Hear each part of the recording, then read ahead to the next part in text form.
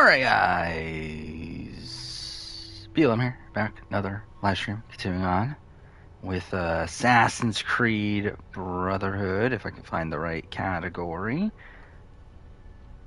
And I still can't, fuck me. There we go. Yeah, not a lot to talk about in terms of like current events, I guess. Let's just jump right into the game. Yeah, I mean, just Australian Survivor episode. It was very like fine episode. Outside that, oh wait, fuck BB. Well, BB can, but like not really. I don't know. I don't believe it, but I did make a video on it. Yeah, Monday, tomorrow, there'll be a BB Can 11 cast speculation video, which I really rushed together on Friday, just for the sake of it. I don't think it's actually happening, though, but still. I think historical for 19-month resub. Yeah, Rogue's at the bottom. I've decided that. I'm going to put Rogue at the bottom, like, no matter what. You feel so confident it's All-Stars? I feel very not confident it's All-Stars right now. I think it's less likely it's All-Stars at this point than it is actual All-Stars. I think the fact, like, the Big Brother All-Stars thing from Hamster Watch, like, I made the video immediately after that. However, it turns out that there's like an archive of the same page from like years ago, and that also still includes the BB All-Stars like name in it. So it's not necessarily a new thing. And then when mixing that in with the fact that like all the alumni are like really playing into it, I feel like it's 100% not All-Stars. I think they're just like trolling the community, but we'll see. Jackie does nothing. She's better than Rogue. Yeah, pretty much. Where am I going? Okay. Oh yeah, we're at the end. I'm a fucking idiot. This is the point of no return. Too many things that are lining up for me, like they're actively liking shit on social media about it. Is BB Can liking? And if they are, then like they wouldn't be though, right? Like, why would they be liking it before its official announcement? Like that again, that makes me like think it's not.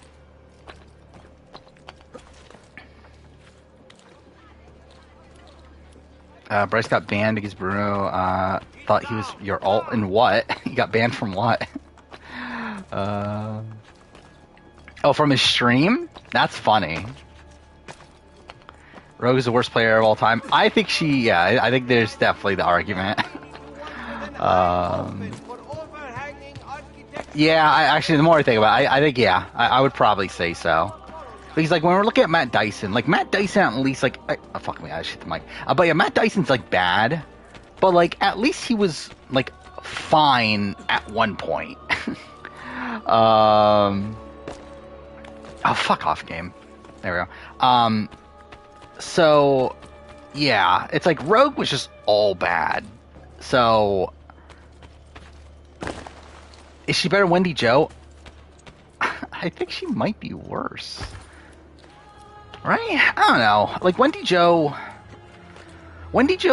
bad. I don't know. Like, the thing is, like, can you imagine a world where Rogue does well? I think that's the question. Like, is there ever a world where Rogue, and by does well, I mean, like, makes it far, not even win. Like, is there even a world where Rogue gets, like, third place? Because, like, at least for Wendy Jo, like, there is that potential. I mean, she did get voted out unanimously, though. They just split the vote.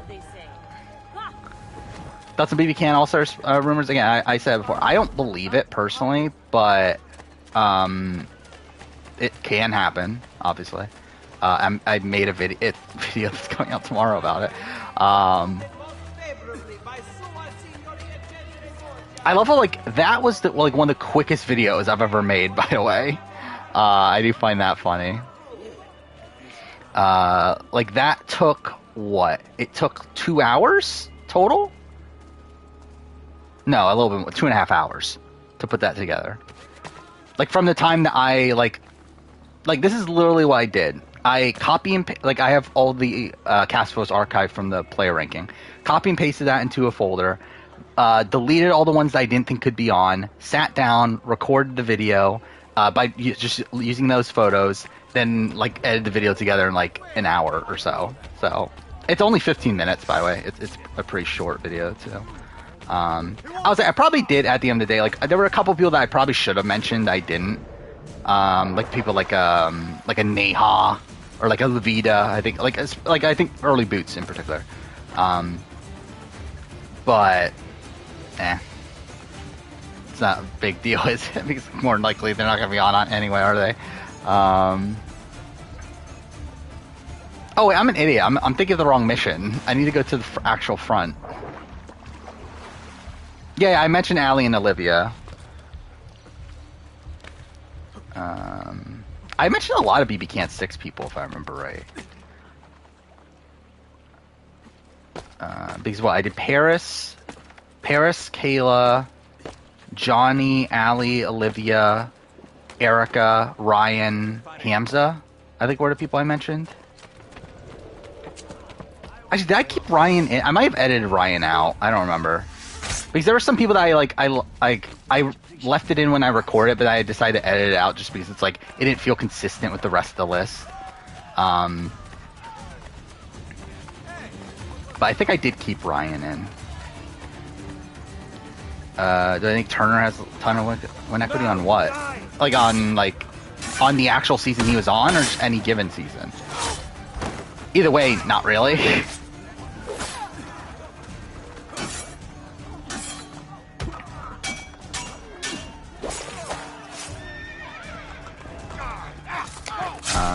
Also got a lot of videos edited since the last time I streamed.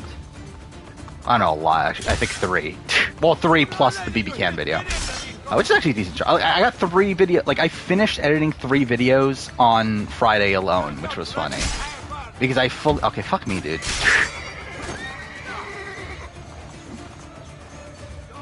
Are you not gonna let me? Okay, fuck off, game. Oh, wait, fuck. I never got... Oh, what the fuck, game? Thank you. I just realized I never bought the crossbow. Should I... do I want to bother doing that? Oh, was there a Survivor trailer? Wait, let's look at this. Yeah, I've not seen it.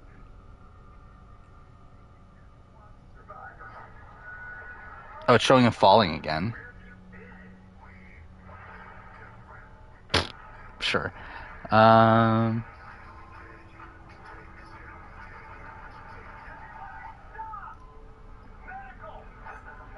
that's 100% the first challenge, by the way. Where medical's brought in. That's the same, like, it's mostly the same footage that we've seen before. Currently beats Alyssa and Brittany, yes. And he actively didn't want to go to the end with them. Which is bad. Does anyone have bullets? I really need bullets. I should not have wasted all those. God damn it. None of them are gonna have bullets, are they? I need to finish the chest ray fight in like 2 seconds. Ah, fuck off. Alright, whatever, we'll do the mission. Do I think BB Can 11's All-Stars? No, I don't, but I also made a video on it anyway.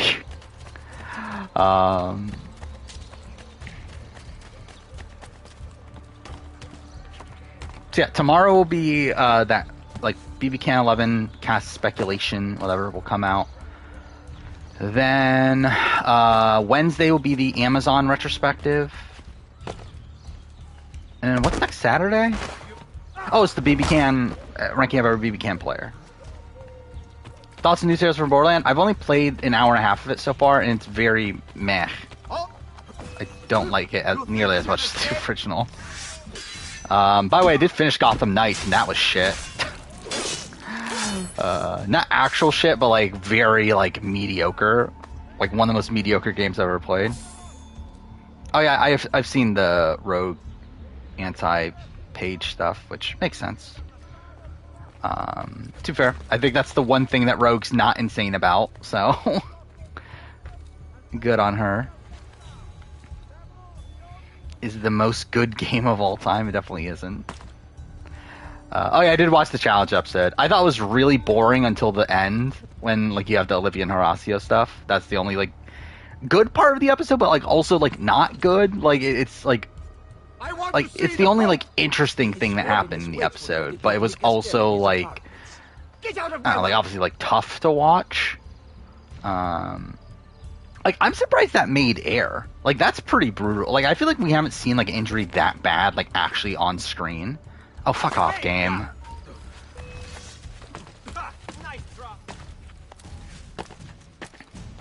Or like you literally like hear the ball like hitting her face and then like just blood gushing out and everything.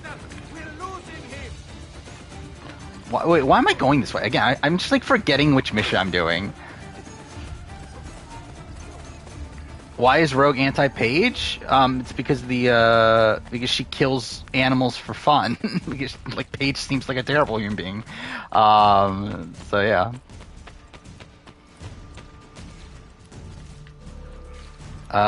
Which it is funny that she's on the hero tribe, by the way. That she literally like flew out to Africa to kill like random animals, and like she's on the fucking hero tribe. And then like her entire Instagram is like photos of her killing animals. What percentage chance do I think it's All-Stars? I would say like 30.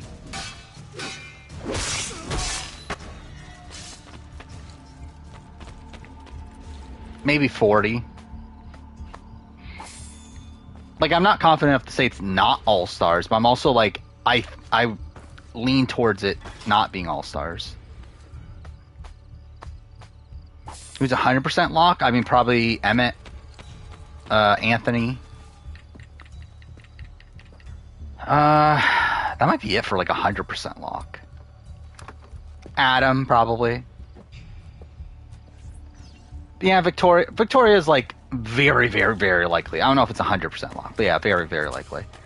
I don't understand. But obviously, like the thing with these people also is the like availability.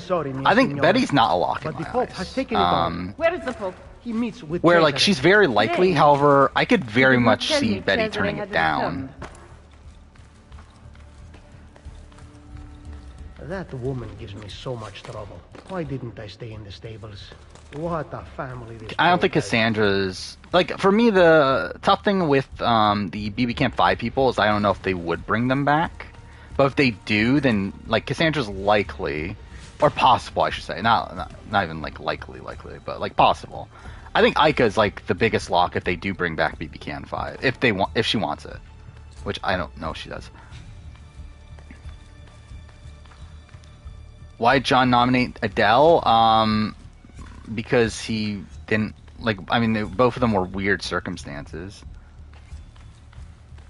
But like, he had the closest relation with Adele, but Adele was always like clearly on the bottom of the sloppy seconds, so it was just like an easy number to put up. Fuck. Yeah, with Cassandra, to me, it's not like does she want it back? It's do they want her back for this specific season? I don't think Cassandra sucks as a player. I just don't think she's the greatest. Like what I have her around like 30 something, right? I think on my player ranking, somewhere in that range.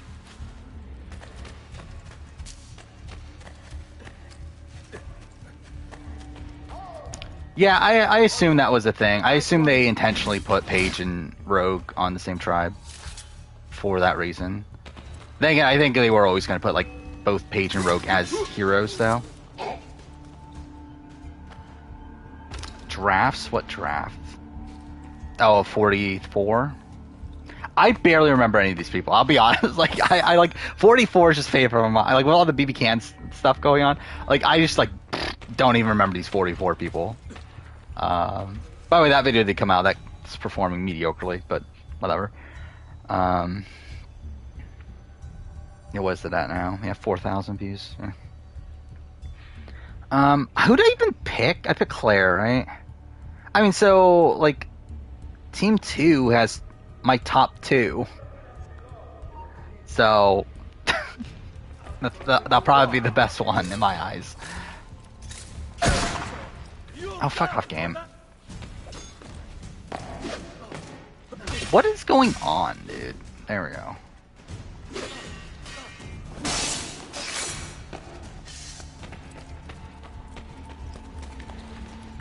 Oh, Survivor Spencer's back? Good on him for caring enough to continue. I do find it funny, like, these channels that, like, don't do anything in the off-season. They're literally just here for, like, when the season's going on, then just do nothing, like, the rest of the time. I do find that kind of funny, that those channels exist. Oh, fuck off, game. Oh, good enough. Do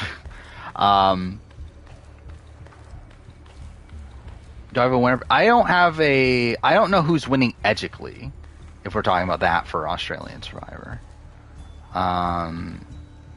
Like, I feel like this edit here is a bit more, like, it feels a bit more nuanced. Where, again, like, with Blood vs. Water, like, right away, I knew it was Mark. Like, there was, like, never any doubt for me that it was Mark. With Haley, it's, like, by, like, what, week 3, I was 100% on Haley. Pia, I was 100% from the premiere. And who was the other person? David was until a bit later too, like probably week 2 or 3. But yeah, this season I don't have it yet. I don't think there's like a very easy answer here. Sharni, like my issue with Sharni's edit is the fact that she got nothing in the premiere. I think if we take that out of it, she has a good edit to a degree.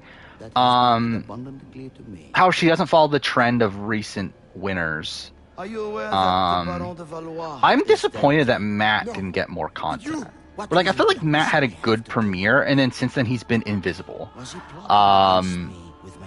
Because, like, I felt like I remember, like, after the premiere, I was like, oh, Matt's probably the winner, especially if he gets, like, supporting content after, and then he just didn't. So I was like, okay.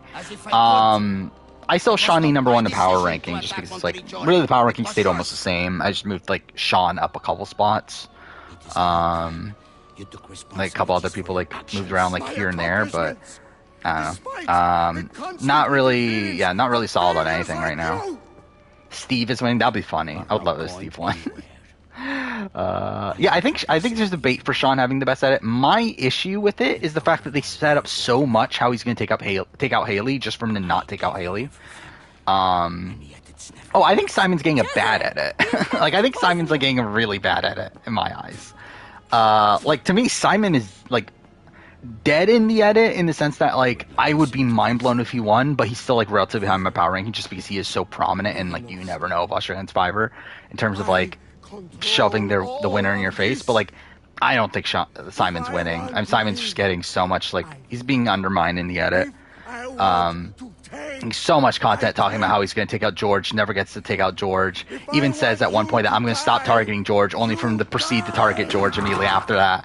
I don't think it's Simon. And then also we have the fake idol thing, which it's like it's a fake idol, right? At this point, for sure. Where, like, even in the previously on, they said Simon thinks he found an idol or something like that. It's like, yeah, I don't think he's winning. You never loved me? Where is the apple? Jam, Carson, Carolyn, Matthew, Claire, Danny, and Maddie all follow you on Twitter. That's pretty cool. Yeah. It's like almost half the cast. Oh, wait, I missed the, Oh, no, that's here, right? Where is the piece of Eden? All right. I want the apple! Oh, no, I want the apple. There we go.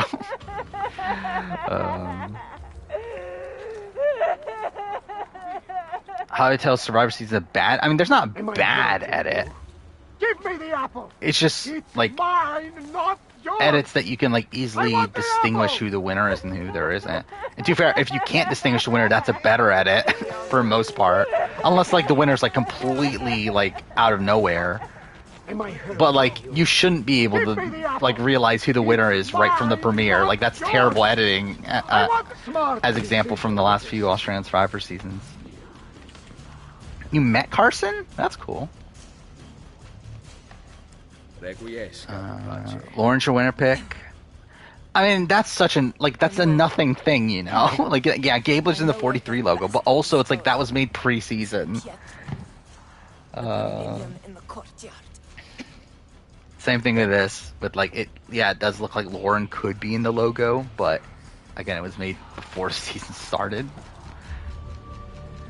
You picked Maddie. I love Maddie. I just think she's gonna like play terribly. But we'll see.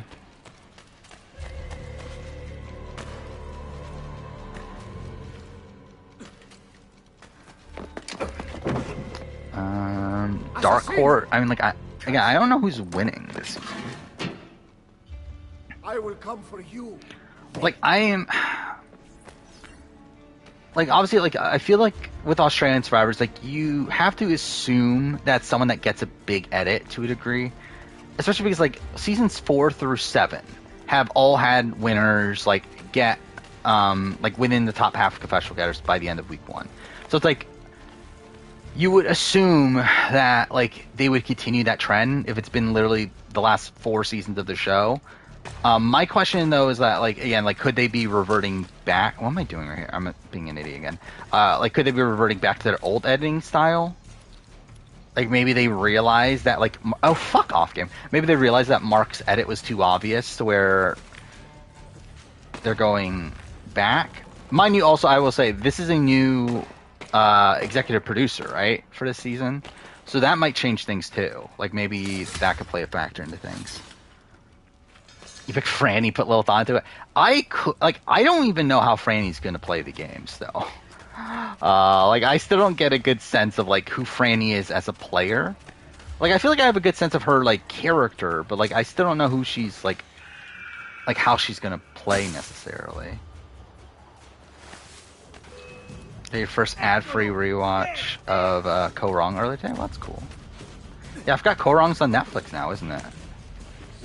Which is really random. I did see a post from Anna Kate, like her saying, "Oh, fuck off, game, whatever." Like her complaining about how like Survivor's too woke nowadays and all that stuff. So that's funny. When will the daytime stream be? The 4th? Is that the date? Let's see. So it's the Saturday after the Survivor premiere. Yeah, the 4th. That's when I plan on doing the daytime stream.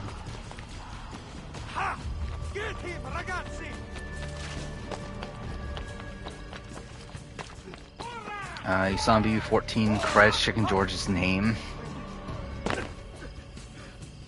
Like, is that a thing? Like, Chicken George worked for production? I feel like that's not a thing. I feel like you would have heard of that if that was, like, more of an actual thing.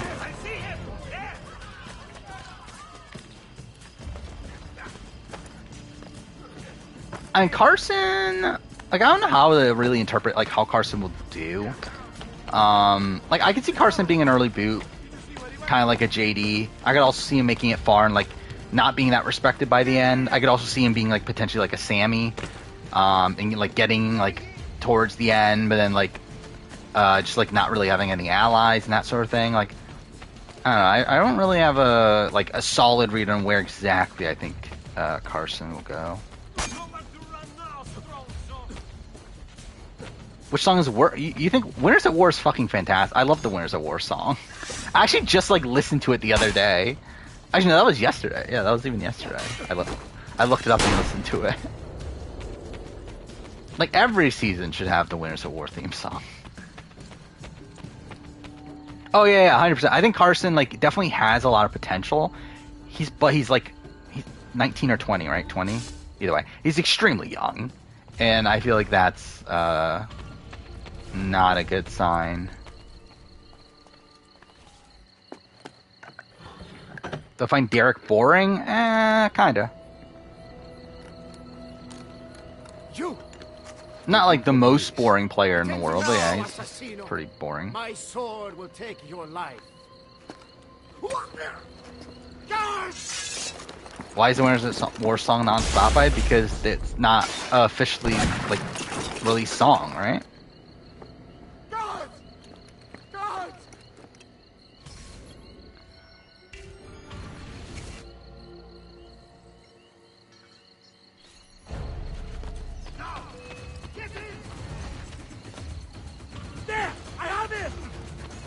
Got nominated. the most boring between Monty and Josh? Probably Josh.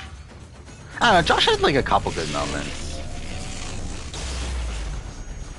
Like, I think Monty's more naturally entertaining, but I think Josh probably, like, was more entertaining on his season, I guess, is probably the way that I would describe it.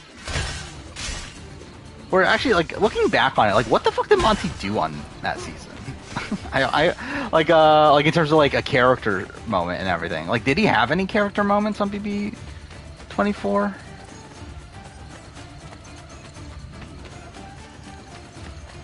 He's like, I barely remember anything of him now that I'm thinking about it, like, from a character standpoint.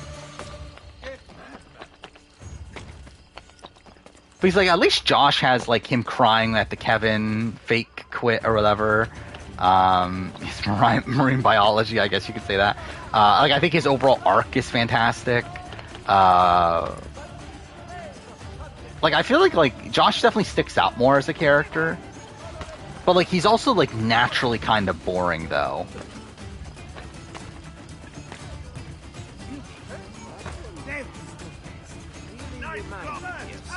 Is this from the BB20? Yeah, this is from the BB20 premiere. I've seen that photo.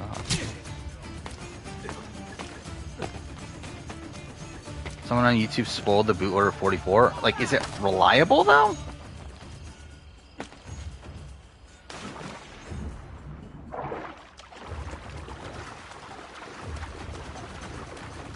Like, how would you even know if it's reliable? Is BB20 the best pre-merge? I don't remember. I recorded the video. I haven't edited it. I think so? That's the first one that comes to my mind.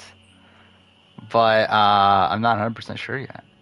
By the way, I just started editing the Big Brother cast ranking. So that's something. Well, it's fun to find this, like, this scene has an echo for, like, no reason. The coming weeks are critical. With your aid, I will hunt him down. 43 final threes confirmed? Or do you mean 44? We have one. But again, how would it be confirmed? Like, officially confirmed at this point?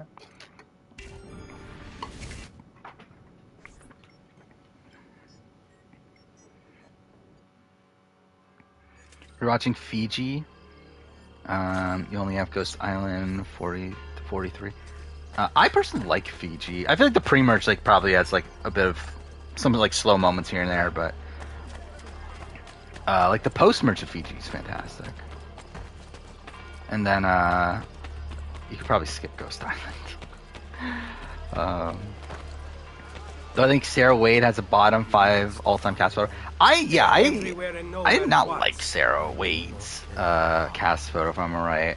Like, she just looks kind of, like, bored. I am ill, you idiot. Right? Yeah. It's like kind of a generic photo. Yeah, she's I didn't even notice that. Yeah, she is squinting a lot there. Like, I feel like her photo that we got in the Redmond reveal was a lot more interesting.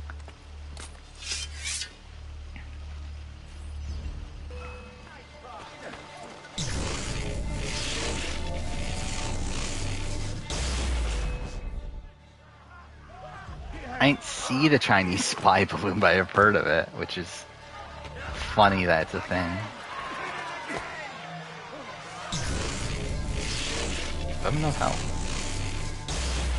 Oh, fuck off. I didn't kill this guy. I don't know why they made the apple really shit in this game.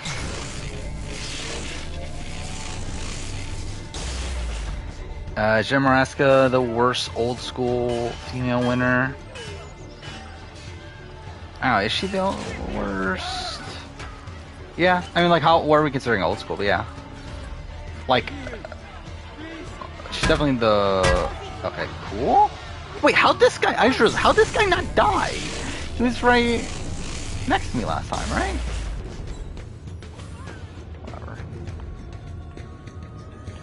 Whatever. I remember all the cryptocurrency ads last year's Super. I don't watch the Super Bowl, so no.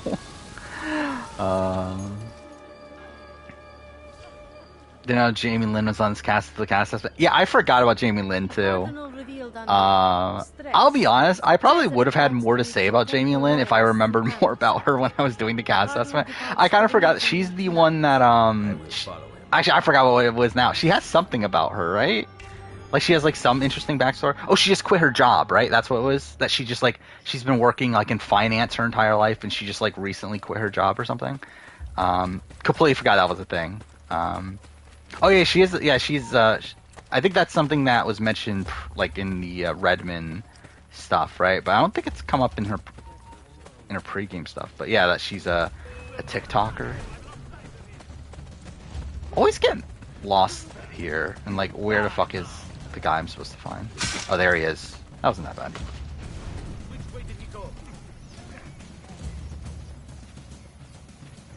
Why was I on the BB20 premiere? Because they invited all the Big Brother players, but then didn't pay for their trips. So the only people that showed up were the ones that were either in LA or the ones that were really wanting to play again, because they were like, I think there was like hopes that they would like let them play the game. So I think like the people that came, like you see Cowboy there and stuff like that. Like I'm 100% like they were there thinking like, oh my god, we're gonna get another chance to play the game.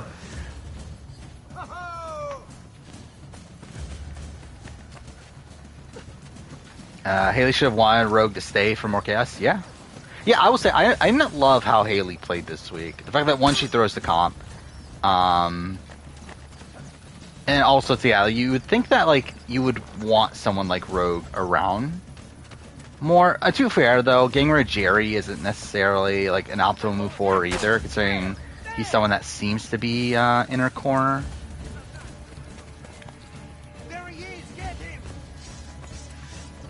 What? How did I fail that? Wait, the cutscene's even starting to play. How? I've never seen that before. Right, I forgot Sean had the idol. Yeah, that is the thing. Yeah, let's look up Survivor Spencer.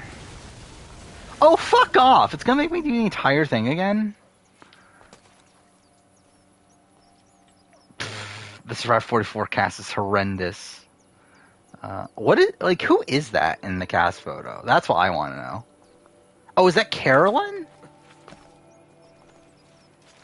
Is that who that is? Yeah, he hasn't done a video since why these Survivor players attacked me, with Rick Devens and Cassidy on it. Yeah,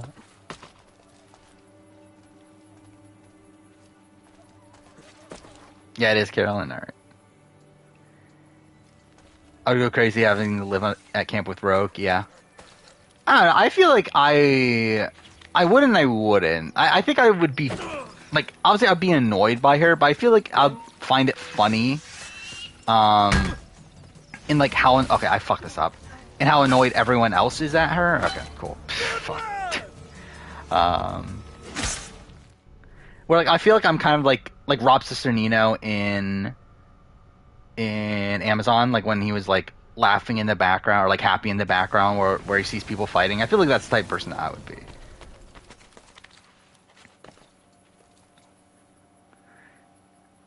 Who's gonna get the prestigious "I hate white men" thumbnail of the season? I'm too honest, I barely remember this cast at this point. Probably like Claire. I could definitely see that.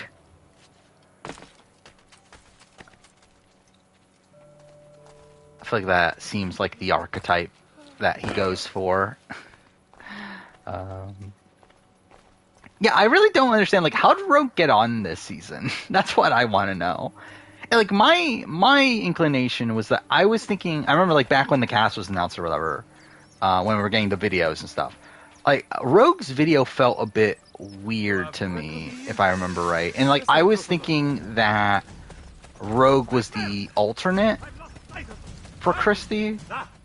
Like, I think it's Rogue or Sharni. Like, those were the two people. Okay, fuck off. That I was thinking were like the alternates for Christy. But like, considering like Rogue seems to know nothing about Survivor. What the fuck? How did I feel that one? Okay, whatever. Like, he's all the way on the other side of the thing. Like, how was he detecting me? Claire about to be robbed, pre-merged goddess. I could see that too, to be honest. Like, I think there's a world where that happens, but I feel like if it is, it's because she probably overplays her hand. Like, I feel like Claire's the type of person that should be, like, naturally well-positioned in modern Survivor. But, yeah, I could see, like, I think Claire is definitely, like, being set up to be one of the bigger players here. So I could definitely see her, like, fucking it up.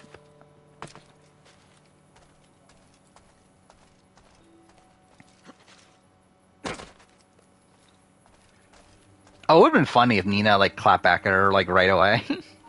Oh, fuck off, game.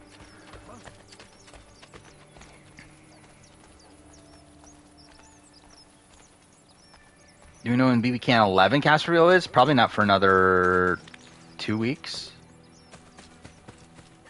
2.5 weeks. It's not for a while.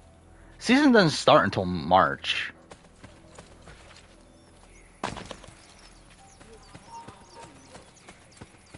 Oh wait, I'm fucking notorious. And not that I'm mad. I guess it's the last time in the open world anyway.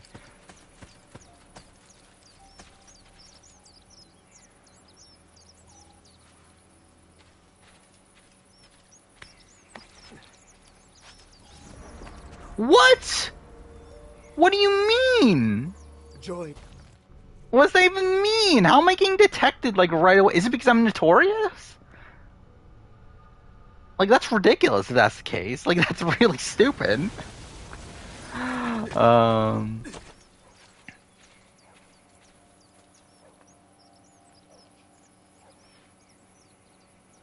Alright, I'm gonna complete. Oh yeah, I forgot. Yeah, Traders. We got season 2 official, and also they're doing a reunion, which I don't know if I'm gonna bother watching the reunion.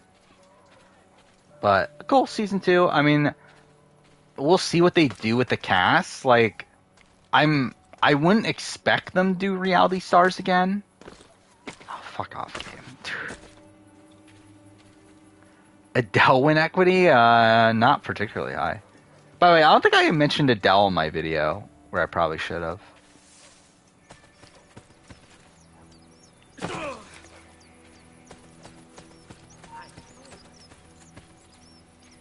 So I guess I have to go behind him then, to avoid detection? Oh, fuck off. Okay, of course I fucking ran, like, slightly too far.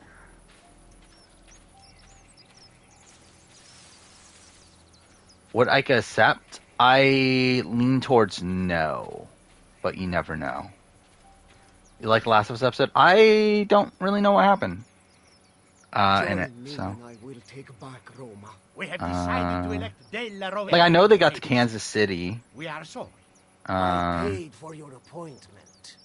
Roma is not the Like, same. I remember I heard that they changed. Borgia money has become Like, so the group is, like, hunting down Henry, right? That's the thing? That the, like, group of hunters and everything? But yeah, outside that, I don't think I know much else. I know Jeffrey Pierce is in it. That's something. That's the episode he's finally on. Oh, fuck off. I forgot I was fucking using the Apple V in for some fucking reason.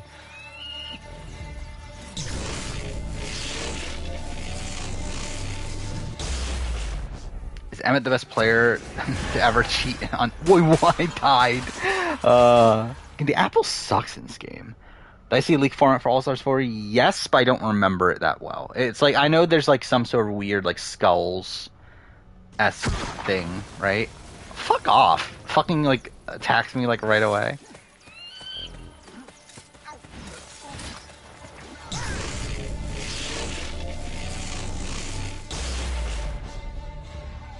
Oh, what the fuck? You didn't kill any of them? Derek from BB Can was on NBC show.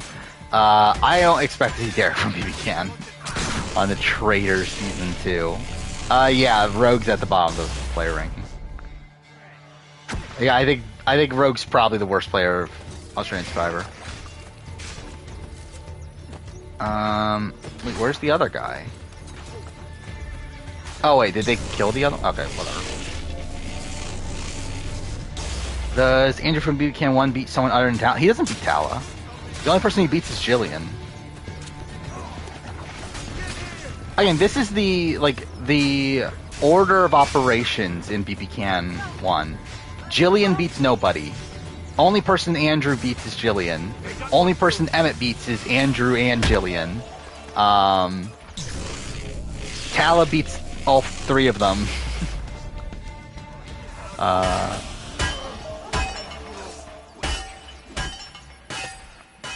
And then, like, everyone else beats any of those four.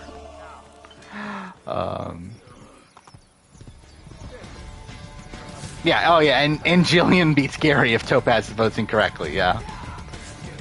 That is a scenario. Can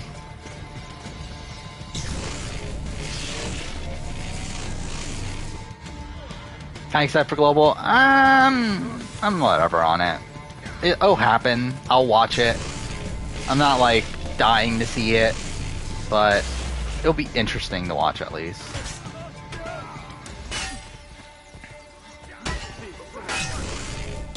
Oh, fuck off.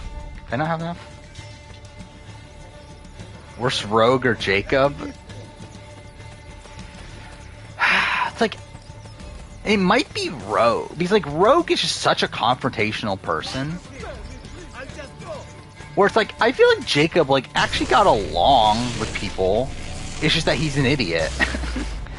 Well, it's like Rogue, like, just, like, was hated by everyone. And was also kind of an idiot. So, like, I don't know, I think I would argue Rogue. They need to bring back David Alexander. I think we're good. My men tell me Cesare rallies his best soldiers in front of the main gate into Roma. Yeah, Jillian has a bad final tribal, or not final, whatever, jury questioning. But it's also, like, perpetuated by, like Peter and whatever, like, not wanting, like, actively striving to, like, they're giving her questions that they know that she can't answer. All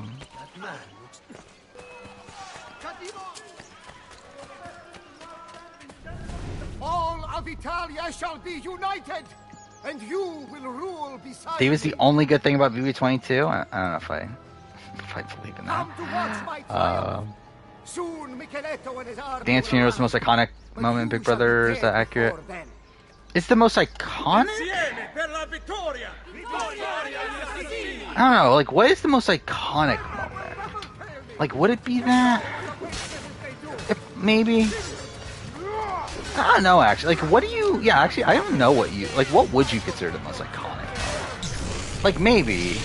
Like, I think the problem with me when, like, thinking of it, like, as iconic is that it doesn't really stretch outside of Big Brother. Where it's like, if I'm looking at, like, the most iconic moment, it's like, I want it to be something that, like, went beyond Big Brother. And, like, reached, like, other things. Where, like, I don't know if Dance Funeral really did that. I Hate You All speech, I mean, that'll be, like, in the conversation.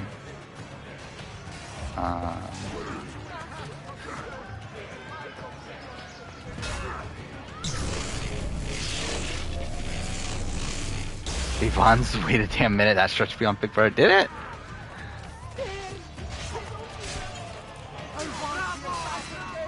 Oh yeah, I guess we're talking about, like, memes online, but I'm talking about, like, more so, like, just general pop culture. Where, like, with, like, Survivor, it's like, you have the Snakes and Rats speech, which, like, that was, like, truly a big, like, television moment at the time. Where, like, Big Brother, I don't know if you have that, right? So, like, I don't think you can go that route, so, like, maybe it would be Dance Funeral, because, like, I don't think anything from, like, BB 2, 3, 4, like, any of those seasons, like, really made it to where it was, like, this, like, thing talked about within all of, like, pop culture.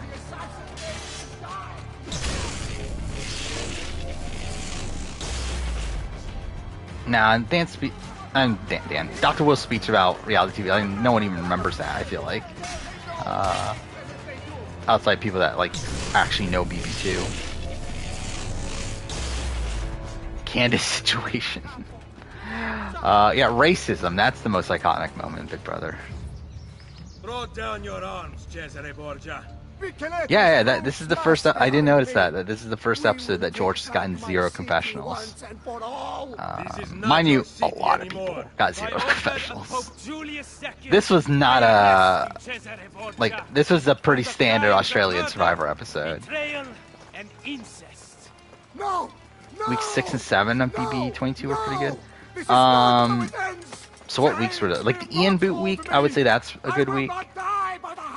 What is week 7? Is that the Vaughn Boot? I wouldn't say that was a great week. It was the manner in which he said it. Chains will not hold me. Most iconic moment of Survivor post-series villains? No, like it is too powerful. Angelina's jacket. Outside the domain of man. I don't know what is the moment. It might a Three Amigos tribal would be in the consideration. And yet, Sierra voting out her mom. I cannot risk it.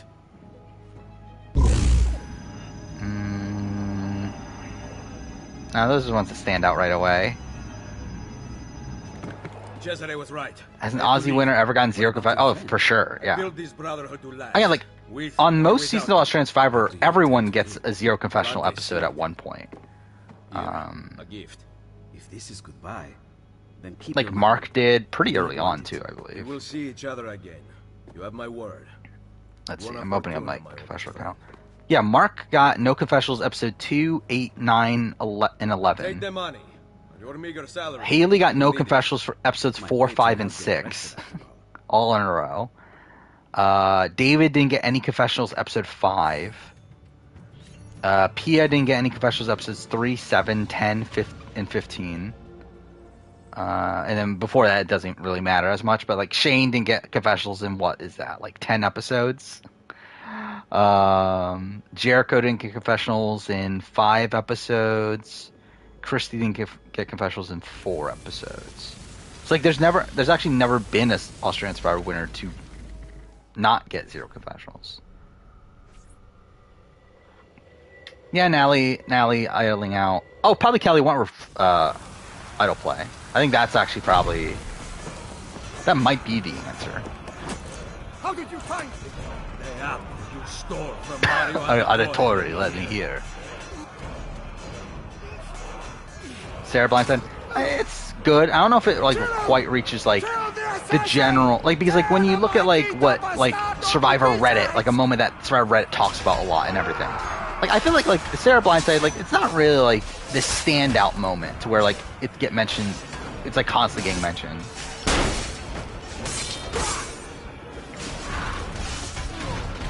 That was super early for that to happen, but okay. How do you say in her interview, she hopes not to cross any lines, like what happened with Zeke? It's like that had to be said? Like, you had to say that? Like, does that mean that you were expecting to? Yeah, by the way, I did find, so I haven't done that much, like, research into pre-season stuff yet, but I did start listening to the RJP, like, podcast. And I've gone through Bruce, and yeah, I do find it funny that Bruce, like, I don't know, like he's just like a really weird guy, like where, like he seems like an affable, likable guy at one point, but then like he all of a sudden goes and like talks as if he's like really cutthroat player too. I don't know. Hands on Heart Idol, yeah, that's a pretty iconic one. I still think Snakes and Ratchets is more iconic.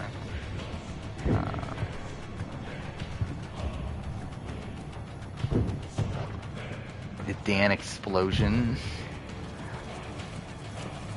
I'm like, no, I don't think it is. I'm trying to think of like what else from like modern Survivor would be looked at as iconic. Like what from these like new era seasons would be looked at as iconic? I guess that's like kind of the. Oh, yeah, Ty Vote and Ghost Island, yeah, that would be up there.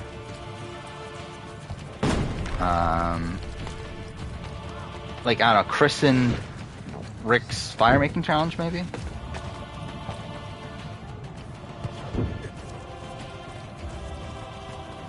Worst player in the brigade? On that season, Enzo. In general, like, I guess Lane by default, but like they're all very good. Fine, fine.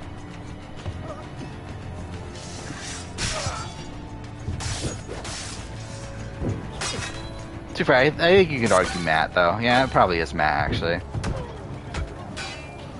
Just because I think Matt's just, like, too messy of a player. Like, Matt definitely has, like, higher upsides than, like, Lane. Not upsides, I'm supposed to remember. Yeah, but, like, has, like, higher highs in that game than Lane does, but... Yeah, he's just a bit too messy, though. Oh, yeah, Cerise's boot and game changer's definitely up there. Janelle's win equity equals Turner win equity? Probably. Why did moving company crumble? Amanda and McRae was a large portion of it. Like, that was, like, the first, like, instance of it crumbling was Amanda getting McRae to flip. To be fair, like, part of the reason why McRae flips is because, like, Nick, well, because, like, the alliance wasn't, like, super close. Like, because, like, part of the alliance, like, the point of the alliance was to pretend like they weren't together, obviously, and through that, like, they never actually talked. So, like, Nick just, like, wouldn't talk to the other members of the moving company. So that, like, sketched them out to where, like, they were willing to flip on him. Like I said this earlier, I think Rogue might be worse than Wendy Joe.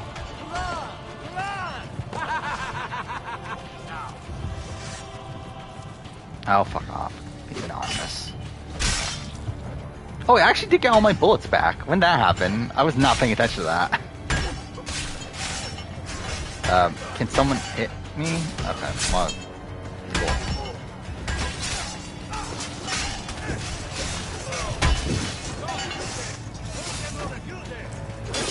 Oh yeah, like, Kevin in Survivor Michigan is not that bad. Like, he's bad, but he's not, like, all-time worst player bad. But I did find it funny that Emily B wrote, like, for the scavenger hunt, they had to write an essay on who they thought the best player in Survivor history was, and Emily B wrote her son, Kevin. I did find that funny. Like, that's 100% like the type of thing I would fucking write. He's like, when I was in high school, like, that's the sort of things I would write. Is like, if I had to write a paper on, like, a historical figure or anything, I would pick, like, a joke person, and then,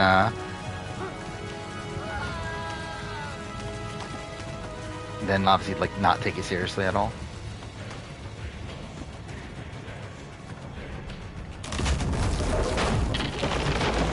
What book from Tales of Rainy is my favorite? I mean, I've worked the most on the first one, so I have it more, like, I feel like the first one's the most, like, realized in terms of what the ins and outs of it are.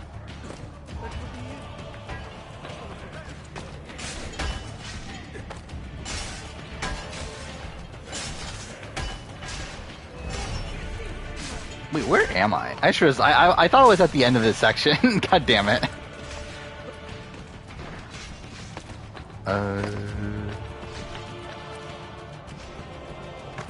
Oh my god, that actually worked. Ah, I was so close to... Okay, whatever.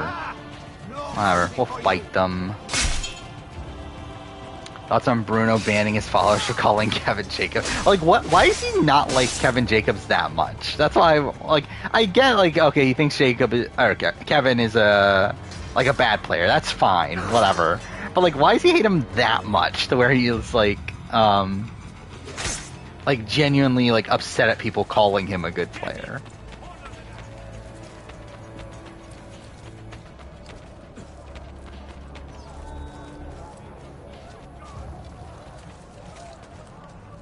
Oh, fuck off. Okay, can I climb? Thank you.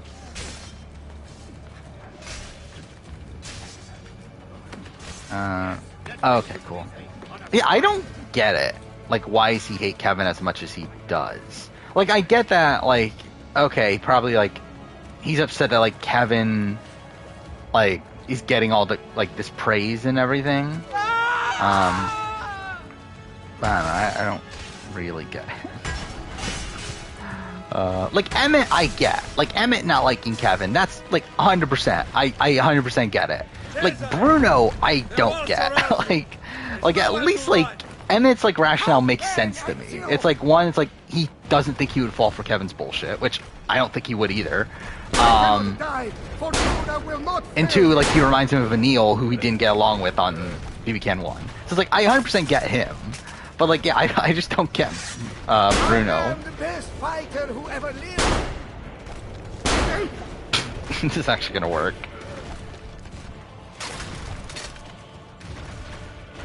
He will never. Out. Yeah, Rogue's at the bottom of the player rank. Italia. Only at the crossbow. I could have like fucking killed him in like one, like straight shot there.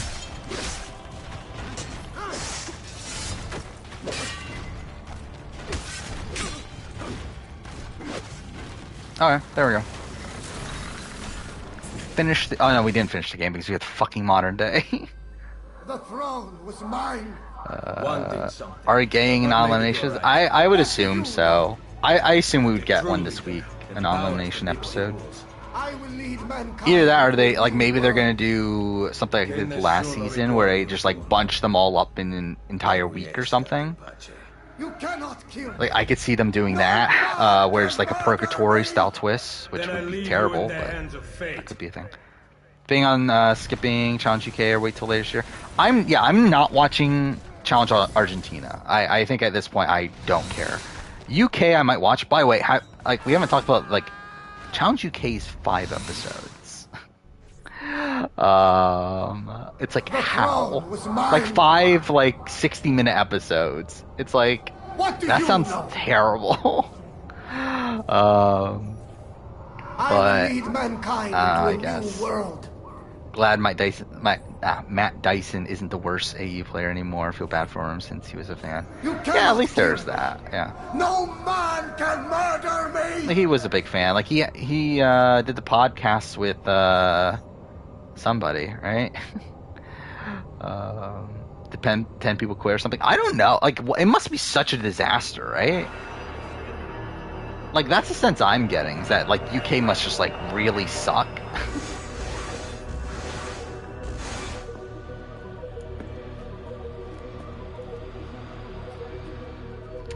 Trivia, there's a 42 player and 2 Big Brother players at the Grand. Yeah, I know the Big Brother players. I know Taylor and Joseph. From 42 though?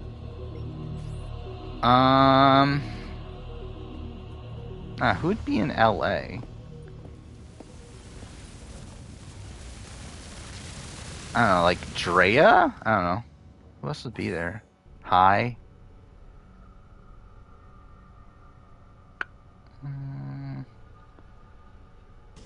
We've got it. Coliseum. Let's go. Yeah, we I can don't be know. there before dawn. I would say one of those Wait, people. there was something about that door. I don't think I saw Oh it. yeah, it was Let Ben me know. Waterworth. Of course it is. That's funny. It seems to open with a verbally Tori. Is that who it Ever is? seen anything like it? You mean it needs a password? Try humming Beethoven's. Tori would be really random, right? Damn European power grid. Now we Okay, it's can't not stand Tori. Ezio's memories to have a And would it password. just be like Marianne? Like they want Marianne there for some reason. We have to find that password. Ezio knows the answer. Problem is, he's dead. Where's Jackie Land? I think I'm still gonna put her second to last. I think I'm gonna make it like this is how bad Rogue is, that she's below someone that didn't even play the game.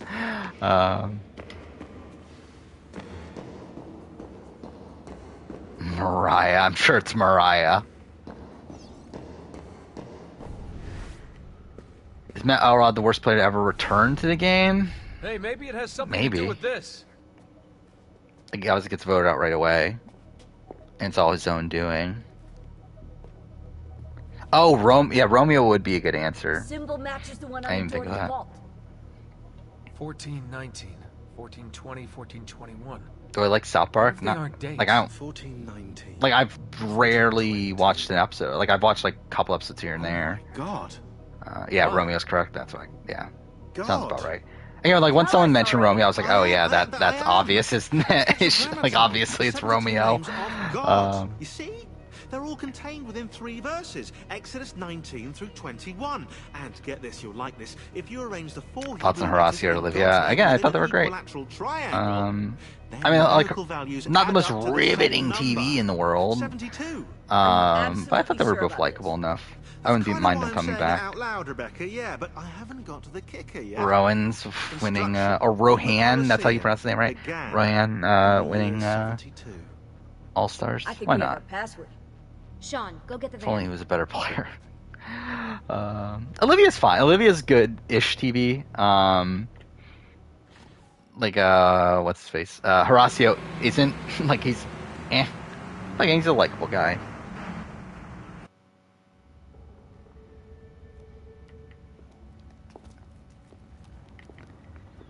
We're not done yet with what? With this game?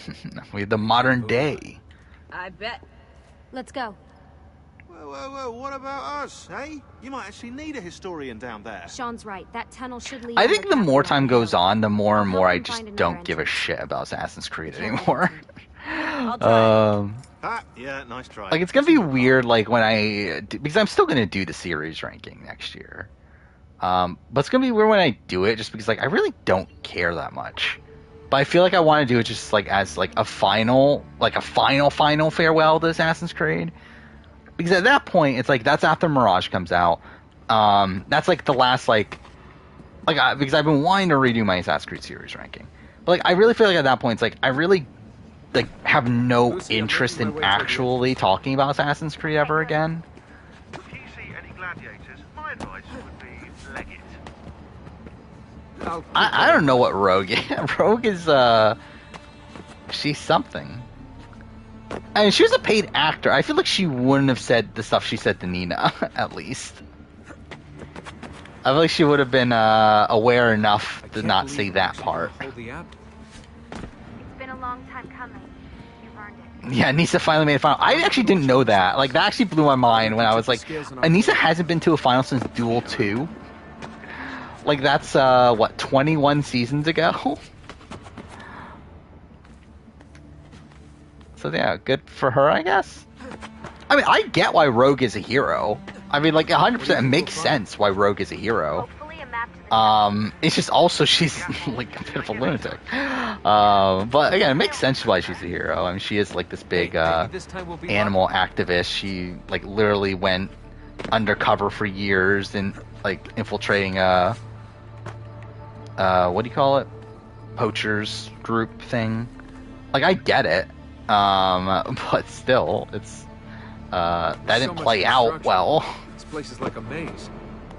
The Hypergeum housed the cages of the gladiators and the machines which Sorry, US would have ejected. I don't know if they would have ejected her was originally covered. for those comments. Good to know. I think they definitely would have reprimanded her. But I don't know if they would have, like, outright ejected her. Though, to be fair, also, it's like Rogue wouldn't be cast on on Survivor US.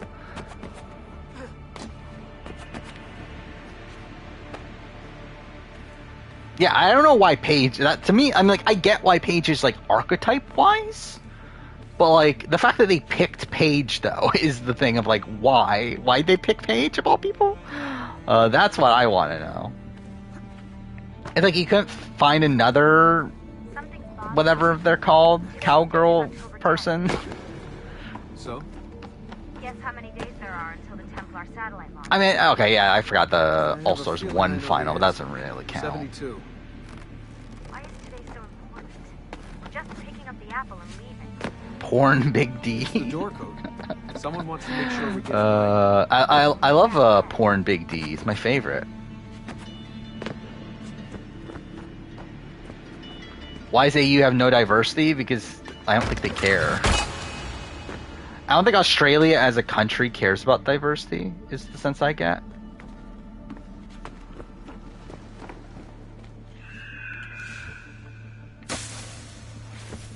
Okay. And also, to be fair, I believe Australia doesn't have like as much diversity either.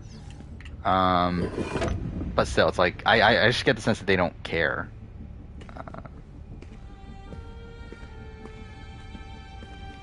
Yeah, I don't know. Like, I really don't know what to think of the Olivia injury thing in terms of like production negligence.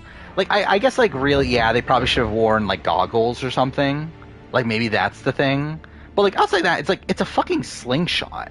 Like this is the type of thing that like most people should be able to do this without issue. I think like I think another thing is like maybe not making her do it when she has an injured hand. That would force her to do it with only one hand.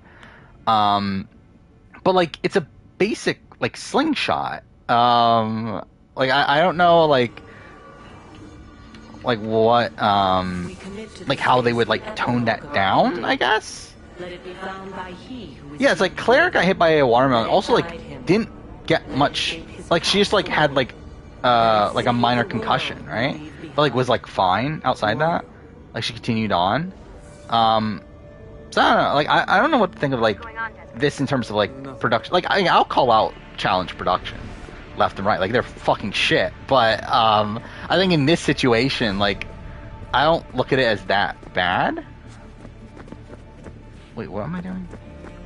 I love how I've played this game like 30 times, and I probably even more than that, to be honest.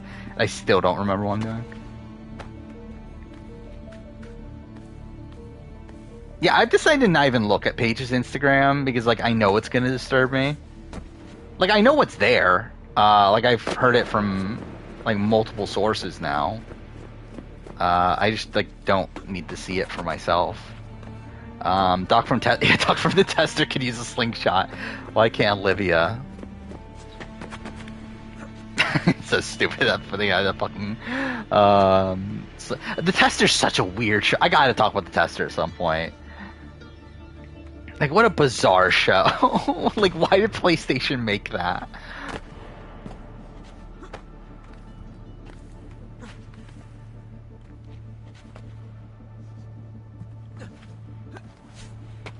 Do I think AU production is racist? I don't know about racist, but like, I think don't have as much awareness of like implicit bias is probably a better way to say it.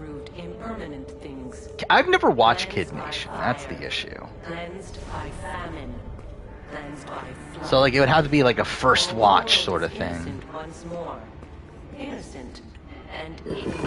But I've heard Rob talk about talk about it. So I don't know. Maybe it'd be funny to watch at some point.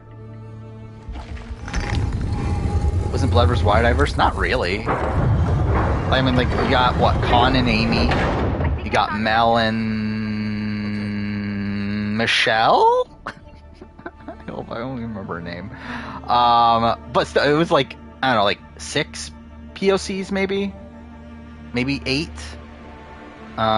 So it's like, I mean, for Australian like standards, yeah, but like not enough. Like not that much. Let's see POCs here. Oh, Sandra and Nina, but it's like, I mean, does that count? Yeah, Amy, Con, Mel, Michelle, Shay. So 7. Is Ben? But anyway, still not that much.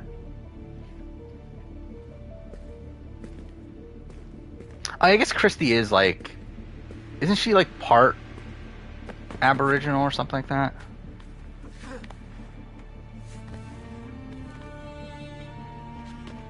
Yeah, and also the treatment of POCs on the show was not great. I think that's another thing to call out.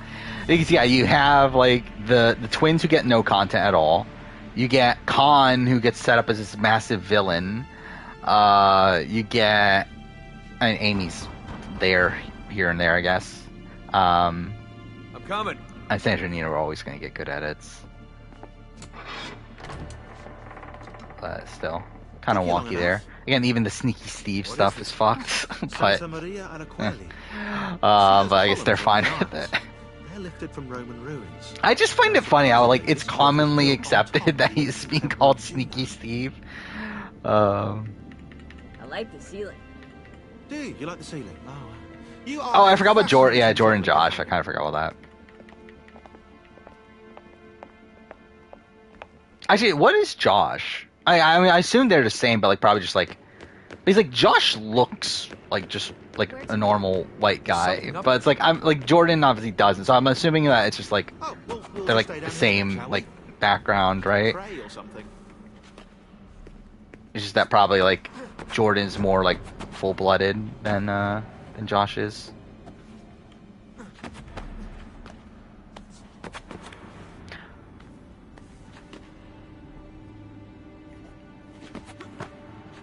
Another false Steve is just so sneaky. And again, is he though? I'm like, I guess he's claiming he is. Like, he's not really though, but he's claiming he is, so I guess.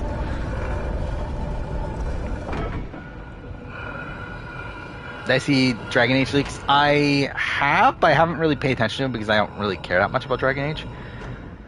But, what was it? What was the comparison that was being made? I know I did see it, like they were comparing it to some other game, but I already forgot what the other game was. Final Fantasy. It was like Combat. They're comparing it to Final Fantasy 15, right? Which is like kind of weird. But it is a single-player game, right? So I don't know. Like, it could be interesting. I'll probably try it out eventually. They'll agree that Doc from the Tester is the best reality TV character ever. No, I don't think we agree on that. Or turn them against one another. We have destroyed what we could, sealed away what we could not. Is Tim Norton the most consistent returning player? Something's open. I mean, like, we have more to work with Tim. And it does not take many. I mean, do we though? I guess we just have like BB can't. Like, I mean, like, really, he's. Here is a safe. Yeah, because like you have BBAU, I guess that's technically a returning appearance in BBAU 2022. Wisdom. But then BB Can's like not really a returnee, considering it's like a radically different game and not even the same show. Time erodes us. A-rings have been okay. Yeah, I haven't been paying attention actually. We can distract him. Like I would assume. So I believe we have confirmation that they're essentially going back to the one season a year format, and that next season is going to be newbies. I believe I saw from an interview with the producers. Not forever. Which, cool, I guess. Like I did see that they were mentioning how, which by the way I feel like is 100% from the casting of this season, but they were saying how they need to replenish their like all-star pool or whatever, that they're like that we need new people to bring new blood to the show. It's like, yeah, 100% that's because you couldn't get people for this season, right? Like it's 100% that like we realize after this season that there's like no one to bring back, so we got to get some more people so we can bring them back after that. I feel like that's kind of the situation we're at. I think one season a year for them's good. Like I want more than that. This is super loud, dude. For me at least. Don't remember a single thing about Alex from Blood vs. Water? What are we talking about? I mean, like, he had an injured back. That's something. If you want to kill us, mate. Hope so UK viewers end up being good. Don't know how the public will view strategists. I assume the UK is still not there yet. But we'll see. He's related to Sam Frost, yeah, but that wasn't even on the show. Now for that pass. Trace UK was critically acclaimed, however, the good guys won at the end. That never happened, I was misquoted. So, like, I don't think that's, like, a major indication of anything in my eyes. Of how, like, the UK public has changed. Like, if Will had, like, won, like, just dominated, like, beginning to end, won the game, big villain figure, then, like, I think at that point, like, like, if he had been critically acclaimed, then, like, okay, that's something. But, like, he fell short. So, I think it's a kind of a different scenario. After you, I think. Because like even back looking at like the Circle Circle UK, like season 2, I remember like the public hated Sammy, with a passion at that time, for like just playing the game strategically. The apple seems to be in the center. So yeah, I feel like UK is still not there yet. I just don't get the sense that they're all in on the strategy of reality shows yet. And I think the trailers is a step in the right direction, but still, I just think the season just played out optimally for a UK audience. Yeah, I think if Amanda had won, I feel like it would have been better than like a Will win in terms of perception from the public. But even then, like I remember like seeing articles like of people being upset that like Amanda isn't being called out as a traitor. To be safe. Now you can never know. Only try. Grasp. You can see. Hey, I've said this already. Yeah, I think Rogue is for sure the worst Australian Spire player, and I would debate worst player ever. Where I already had the conversation of Rogue or Wendy Joe.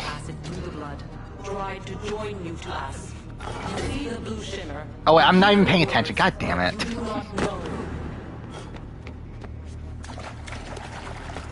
Wait, there's water down here? How have I never noticed that?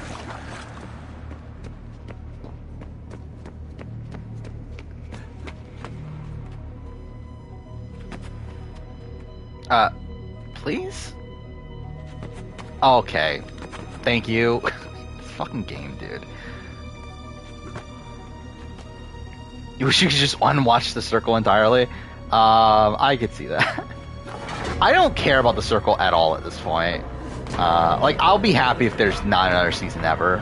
Like, I'm completely content with that. And even if the season comes, like, even the show comes back, like, I don't know if I'll cover it. I just feel like there's just so many other shows that, like, that I'm more interested. Like, the fact that I'm not covering Traders AU and UK, I'm for some reason covering the circle, is just weird to me. Again, not that I necessarily want to cover the Traders UK or AU, but more so it's like the fact that I am actively going out of my way to make a video about the circle when I'm not about Traders, or even Claim to Fame. I thought even Claim to Fame was better than recent circle seasons.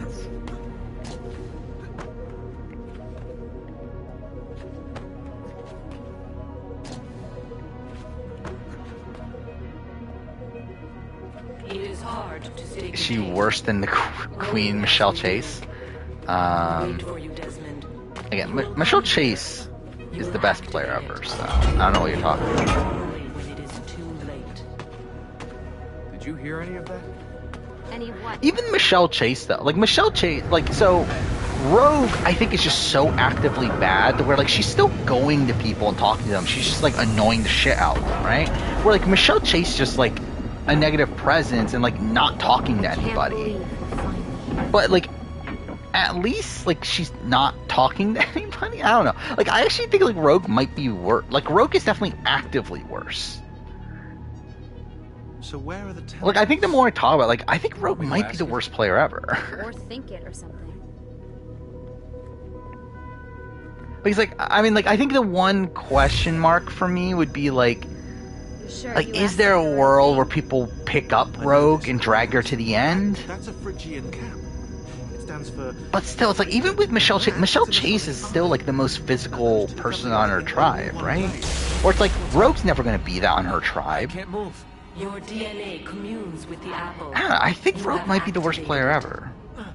Let me go. On the 76th You got her confused with Tony, obviously. I get that all the time. I'm like, is this Tony? Is this Michelle Chase? They look so similar. And the beginning, who we abhor and honor. The final journey commences. That's an Alex from Fiji as a player and character. As a character, I've enjoyed him. I thought he was like a rootable, like, underdog after the fall of the Four Horsemen. Like, I think at the beginning, again, he was part of the Four Horsemen, like, really cocky. That was kind of fun. Then he has his downfall, and I think he becomes likable after his downfall. And then like jury Alex is a dick, but I like kind of find humor in how much of a dick he is. No, I've always liked Alex as a character. As a player, again, I think he's solid. Like I think in the Fiji player ranking, I think he might be number 3 after Alex or after Earl and Yao-Man.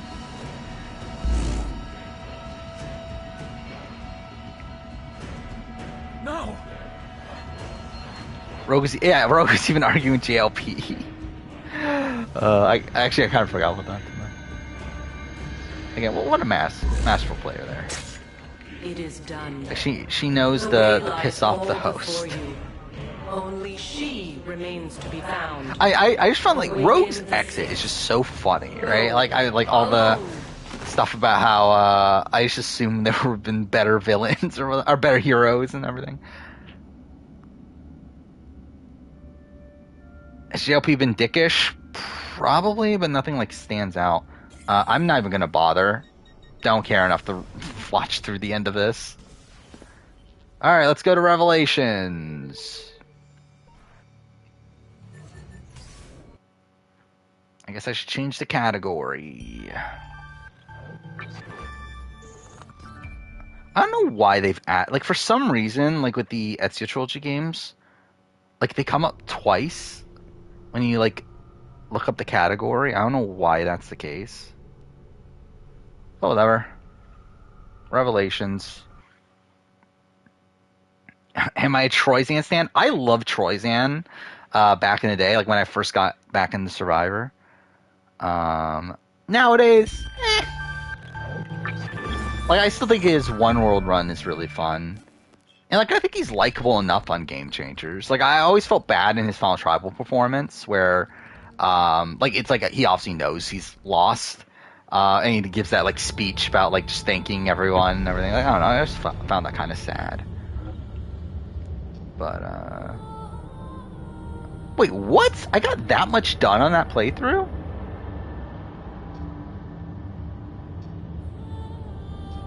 Wait, how is that my most... How does that even make sense? How is that my most synced playthrough? Whatever. We can keep him like this for a few days, maybe a week.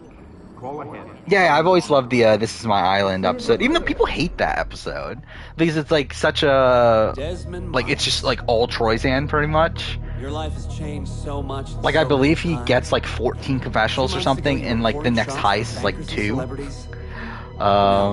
I always thought that was a great episode. And we do lose Leaf, obviously the best player ever.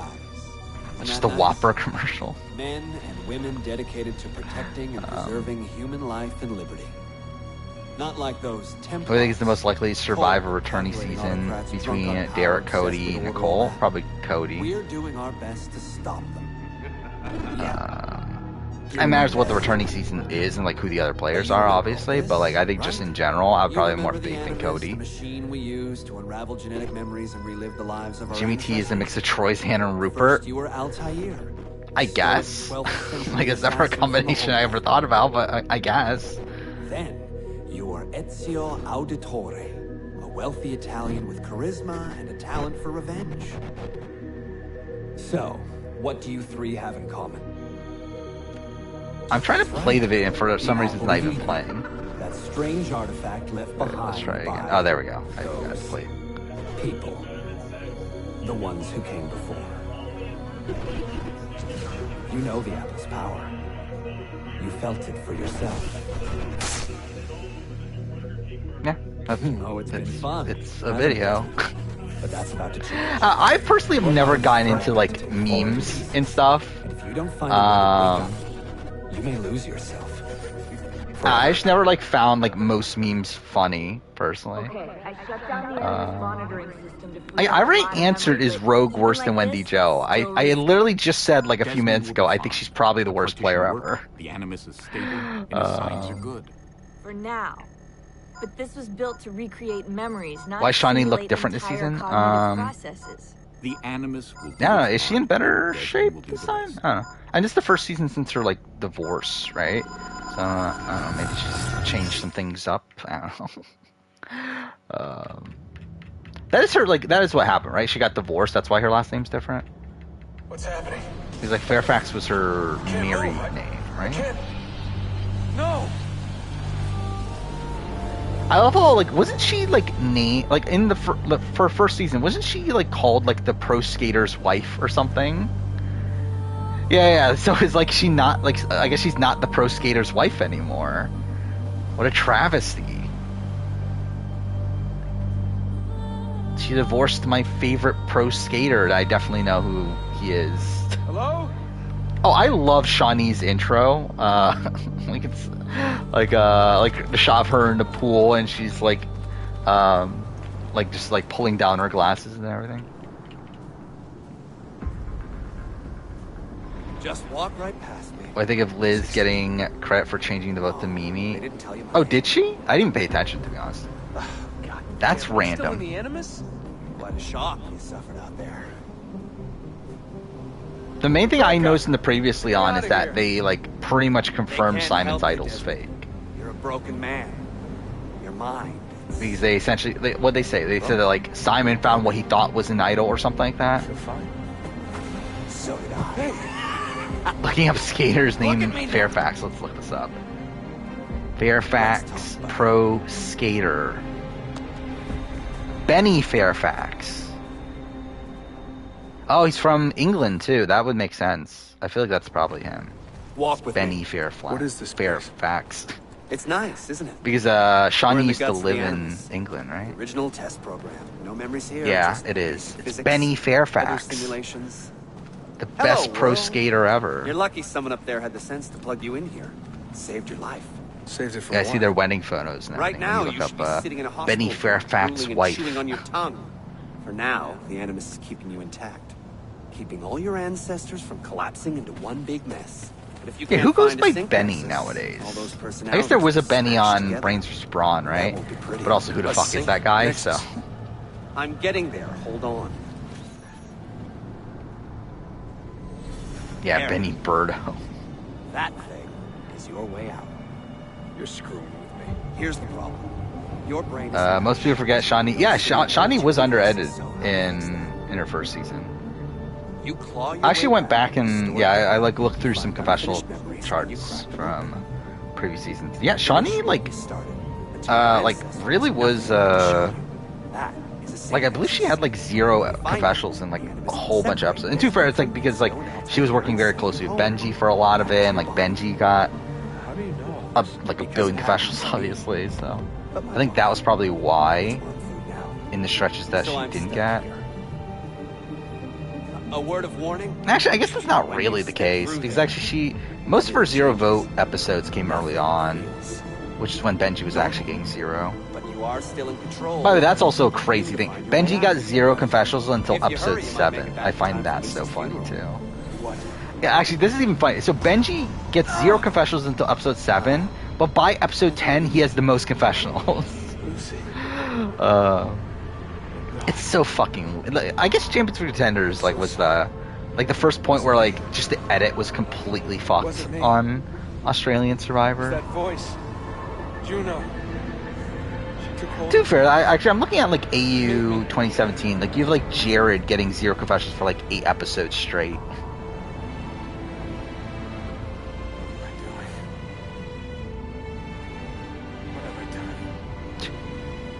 Actually, Monica. I forgot how purple Monica was too. She had 15 confessionals in 22 episodes.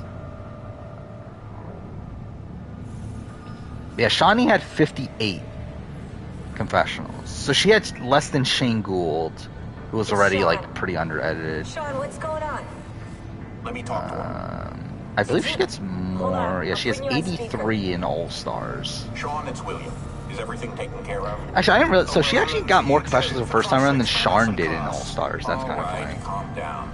Oh, that's rich. Yeah, Lucy's dead, and you want me to act like it's Easter Sunday, do you? Yeah, I'm not gonna listen to this. I really don't care. That's enough, Sean. Really, I'm just playing this game for the sake of it. That's really like the entire Ezio collection here. It's like I'm mostly just playing just because I do it once a year every year, so it's like, Russell got more confessions than Monica. I could definitely see that. Yeah. By the way, we haven't talked about the Russell Hantz of it all. That he's getting in trouble for what is it again? Like he's like conning people that like join his fantasy league or something like that. Was this season 2 Traitors? Natalie Anderson. Fuck, what's her? I keep forgetting her name. Elsie from Claim to Fame. Claudia. My dearest oh yeah, sister. There's a list on the side.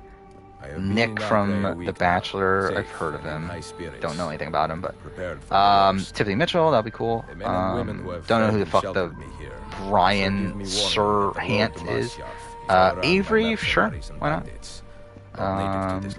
Gus Kenworthy. Isn't that the guy that was on? Yeah, he was on Challenge, right? He was on Challenge. When I first set out Kaser. from Roma 10 months ago, Don't know who Real Housewife is, and then Tyson. That's a pretty fun group. I don't know if, and like much of that is reasonable.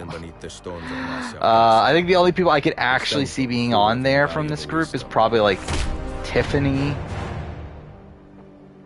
So what will I find when I arrive there? I don't know, maybe that's it. Who will greet I don't know. Like Natalie, actually, why is Natalie Anderson? I feel like there's so many other players I would like Survivor players I would rather see there than Natalie Anderson. Like, I even like Natalie Anderson, but I feel like Traitors is not a game for Natalie Anderson. Almost 300 years now. Can we still claim it for our own? Russell's the least flexible, or worst flexible player in Survivor. Yeah. I'm wary of these fights. We'll give a reaction if because I am tired. Victoria from EOE and Matt on the next All-Star season. That'll be funny. Towards chaos. I Matt Elrod like just turns down every opportunity, right? So like that's obviously very unlikely. But I would love if Victoria were to play again. To find clarity. For multiple reasons. Find the wisdom behind by the great Altair. If AU editors edited Ghost Island, Jacob Derwin would lead. I mean, Jacob Derwin did like he's in the top half of confessional getters, and he was only in the premiere. So it's like Survivor US wasn't that far off. Anything happened to me, Claudia? Like, he essentially got a Russell Hantz edit. How many confessions Russell Hantz get? Okay, Russell got 24, so Jacob got less than. I believe Jacob got 16, or is it 14 in Ghost Island? Okay, I was wrong, but he got 15 confessions in Ghost Island. One of many thousands, and the world will not suffer if it ends. I know I'm talking over like one of my favorite moments in all of gaming, but yeah. Yeah, he's in the top half. It's actually kind of crazy. He gets the same amount of confessions as Angela does the entire season. He gets more confessionals than Seabass, than Chelsea, than Jenna, than Desiree, than Libby.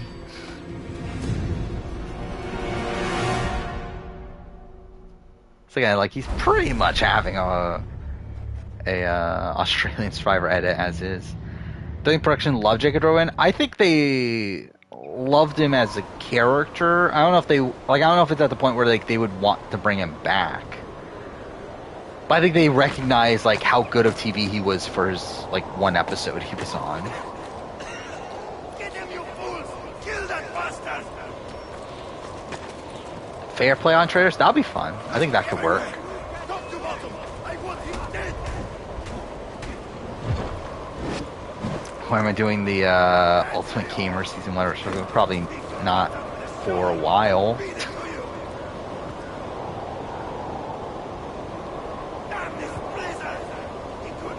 Okay, just turn off the mic for a second because I had to sneeze. But okay. Thoughts on Sharni? I think she is like she's gotten an interesting edit. I don't think it's a winning edit. I feel like episode 1, like the fact that she was invisible episode 1 is like such a knock to me. But like, out of people not present in episode 1, I feel like she's probably the most likely to win out of those people. AU 2016 debatably had the best all-around AU cast. Potentially. I could definitely see the argument for it. Yeah, I think there's definitely... I think a lot of it's the editing. I think it's the most balanced edit of AU. And through that, like, less people obviously come off as duds. So even then, I mean, you still have duds on that season. But yeah, like, not as much as other seasons. Like, you still have, like, Barry, you have Peter, you have, Tegan. But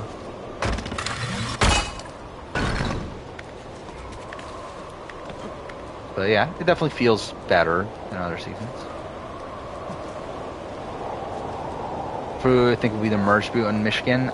I think, I don't know. I was gonna say Sam, but it's like, maybe they go for Adam instead? Or maybe just the majority alliance that we saw form, like, just breaks up right away. I guess that's not out of the realm possibility either. But, I don't know. I would probably lean towards, like, Adam, maybe.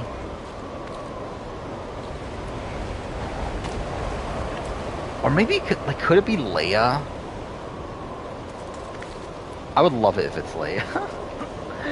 I want Leia out first. Like, I just like, I don't know, I just find like all of her talk about, like how much she hates Survivor and everything just kind of annoying.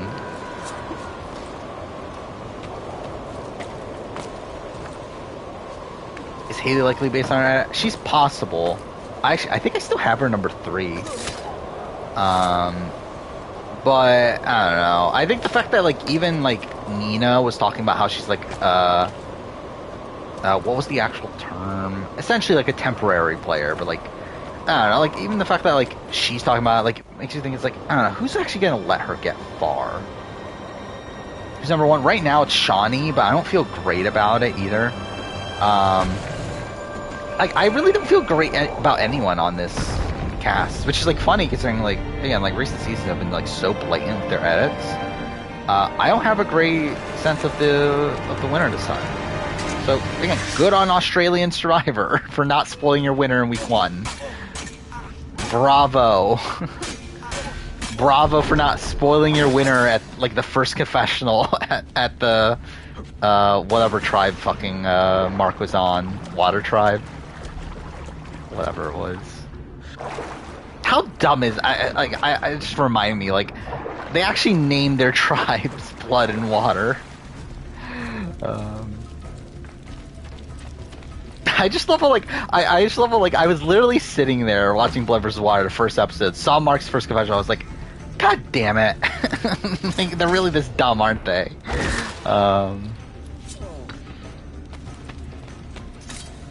I remember, like, even, I believe I was playing Uncharted 3 at the time.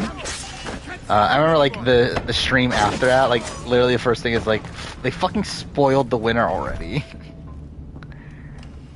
Be merciful, please. Sean's at 2. I think Sean has a good chance. Like, to be honest, Sean might be number 1 for me if it wasn't for the fact that he didn't get Haley out after, like, how much the edit focused on him getting rid of Haley. You've not made much progress. I have not made. I think another probably downside is the fact that, like, he didn't get much content outside of his, like, intro in episode 1, right? I don't think he got any, like, camp scenes, but, like, to be fair, not many people did on the heroes. There are keyholes here. What are the keys? It's like, it's still weird. Like something's telling me Matt, but it's like it can't be, right? He's like, based on like tradition, episode 1. What book? It's like, but yeah, like three zero confessionals after that in a row is bad. But like, I feel like Matt's episode 1 felt the most winnery. Like, he had like the opening like confessional coming into the heroes tribe. Like, he like gets talked about as like being this like really liked figure. He got to talk about him being a lifeguard. Like, that felt like a good premiere, and then it just like goes nowhere.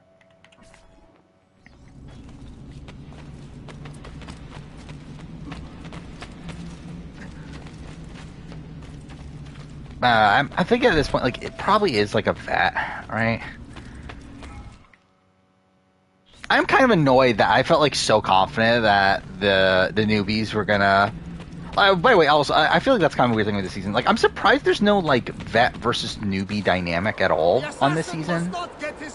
Like, it feels like that's not even like a topic at all. Like, there's no talk at all about like how the vets need to get together and that sort of thing. I do find that kind of strange. Because I base like my entire preseason analysis on that, and it's just like not even mentioned at all. Yeah, I would say like this episode in particular is probably pretty bad for Matt in particular, because like you have like that Guy Alliance being focused on, and like Sean is getting most of the content for that group, and the rest of it's going to Sam. Though to fair, I think Sam like his content was like necessary. I think he was the one that had the idol clue and everything. But like, yeah, the fact that like Matt and David got no content in this episode is pretty bad. Especially with it being their first tribal and everything.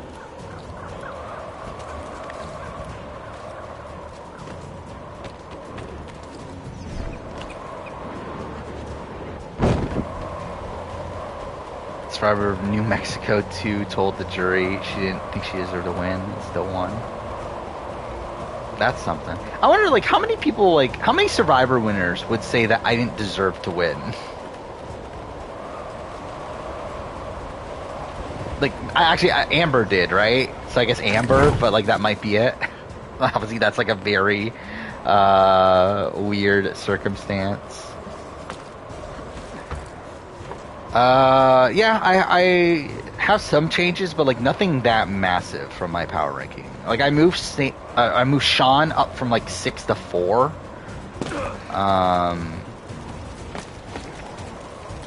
I moved Flick up. I believe Flick is like number 8 or something now, when she used to be like number 14 or something. But like, I don't actually have like that different of opinions after this episode. It's like, yeah, the power ranking is like slightly different, and like a lot of that's just due to who got content and who didn't. But game, thank you. But like my actual opinions on who can win and that sort of stuff like hasn't really changed. Sam rewatched Final 5 episode of Celebrity Australian Survivor before coming out, so now he's a cutthroat player. Well, good for him. Which Final 5 episode though? Because there's 2 Final 5s. Did he watch, was it Justin's boot? Or did he watch the David boot? I think that's a very important distinguishing factor to have. Oh, the David one? That's, that might not be good enough. You need to see the Justin one would actually, like, that'd, like, deter you, right? From playing Cutthroat. Do you understand? Because that was a situation where, like, Justin got, like, called out for playing, like, Cutthroat-ish, I guess it was more so like, oh, he had a relationship outside the game, but whatever.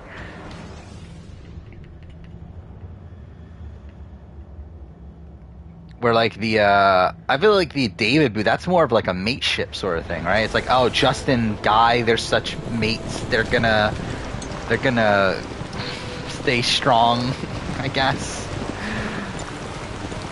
Imagine if fucking Sam Webb, imagine if they do a reunion for this season, Sam Webb is saying like, oh, my biggest inspiration was Guy Leech. It's like, oh, I just remember watching Guy Leech, inspired my game off that. Damn. Yeah, he did say he's watching Survivor on Netflix, that's kind of funny. Why is he watching Survivor now that he's like already played twice? Like, wouldn't you have done that before? Like, you would think that would be, like, your plan before you played Survivor.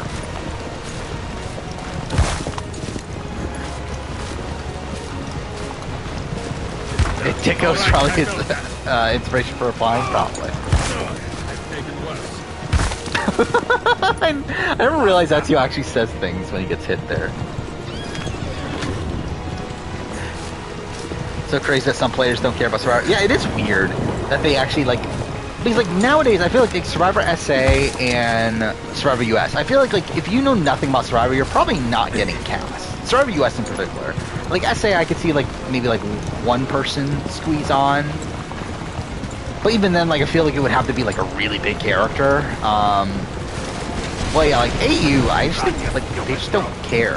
And, like, too far, they have a lot of slots. They have 24 people to put on. But still, it's like, yeah, they just don't seem to care, though. That's the hard one about Jeremy Crawford. Truth be told, I had to look up his last name when I was recording that.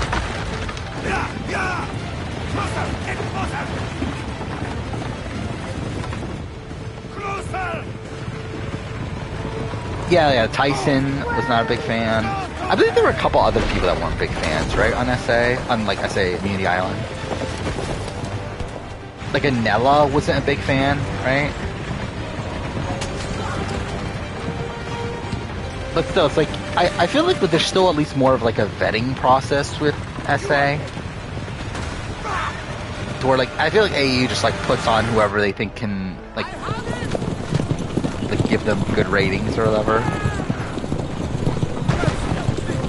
Oh yeah, well, I mean, I think, like, SA Philippines is kind of like a different situation in my eye. And actually, to be fair, I guess, like, I know this secret, it's like Rob Bentley never watched Survivor, right? Or, like, watched very little.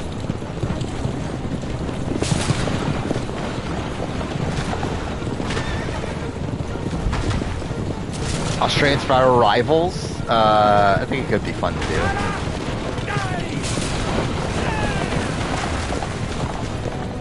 Do we gotta have Rogan Page on there?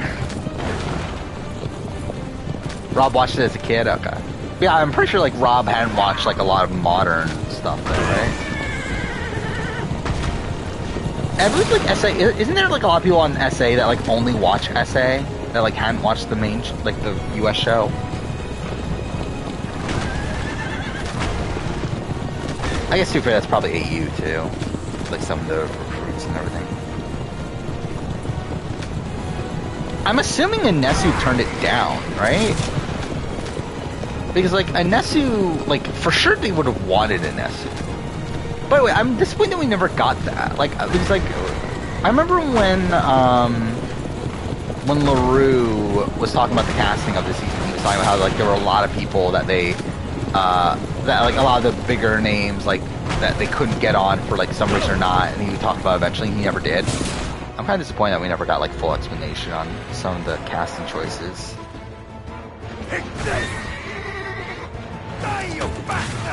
Well, I'm assuming a lot of the Immunity Island people turned it down, is my assumption. Like, Santoni, like Tyson, Kieran,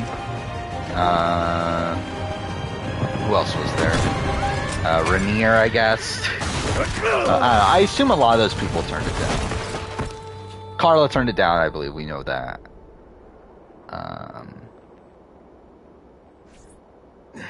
Why was Killarney on? I don't fucking know. I assume that it was because of Shangus and Mike at first, but it turns out that it wasn't. So, I don't know. I guess they just thought she could have been interesting, and they were wrong. Do you understand me? How fucking Ezio survived that? I don't fucking know. Especially because he's old, too. To be fair, how's Ellie survived that? She's, like, survived a similar fall in Last of Us. He's at death's door. Finish him off. Do you do applications for AU, or is it always for kids? I mean, there's, like, an application page, right? Like, there's, like, a casting page, I believe. But, like, the question is, do they bother looking at it? Bessie does fan favorite. I mean, like, I assume next returning season, like, I think Werner will for sure be there. Like, because, like, Werner, I believe, like, turned it down because of his wife being pregnant. So, like, obviously, if it's, like, wife isn't pregnant, then, like, I would assume he would be on. Anesu, I think it's, like, more, like, yeah, did she, like, just straight up not want it? Or, like, did, like, timing not work out? Or what? But yeah, I think, like, a lot of the people we missed out on this time are probably likely for whenever they do returnees again, if they ever do returnees again. Oh, Shannon, Gus, and Mike are consultants for Survivor SA. Which essentially means that LaRue goes to them, like, with the, like, theme and cast and, like, asks them, like, what do they think. And, like, obviously, like, their input doesn't necessarily mean anything will happen, but, like, he at least goes to them.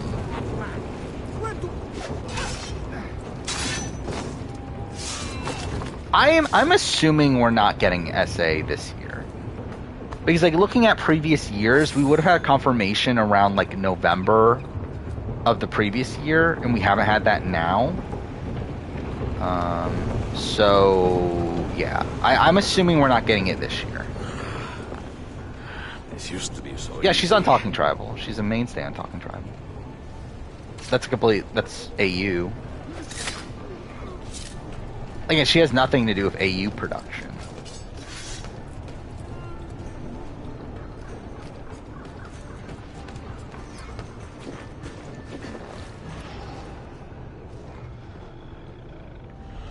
Oh, isn't Mike Bloom's doing the AU exit interviews, right? Which I find that kind of weird.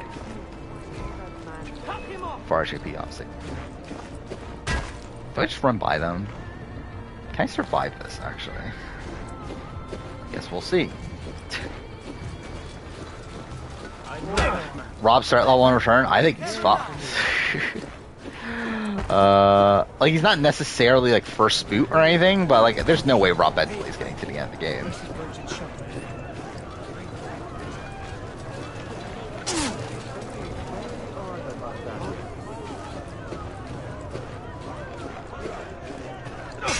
God damn it.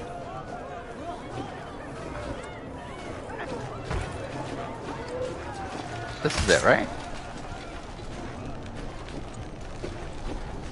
There we go. I made it even though I didn't fucking do it. Dan down being 14. I'm 2 for Dan also had like a weird format that helped him out a bit. To at least get through like the early game. Not for me. And not for you. Kill that dog! Cut him down! Oh, I think Rob Siciliano's probably pretty screwed on return. Again, I don't think it'll necessarily be like, oh, Rob's the first boot or anything, but I think. Wait, I never. Oh, I never. Okay, I completely forgot I haven't healed yet. This is so stupid, though. Isn't it really dumb that like, just like all Ezio needs is fucking medicine to make him like be able to parkour again? Like that's the thing he just can't do without fucking medicine. It's like arbitrary medicine that he just randomly finds on a guard.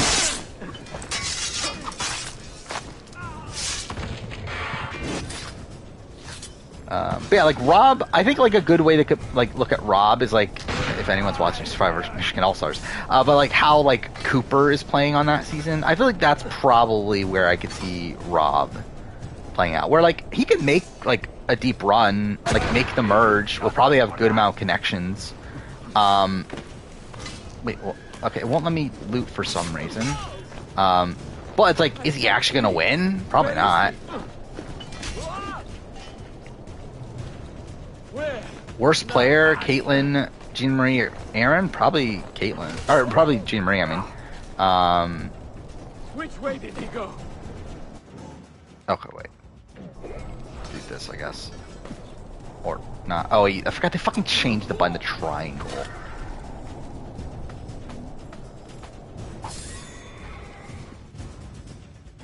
The fact you're still salty over a cast you haven't watched. Oh, yeah, like, if you're talking about Survivor, I'm assuming you're talking about Survivor Michigan, right? Or you're talking about SA.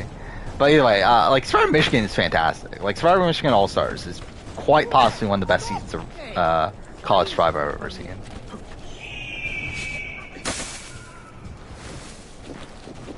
By the way, I have, since the last stream, I did finish my rewatch of Season 3.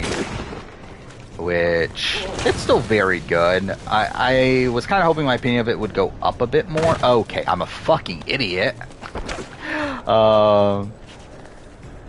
To where, like, I think I still, like, my rankings so far are still probably 1, 3, 4, 2, I think, of the Michigan seasons, but still, it is very good. I did start the rewatch of Season 4, but only 2 episodes in. Which, by the way, Tom is not as bad as I remembered, I guess. He's bad, but, like, he's, like, he actually had, like, an okay episode 1. Why will you not die? So, at least that's something. Don't you ever stop howling. Did Sean and the guys change their vote to tribal? I don't think so. I think they were never voting out Haley, is my assumption. Or at least like by the time they went to tribal, they weren't voting out Haley. I do find it interesting though that if you look at how the split was, all the guys were voting Jerry. Or Gary. Which one is it? I keep forgetting. But either way. Yeah, like literally the split was like those 4 guys vote Jerry. Matt, Sean, David, and Sam. So that's interesting. I'll see you later, Nigel. You can have Altair's books. Love season 3 until split the merge. I don't know. I love season 3 the entire time. I think it probably I think it kind of peters out to a degree, but I don't know. Like even the Elisa boot is really great. Like I think like the final 7 round is kind of like eh. But I still think it has like an interesting end game where you have like Dylan and Devin like snowing everybody. I will say I'm probably lower on Dylan's game on the rewatch than what I was coming into it. Like he's still like good, especially for like the type of winner he is, but I feel like I used to look at him as like a Devin Pinto style player, and I think he's probably not quite on that level. It is he's still solid. Piece of work. Feel the material, hard as steel, but S.A. Tom versus Gabler. Really want to be fooling with that thing? Like I think Gabler's probably the better player of the two. I have been waiting a long time to get my hands on one of these. Okay, Michael Warren still has the most confessionals of all the movies. Yeah, that is the case, isn't it? I didn't even think about that until now. That's kind of funny. Oh, but Desmond, you think he does? Yeah, let's see. What is the confession? Who is the second most? That's what I want to see right now. If my fucking chart would open, thank you. Who is second most? Wait, is it Mimi? It is Mimi. Okay. Oh my god, dude, this... Oh, I never actually realized this. This is so vet heavy. Which, like, obviously, like, you would expect that, but I didn't realize how lopsided it is. Like, I'm looking at the confessional count. Oh no, it's on... By the way, it's Anjali, not Mimi. But still, Mimi's third. But yeah, it's like the 3 boots...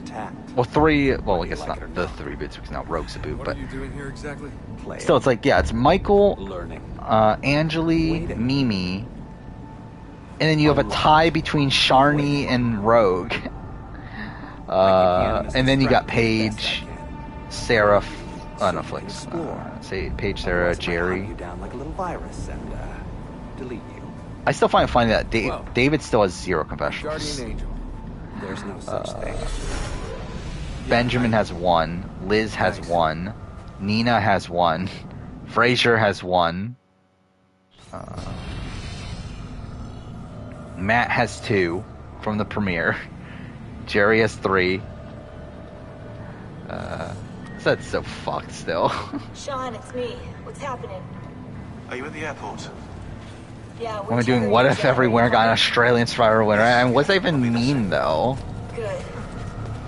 Like, what would that video even be? If we became 11's All-Stars, do I have any hopes? Run by a battery of Templars. Not particular. Like, obviously, I just want like a cast that feels like an All-Star cast. But like, I don't have any like actual like, I don't know, like individual like hopes. I guess like precise hopes on things. I do know the library. Just, I mean, hope it's a good season. Hope it's not BB22. Not without 5 keys, which were sent to Constantinople with Niccolo Polo almost 300 years ago. Transfer will have the worst returning versus newbie representation ratio. Then, yeah, I think it will. Templars have already located. Yeah, I actually never realized this. Like, literally the confessional count here. So the top of the confessional count is Simon, Shawnee, George, Haley, Sean. And I guess Michael, if we're going to Michael as a booted player, but like, let's just keep it in the game. Keep it. The people still in the game. Simon, Shawnee, George, Haley, Sean, Stevie, Jordy, Sam. The top 8 are all vets. And how many vets are left? There's 10, right? So who's after? So Flick and Nina are the only 2 not at the top of the confessional count.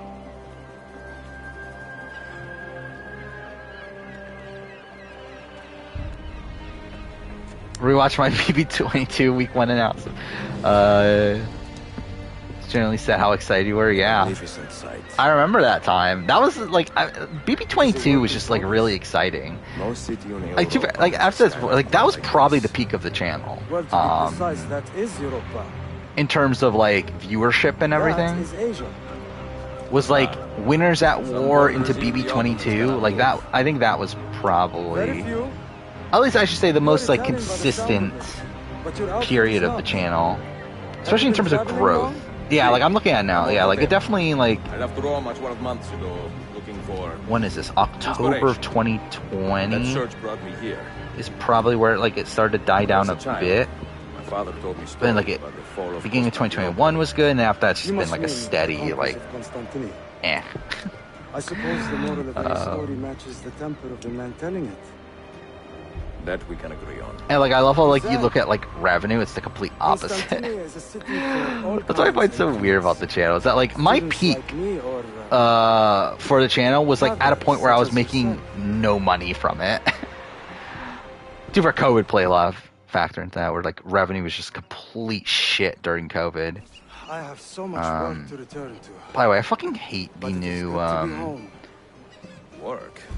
When I was so like YouTube changed their analytics page for revenue to where like because I guess because of shorts, I'm assuming, to where like everything's structured differently, and it really bothers me.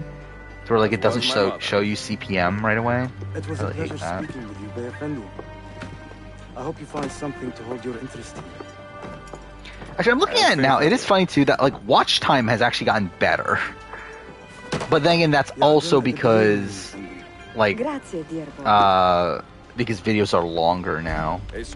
How accurate is Social Blade? Very inaccurate based on last time I checked. Very few, my friend.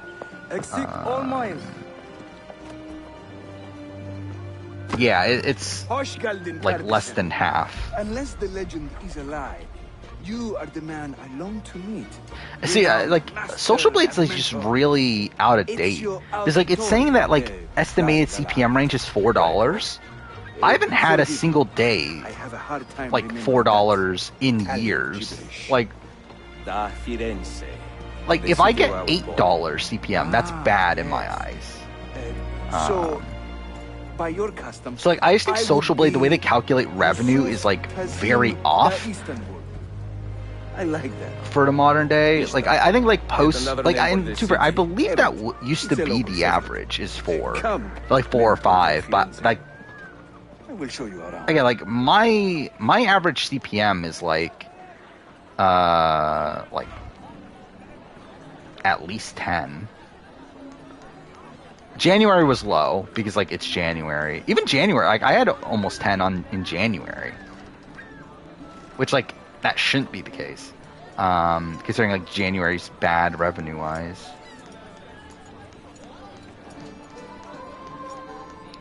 CPM is cost per mile, I believe is the number, but essentially it's how much money you get per every 1,000 ads. Welcome to Galata district.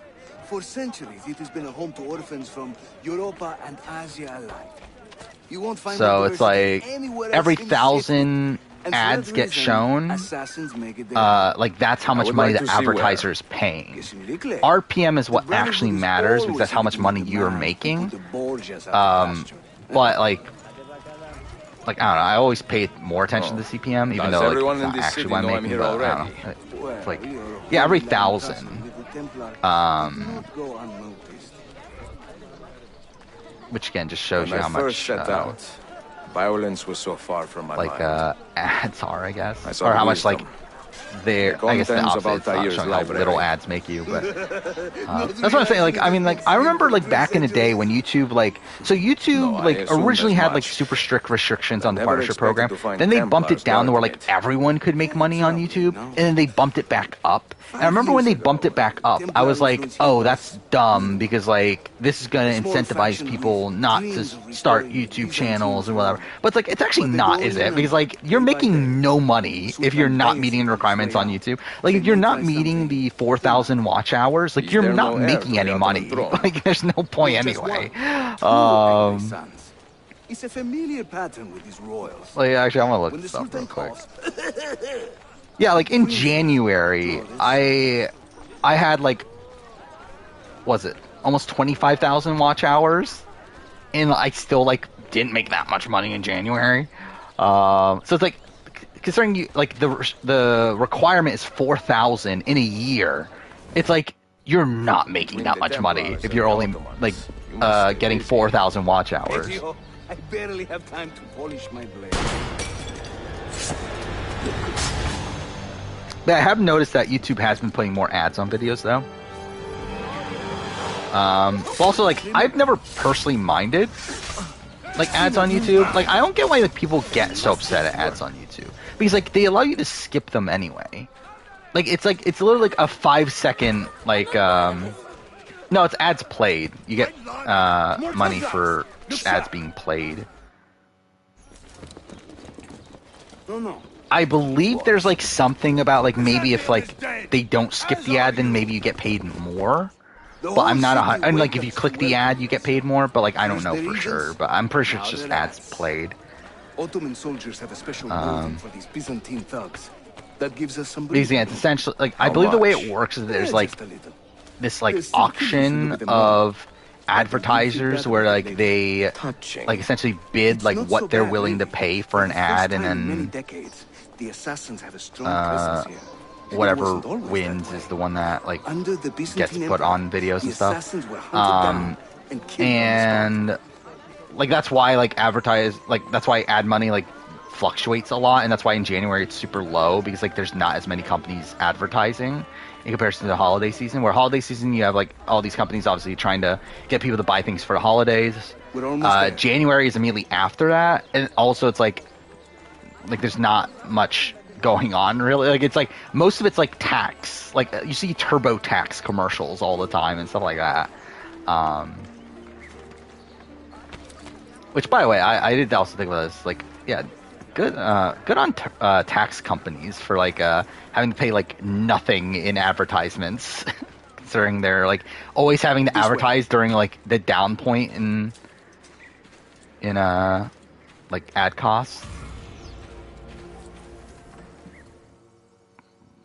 We're 2 hours in the stream already. Mentor, say hello to your extended family. Salute a voi, assassini. Rogue definitely wanted to be looked definitely wanted to look like she quit because she knew she was being voted 100%. Not afraid to weep openly in front of pupils. Thoughts on Rogue and Page conflict? Like I agree. Again, I've said this already. Like I feel like that's the one thing I don't like disagree with Rogue. And you, Ezio. Where it's like I don't get why it's like why of all the people they picked Paige in particular as the hero here. Like that does feel really strange.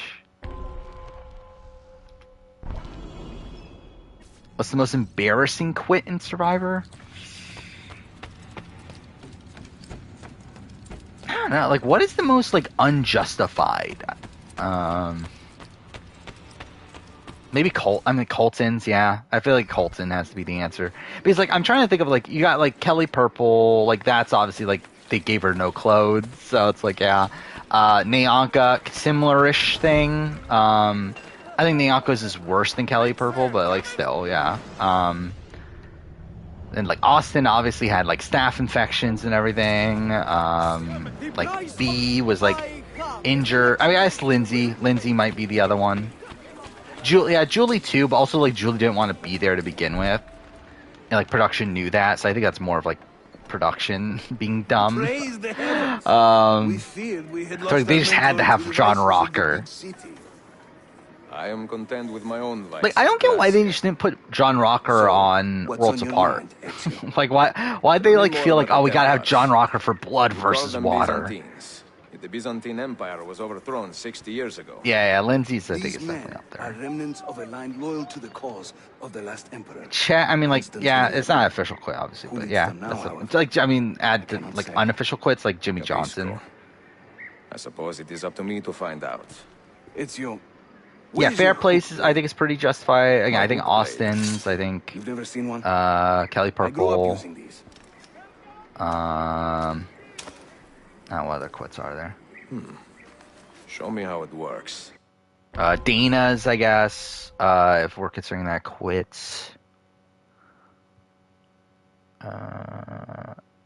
And B to a degree, like I get it, but also it's like kind of lame. Like, why'd you even go on the show to begin with if you were that worried about injuring yourself? What else is there? Yeah, I forgot about Gary. About Papa Smurf. Kathy's is 100% justified too.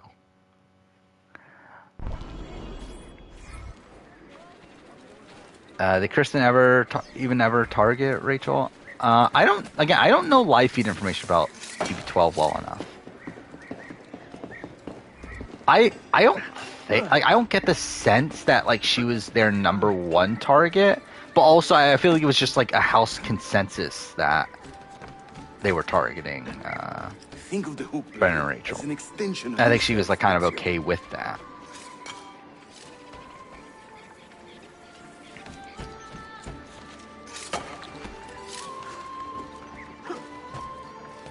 Yeah, I think Colton's is probably like the actual answer though. Actually, for Colton and like Lindsay, I feel like they're kind of like I feel like those two are like pretty much the same quit. Just at like different points in the game. Where like Colton quits before he can be blindsided, while like Lindsay quits after she has been blindsided.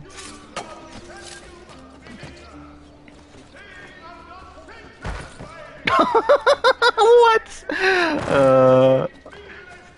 What a masterpiece. I've never seen it before where like your companion just pushes you. I cannot make this one. Didn't break a sweat. Oh yeah, we're talking about Alex. Yeah, that definitely was justified.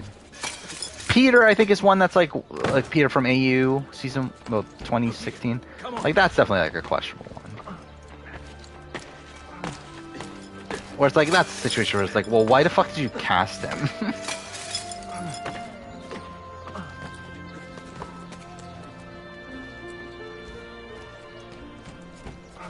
But again, like I don't necessarily blame it on Peter entirely. I think it's more so like again, like I think it's a problem with production.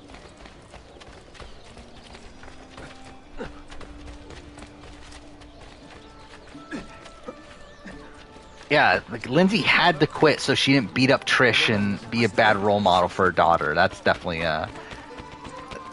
why Lindsay quit. Watch and learn, Ezio. We call this Why Peter quit? I don't even remember anymore. He was just like out of it, right?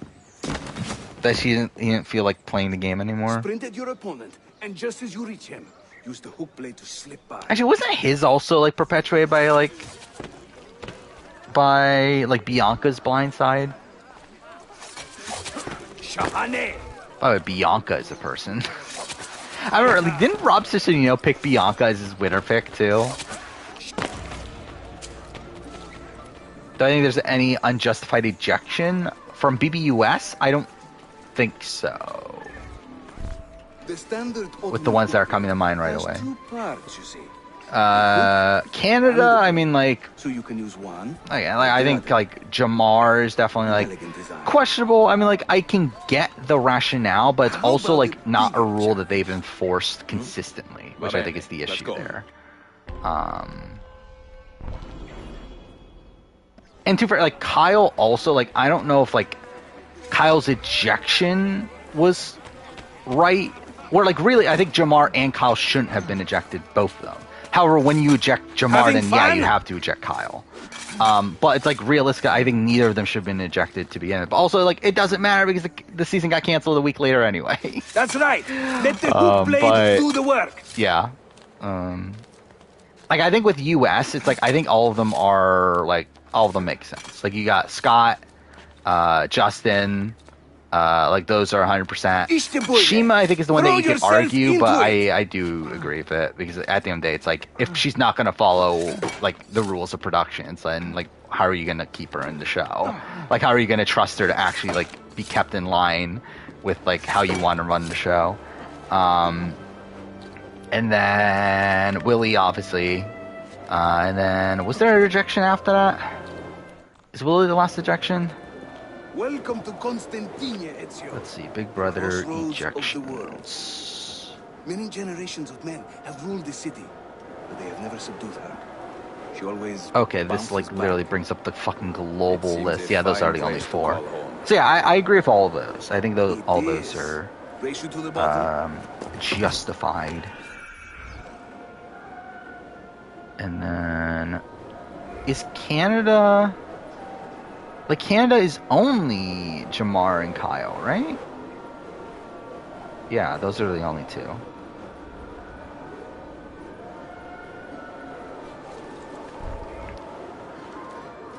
No, Paloma is not like an ejection. It's more of a like a medevac, I guess.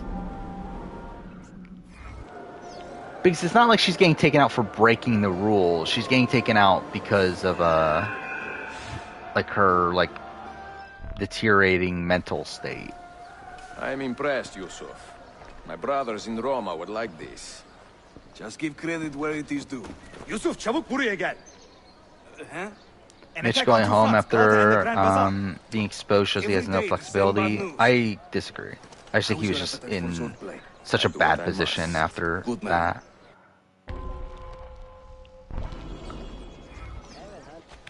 Like, obviously shows that he can't recover from that situation, but that's also a situation that will never happen in any other season. Because like his gameplay style is one that like I think is like very effective on most seasons, as long as like there isn't this like person that's not even in the game being able to watch like essentially like an overhead shot of how the game is being played out.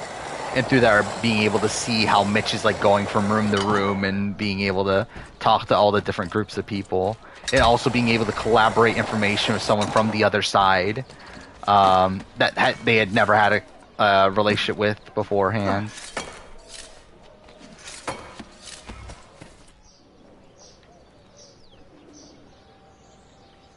A Templar scout.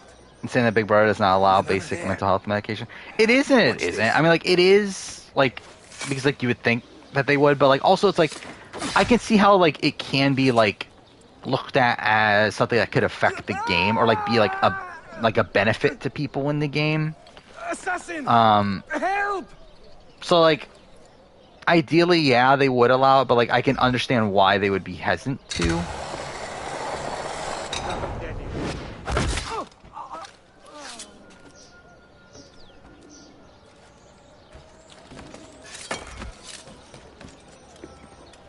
Time to part company. I'll head to the bazaar. You stay Oh yeah, Sam Webb. I find it funny. Like Sam Webb was like, didn't even know what the fuck was going on when he picked up the idol clue. I did find that funny. Places at once, but with you here, I don't have to be. Haydi rastgele.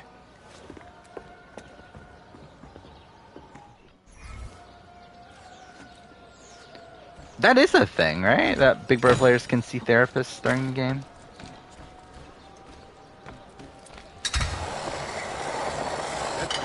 That they can bring in like a psychologist and everything. Okay.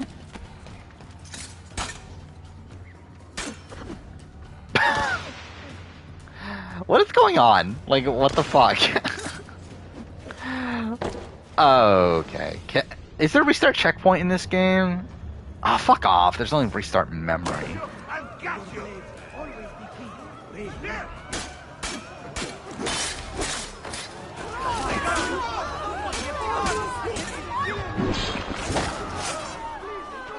Yeah, like, I know that it doesn't give anyone an actual advantage, but I think that's what production probably thinks, is that it would give someone an advantage.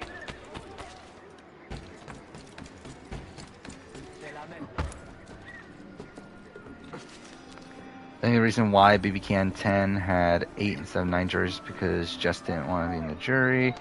No. I don't think that would play a factor, really. Sheriff Usta. Is Yusuf with you? An attack in the city demands his attention. What is our situation? We beat back the Vanguard, but they are sure to send more troops. I think they always meant to have the, at least what Canada got a vote, They are right? now. I think that was always the plan.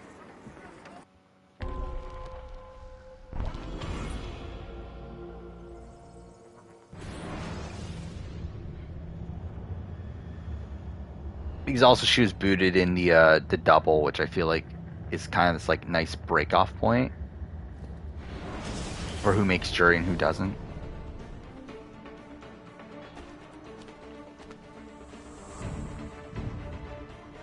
Oh fuck! We're at tower defense. I didn't even pay attention. God damn it.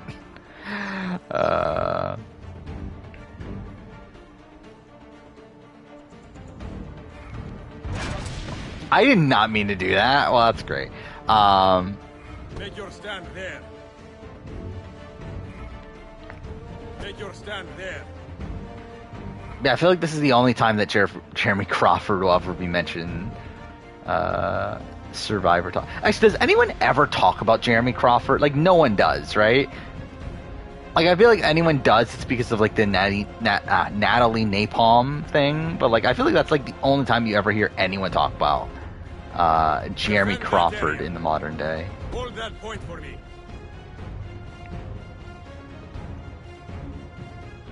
You saw Megan liked it, hit the right amount, camping spooky. Yeah. I hear it's good. I don't know when I'll get around to watching it personally, but I wouldn't be opposed to it. Actually, why did I just like not put more?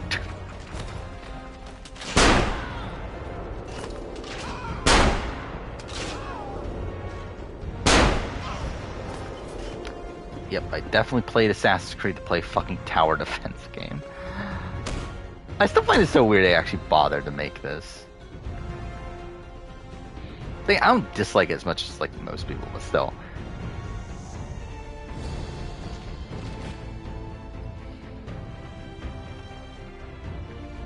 Is Chain of Safety one of the best new twists? I mean, it's not that new. Like, it is new as in, like, being used in actual shows, but, like, it's been, like, sequestered for a while. But, yeah, it's good. I think, like, formatting could be a bit, like, I would like it if, like, players had more time to speak. Actually, now I think about it, it was also, like, I guess it was the reverse version, right? It was on BBOTT, where it was, like, picking a winner instead of picking the eliminated player.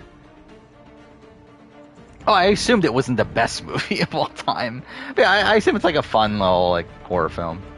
Oh, I have to actually do another one. Cool. Hold there. I feel like this is the more annoying part about fucking tower defense, that you have to fucking do this long tutorial on it.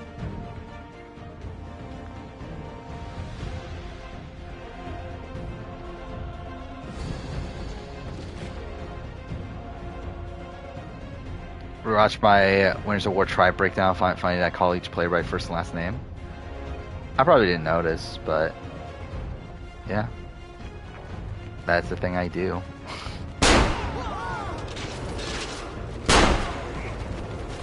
I feel like with winners in particular, I remember them by full name. I need you to hold that point.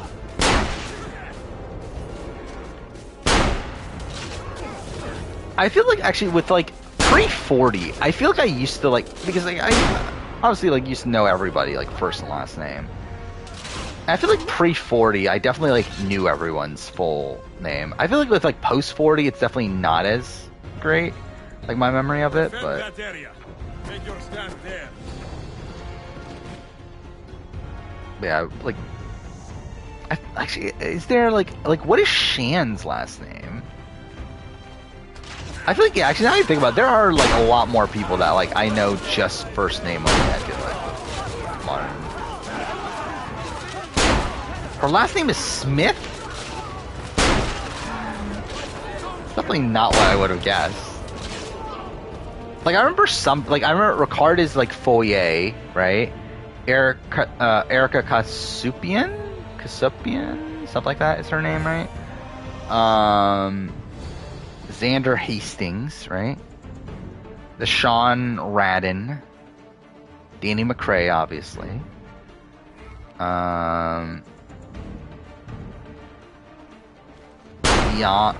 Liana Wallace? Is that her name?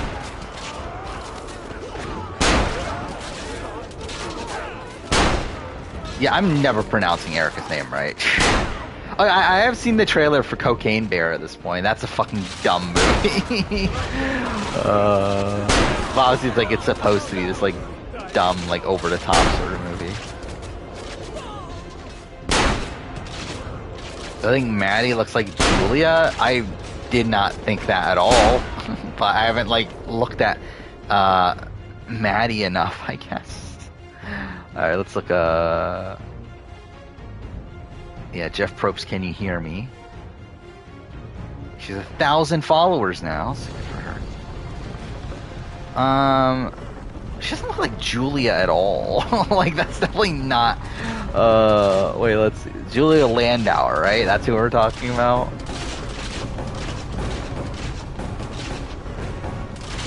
I mean, I like. Does she? Okay, I'm not even paying attention. But no, I still don't see. I don't see it. Like she kind of like who she look like? Like Chelsea Walker? I think that's who she looks like.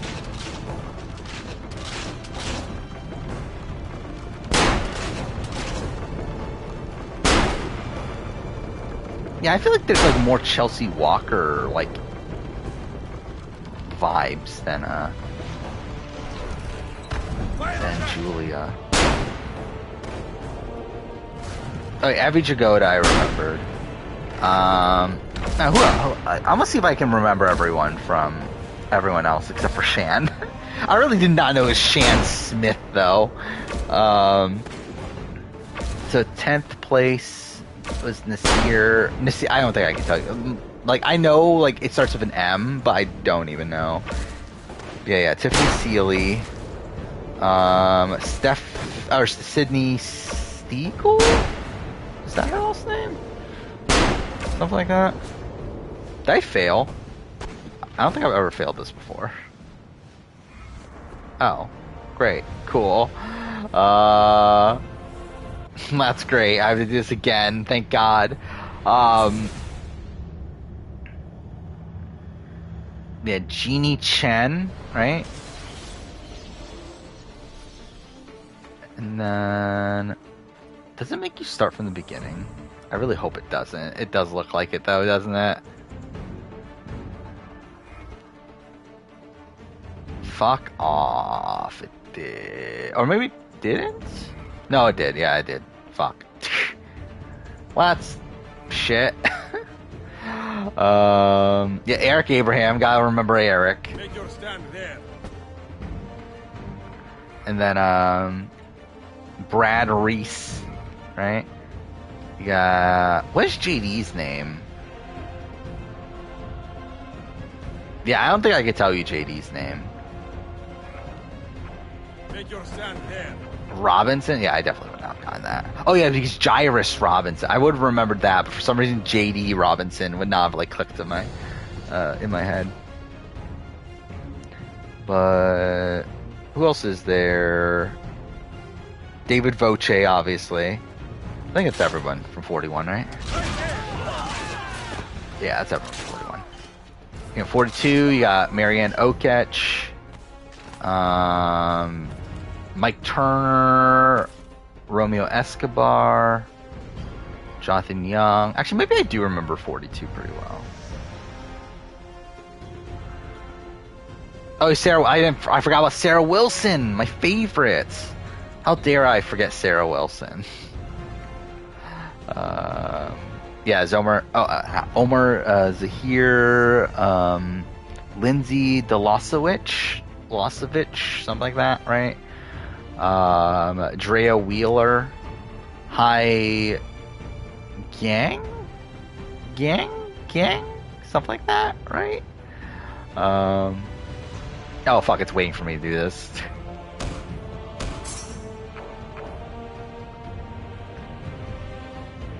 Tori Meehan. Maybe I still actually 40. Do I remember 43? I think that's the big question. Actually, I guess I do. Yeah, Mike Gabler, Cassie Clark, Owen Knight. Who's fourth place? Jesse Lopez, Carla Godoy, right? Cody Assenmacher. Mariah. Do I remember Mariah's name? I know Mariah 43 is Mariah Young, right? Yeah, what is Mariah 42? I think that's... Yeah, I don't think I can tell you.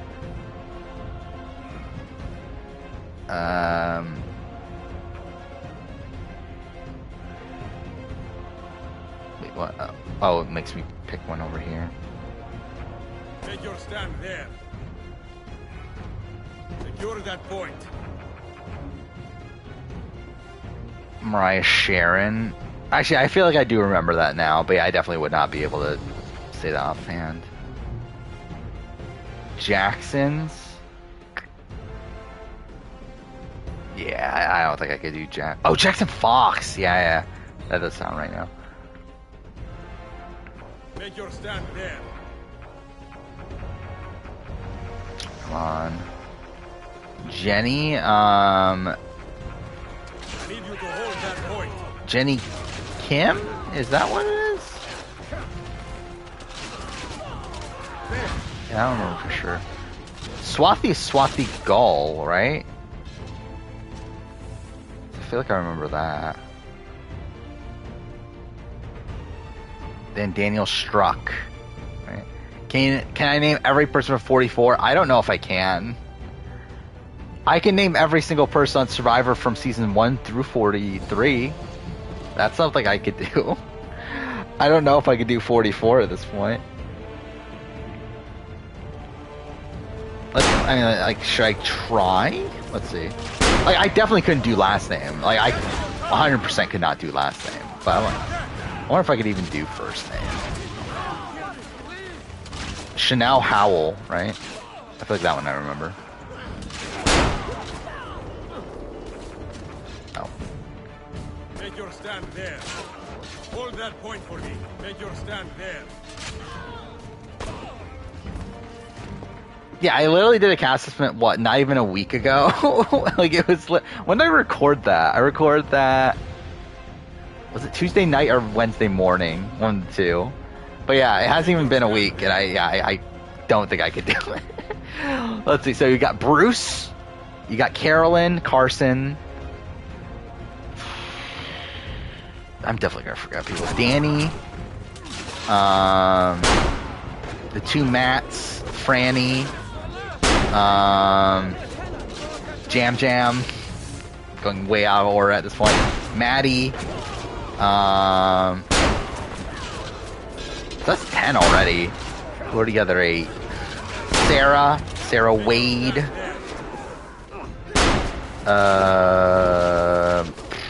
Who else? Who am I forgetting? Helen is a person. Josh is a person. 5 more.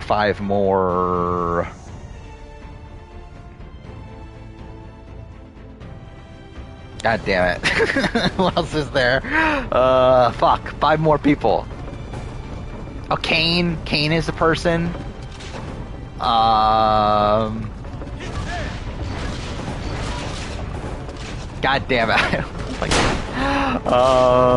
Who are the 4 other people? I love how, like, this time it's like super fucking easy, yet somehow I fucking failed this last time. We'll start airing live shows after COVID? What do you mean? Like, I think the show's gonna stay the same. I completely forgot about Lauren. Oh, Claire. I love how I didn't even say Claire, my winner pick. I just remember that now. Oh, yeah, and yeah, J.C. Lynn, is that her name? Jamie Lynn, right? Oh, and Heidi, yeah, those are the other ones. Yeah, so those are 4 I missed. Oh, what a sexist am I? I missed 4 of the women. Fastest way to the peninsula. All POCs too, right? I guess people were right. I am a racist sexist. No, I think they're still gonna reveal on the islands. At least Jeff has convinced himself that he likes it.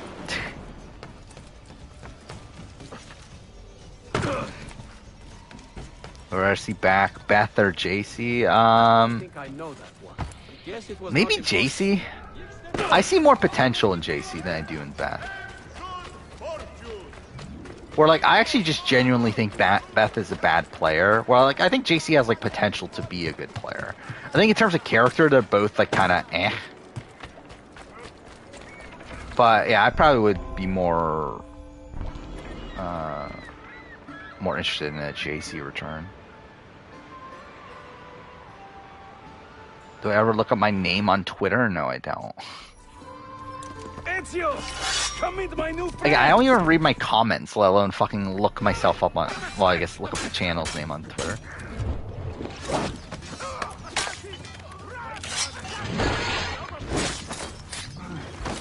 Yeah, JC actually played like fine after Gino left. You fight like a man late for his own Did I keep that in the video? I don't remember. Did I keep JC and Gino? Because I talked about them together as like I could see them bringing them back as like a package. But like I don't think they're that likely as individuals. When the Templars take Keep control that of the in. district, I don't they remember flaunt anymore. their presence. Hanging Oh, I banners, did keep it in. extorting God damn it. merchants. It's a constant battle to keep them at I bay. kept in Kyle Moore They too. never loses. Okay, quick rundown who I kept in the quite video. bold. Why does the Sultan Peter, tolerate Emmett, this? Gary, Sultan Baez is far Jillian, away, Ezio. Aika, Warring with Netta, the St. Helens, Sabrina, in Versailles, John, northwest of the city. He has been away for Cindy. years. At Well, least Kevin, he feels as I mentioned, like I don't maybe think even Kevin's coming before. back. And same thing He with is Bruno. blind to all But this Brittany, turmoil. But your Godfrey, eyes are Sarah, open, see? Mitch, Ramsey, And the vow that she Cassandra, Tim, Kelsey, Pax Pros, Dimitri, Karen. I should have put Dre. I think Dre was someone I should have put on. Where is it? There we go. Hamza, Erica, Ryan, Allie, Olivia, Johnny, Kayla, Paris, Chelsea Bird. I don't know why I kept that one in. Sam, Adam, Anthony. Did I just like barely talk about Anthony? Because it's not even showing up in the preview. Wait, let's.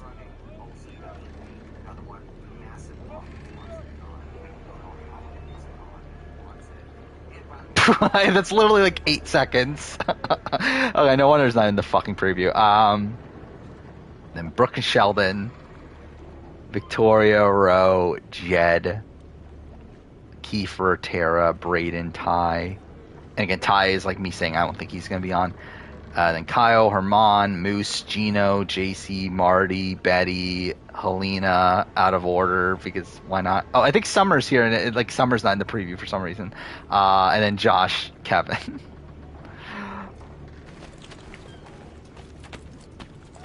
Who do I vote in a Janelle event? Maggie?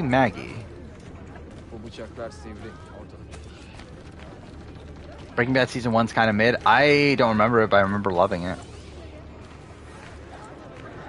I will say, like, something I haven't, like, talked about until, like, recently. I was talking to someone about The Last of Us. And, like, something I kind of, like, they were saying, like, oh, what makes The Last of Us better than, like, Breaking Bad? And I think I kind of, like, realized something that I never actually thought about, is that, like, I feel like some of the brilliance of, and this I thought about, but, like, in comparison to Breaking Bad, like, I think some of the brilliance of The Last of Us is that The Last of Us makes you agree with Joel.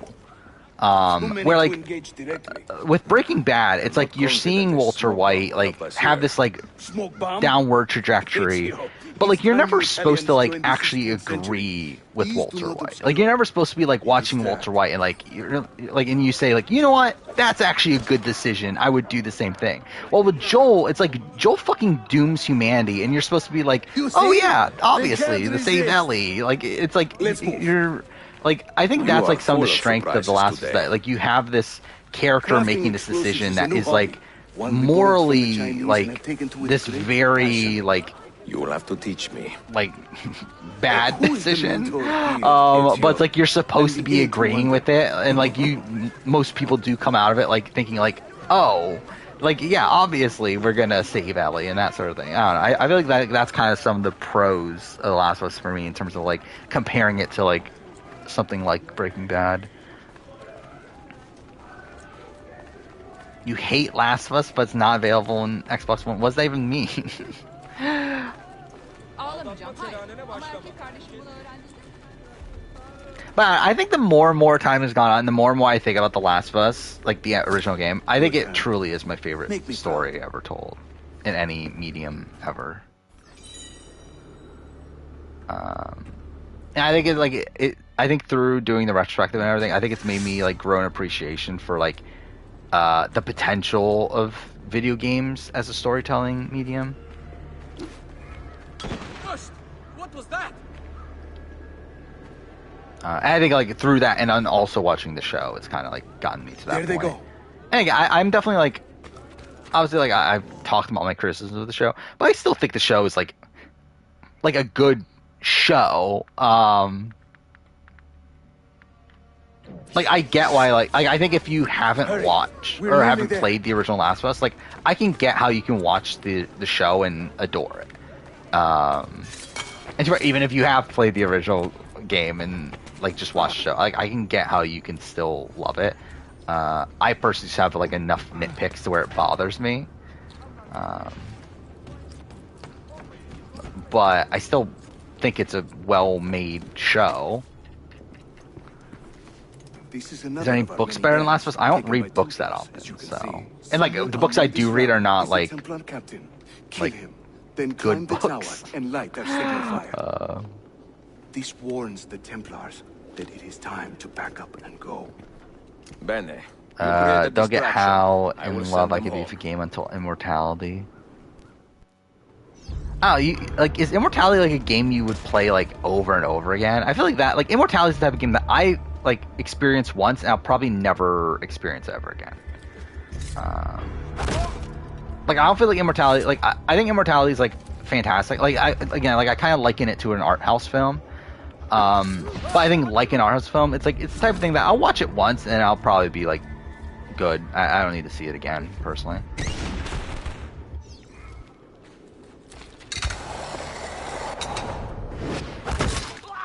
The Last of Us speaks the complexity of the characters and decisions, yeah. And like how it utilizes its themes in progressing Joel's Whenever character. the Templars commandeer one of our dens, they leave a captain in charge. Which I guess, to be fair, that fits Search into the area character. carefully, and you might see him strutting about like a peacock. I wonder if it's the guy that I fucking first picked.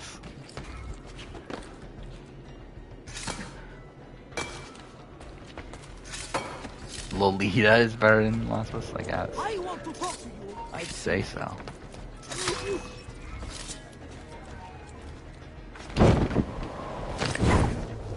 Did not even mean to do that, but whatever, I guess. That works.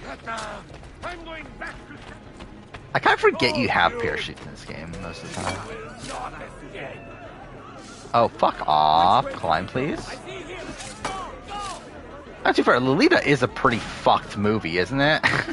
like isn't Lolita about like essentially grooming a younger girl or whatever?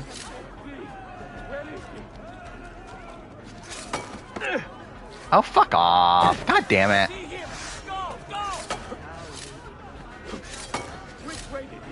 Are you talking about the book?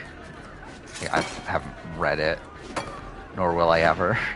Oh, fuck. Okay. Well, I guess I'll fucking fight them. Now, go!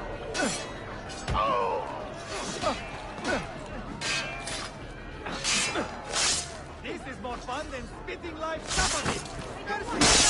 It's insane though they made this game in like 9 months. Or whatever they did. Less than a year.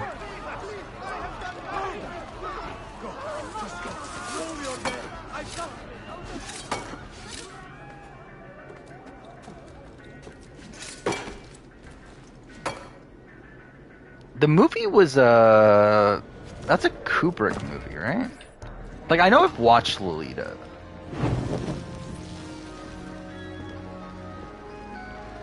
Yeah, it's a Kubrick film.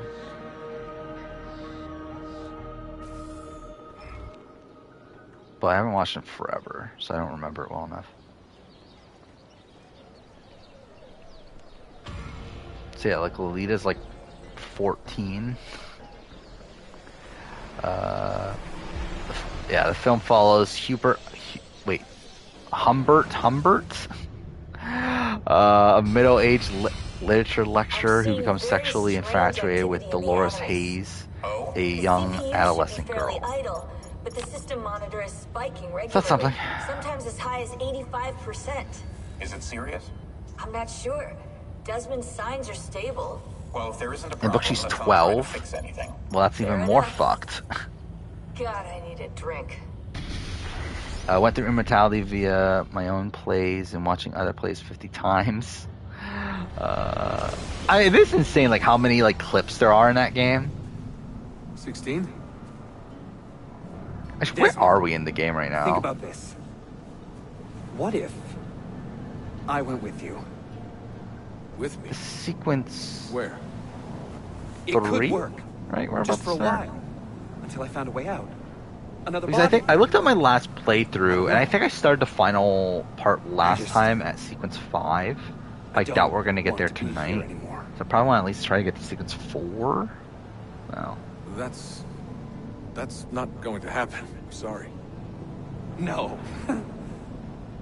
I guess I had my chance. Humber blames Lolita for being attracted to young girls. I mean, that's kind of what like a sexual predator would say, right?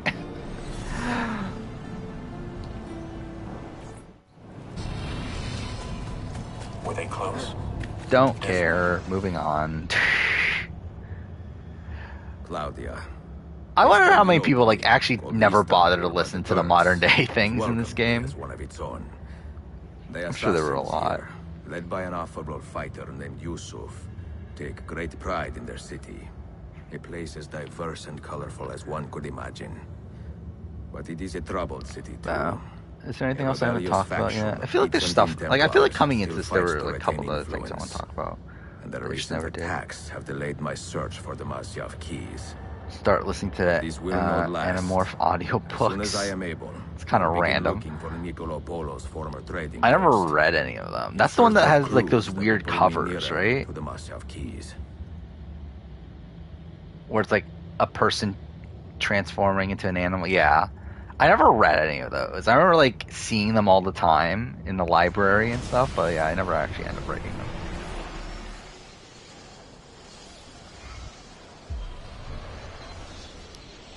Biggest part of admiration for Immortality is the fact that it is essentially a movie, but 10 times more depth because it's in gaming format. Yeah, I can definitely see that. Again, like I think what it does, like because like, it essentially is like, we lost a few friends. it's actually really weird, isn't it? Like, much death for so little because it's essentially like 3 movies, but then within those movies are like a secret other movie. The people here are quite sick of these Templar attacks. Can you turn on your charms and find us a few more recruits? Yeah, it's like I don't know if there is. I mean, like I haven't played the other games by the same guy, but like I've never like seen or played a game that was like anything like Immortality Speak with before. one of my men in Galata after you are finished. Dune is a good story, but fucking hard to read. In terms of what?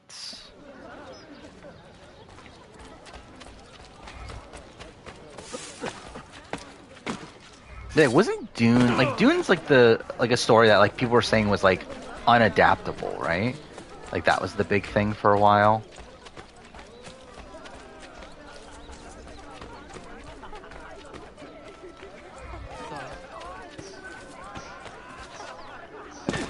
Did I read *Sapiens: A Brief History of Humankind*? No, I have not. Like, I don't read books that often.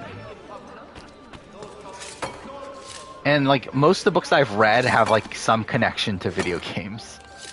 Or like I've read all the Assassin's Creed novelizations. So that's something. I actually own most of them now because I bought them like a few months ago. I own all of them up to Unity. And I plan on buying the other ones eventually. I just kind of too lazy to get around to doing it. Moving like the wind. Moving like the wind. I definitely need to know. I need to know Elise's point of view in Unity's story. I needed to know. I needed to know what Ezio did after he left Constantinople.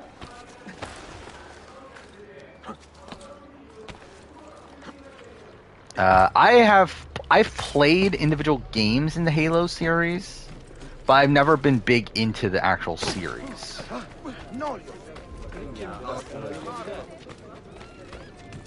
Still haven't watched Dune all the way. Kind of got bored third way through. I liked the movie when I watched it, but I don't remember any of it anymore. Like I would want to rewatch it before watching Dune 2 or Part 2 or whatever. I will repay you tenfold. Yeah, I have like no memory of it at this point. Wait right here. Obviously. I do find it funny that like there was this thing going around Twitter today of like a list of like 100 video game series. And, like people are like posting like the number of games that they've played from that list. And it's like I'm pretty sure I've played like 90 of the 100. Like a lot of people were saying, "Oh, I've only played 24 or something." It's like I'm pretty sure I've played like almost all like a game from at least like almost all those series there. Mind you, a lot of them like barely, but still, like I'm pretty sure I've like, and I know every series there. So I guess that shows you how much of a gamer I am. I do find it funny, like I unironically used the term gamer in one of my videos. I forgot which one it was. I think it was my 2019 or maybe 2020 year in gaming videos, which I did rewatch those the other day. But like I just found it like so funny the way that like I actually unironically used like that term. And just like I just laughed at it. God damn it. Like Stephen King stories? I'm not like well versed. Oh, I've tried to read It. That was another book I tried to read. But I never finished it.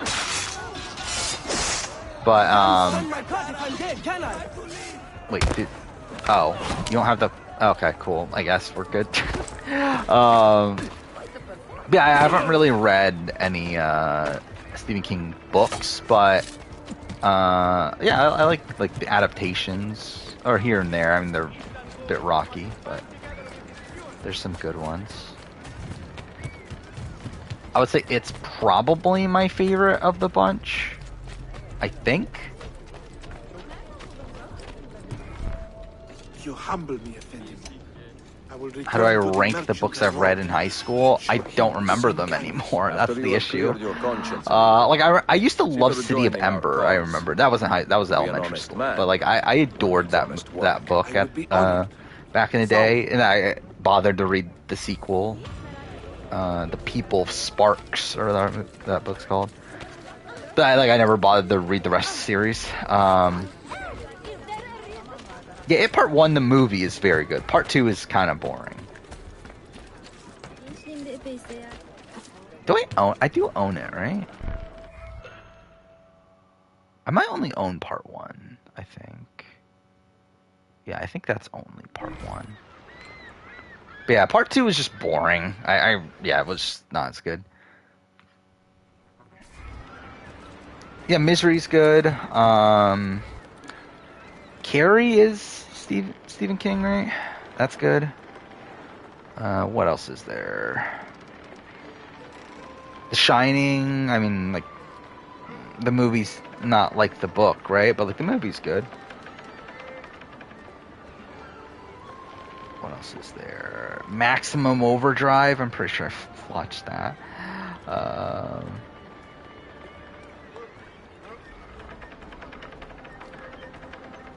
Actually, I guess, like, how do you... Oh, list of adaptations. There we go.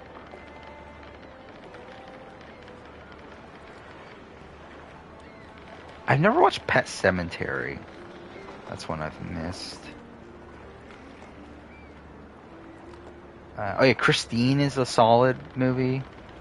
Cujo is kind of a dumb movie.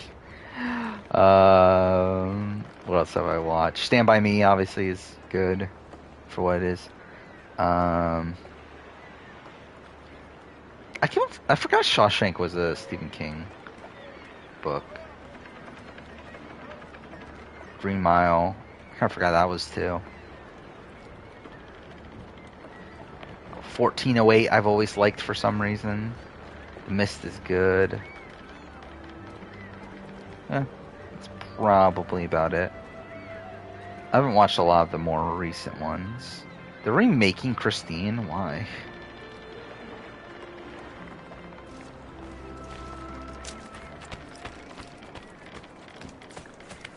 Green Mile's great. I've only watched it once and I thought it was fine back in the day. Same thing with Shawshank. I never loved Shawshank Redemption, but I also only watched it once and that was like 8 years ago. So I don't remember them well enough. Oh yeah, Outside. I loved Outsiders. I forgot about that. Yeah, I loved reading Outsiders when I was a kid. So I do own that movie on... Do I only own it on DVD? Or maybe I only own it on DVD. But either way, I thought I owned it on Blu-ray.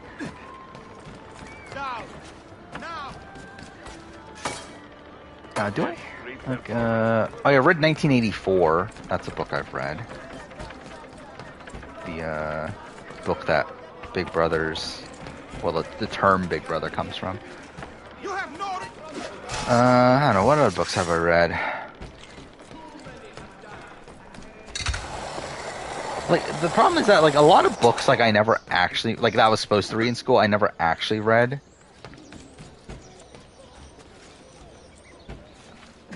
Oh, yeah, Fahrenheit 451? Are those the numbers?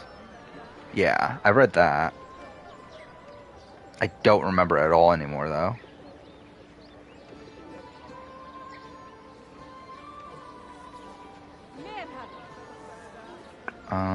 There was another book. What's that book called? I remember I read it in college, though. I don't remember what it's called anymore. I don't know. Either way, I don't remember that many books I've read. No, I never read any of his Dark Material books.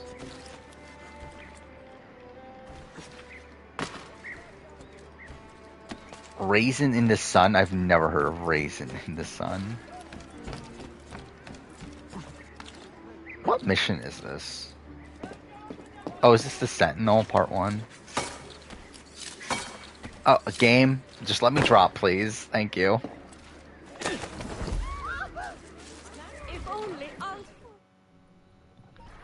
Let's see. Raisin in the Sun. Oh, a Raisin in the Sun. Yeah, I still never heard of this. I'm gonna look up like high school books. See if there's a list that comes up. Yeah, book list. Oh yeah, I read Great Gatsby. Forgot about that. I read Great Gatsby. I've read Death of the Salesman, but I don't remember it. Oh, that's a play, by the way. Oh,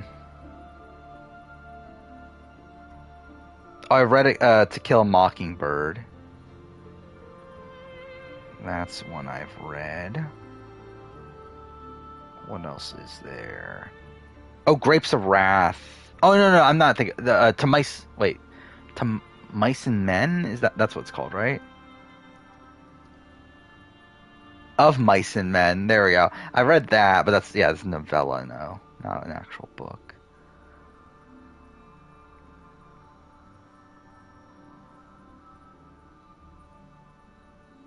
Yeah, that's it. That's on this list. But anyway, I definitely, like... I rarely actually read a lot of these books, though. The books that I was meant to read. Because I would just, like, look up, like, the plot summary and stuff online. I can't imagine being in school nowadays. Like, it would just be so fucking easy to cheat, right?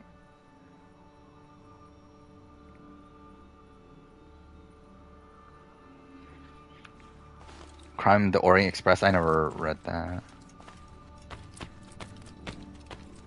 Wait, okay, it's here. Discuss Raisin in the Sun in one of your college literature courses. I don't think I ever, like... Yeah, I've never heard of it, I don't think.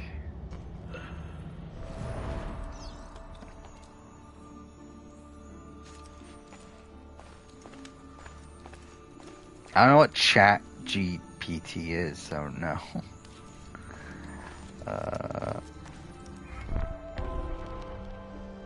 MAGA wanting to burn Harry Potter books.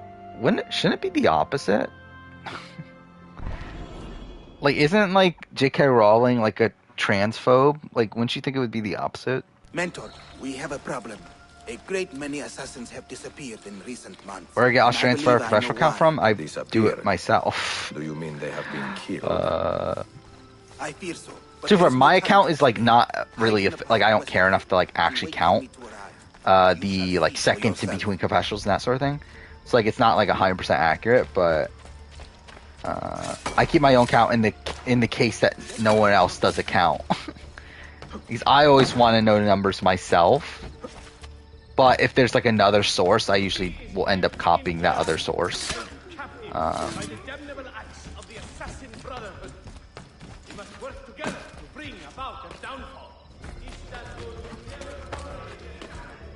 Are playing Vampire Survivors? I still haven't played it.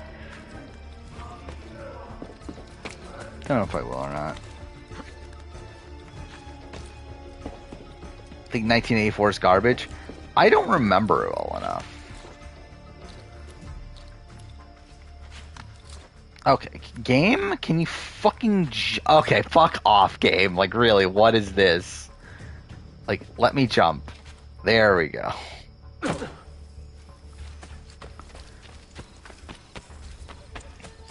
No client of mine will ever be caught underdressed. Yeah, I don't think I could tell you a single thing about 1984 outside of its, like, premise at this point.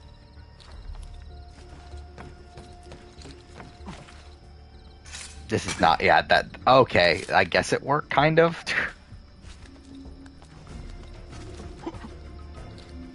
Stream anniversary, it's in April 24th? It'll be 2 years. I mean, initially the plan was to do, that'll be when I play I'm in Love with Your Dead Grandmother. But, yeah, I might want to play it before that, so, yeah, maybe that would be an idea. It's just like, let chat pick a game. Oh, I killed the wrong guy. Whatever.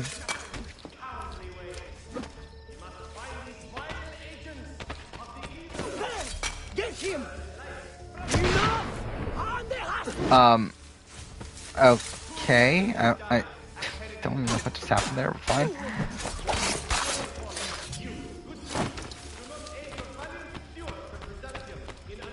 Palin Wonderworld? That would be funny. Like, I literally played it for like 30 minutes and then came across the glitch. I was like, you know what, I'm good. Like, I definitely don't care enough to play this anymore.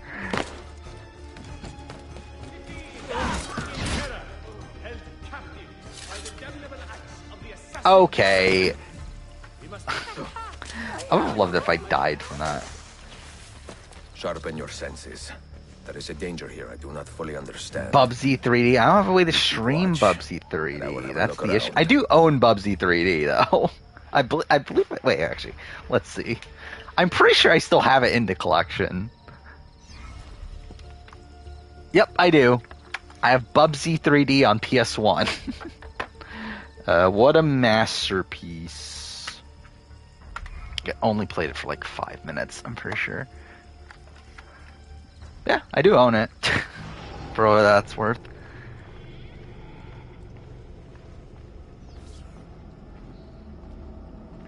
I just love how I do like own a lot of these like really shit games, and like Bubsy 3 is like actually a game that I intend on keeping too, which is kind of funny.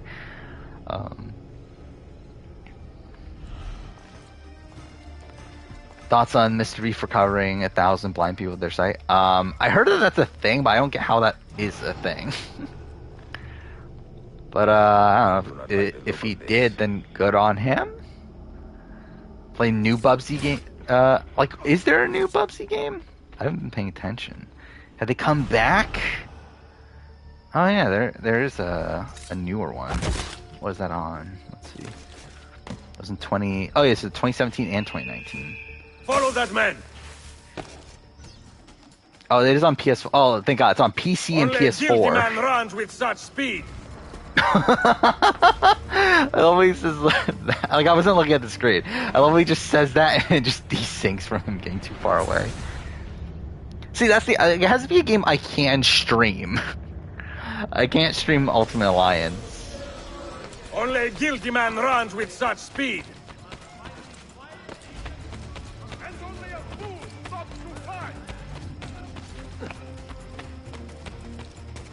Which pickup oh, okay, cool. I wasn't looking at the screen yet. But yeah, which pickup videos? Thoughts on BB Quebec change safety, where change stops when 2 people are left, and the loser of the following challenge goes home. I don't like it, as that puts like more credence into physical challenges and stuff. Like I think the way that BB Can 10 did it was fine.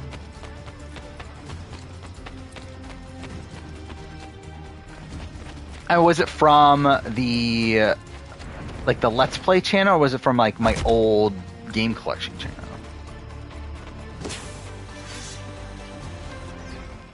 You saw that! Hit the bastard! Hit him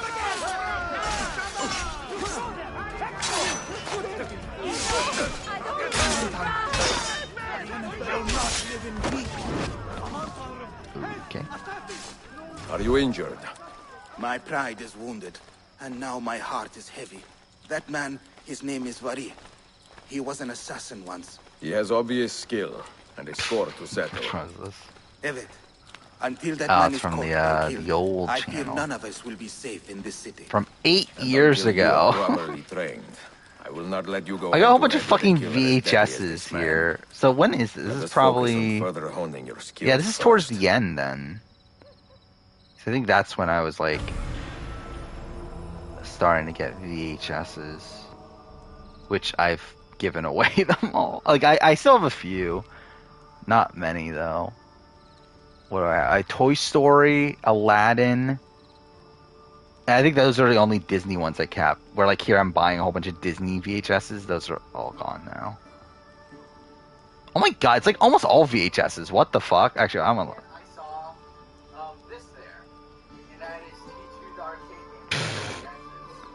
Oh, thank God I got fucking T2 on Genesis. I believe that's still in the collection. Yeah, it is.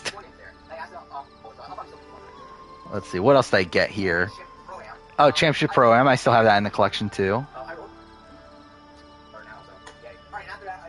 Oh, I actually edited these videos. That's even more embarrassing. Oh my god, they closed down. What a shame. Okay, cool. Buffering. Great. Oh, this is fucking... I bought a Star Trek VHS. I don't think I own that anymore. Yeah, I think that's one of the ones I got rid of. I mean, the stuff on VHS I still own are Power Rangers, Dragon Ball, Captain Planet, which is one I had as a kid. Actually, wait, what is that one? I can't even tell what that is. I have a Survivor VHS from, like, the Borneo Greatest Hits thing. Nah, it's a lot of random shit like that. Stuff I actually cared about when I was a kid. I don't even know who the fuck Steven Crowder is. What am I doing here? Is Up the best written Disney movie? I don't know. I never liked Up that much. Like, I think the opening is great, but then the rest of the movie is just kind of eh. Did I actually get any like oh, I guess I got Genesis games. Oh, I got Super Nintendo. Okay, I got box Super Nintendo games. So I still have. I do. Yeah, that's part of the stuff to get rid of. Crash Team Racing. That's at least a good game. Yeah, it's so weird. Like looking back at my like game collecting days, where like I bought I almost never played any of the stuff that I bought, and also it's like a lot of them are things that like I like wouldn't even want nowadays. I fucking bought Advent Children. That's really funny. I knew nothing about Final Fantasy VII outside like the opening like 30 minutes back then. It's kind of funny. I bought fucking Advent Children. I still own it. Even though I would probably want to buy the Blu-ray. Freddy's Dead. Do I still have that? I think I might still have that. Alright, Harry Potter. Are these old DVDs at the end?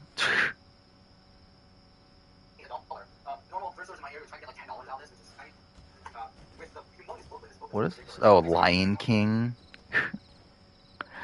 What a weird time.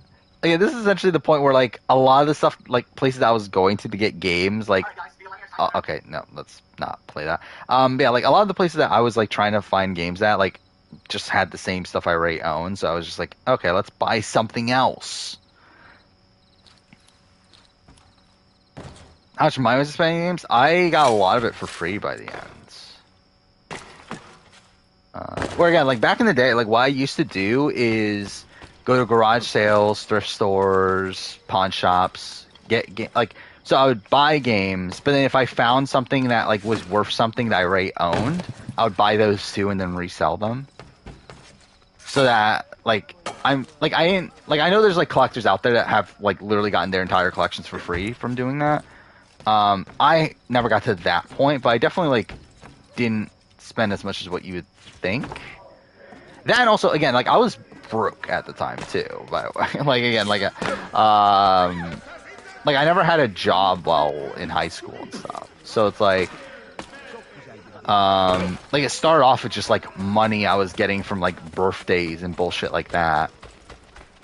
And yeah, it's like, so I wasn't like spending that much money on the games too. Like I would, again, $5 on a game back then would be a lot to me, which is so funny nowadays considering like, again, like I could easily spend like $20 or something and not really give a shit about it.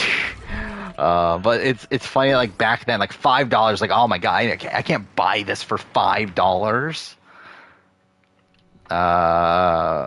What was I in high school? I mean, I would say, well, I guess, like actually, no, wait, a geek and a nerd are the same fucking thing. No, I don't have siblings.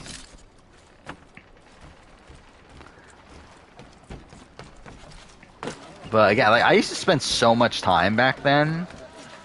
Like really, that's where like all my free time was going back, like in high school and stuff was, I guess like early college, is like going to these places to buy games and sell some of it and like all that stuff, building up a collection, and then lost interest, and then that's where we're at now. Like a super, like, so yeah, I started like selling stuff, like actually like started selling like the actual collection, because like initially like the plan was like just to get as much as I can.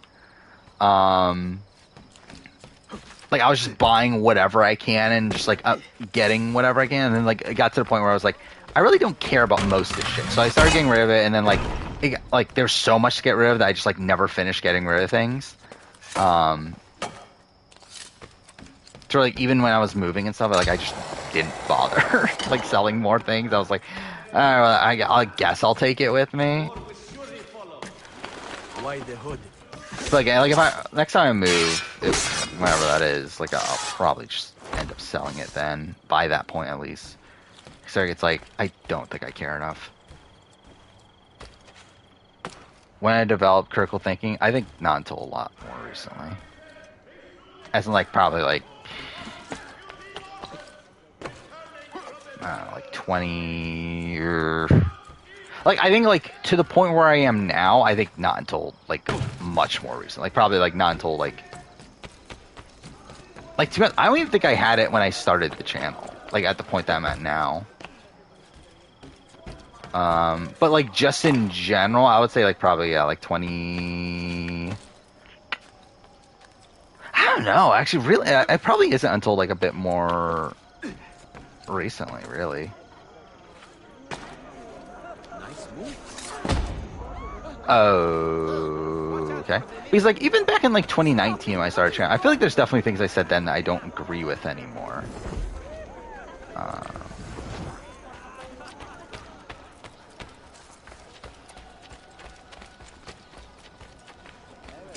But I don't know. Like I mean, I think like probably towards the end of college-ish is where like I don't know. I mean, I don't know. I think it's just kind of like a bit weird in the way that like everything played out, I guess.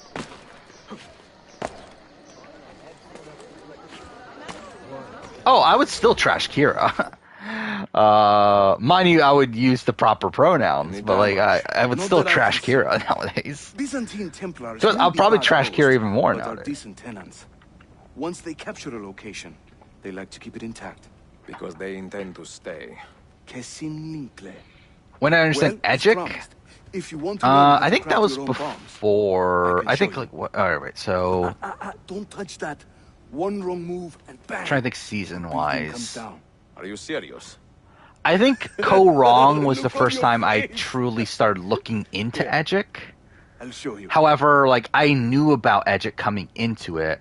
However, I think like the first time I like actually like properly studied Edgic was probably around Ghost Island or so.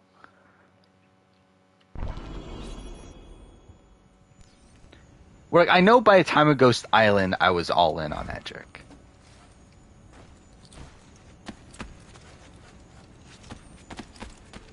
But yeah, like I think like even like Game Changers, I remember like thinking Sarah was getting good at it and stuff. Oh, it was the game want me to do? Fuck me. Stop paying attention.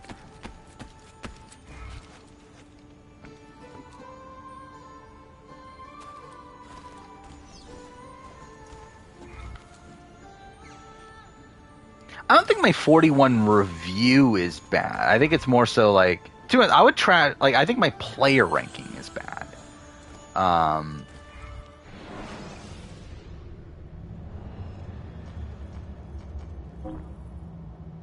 Wait, what? Oh, okay, not what I meant to. It's this one, that's why.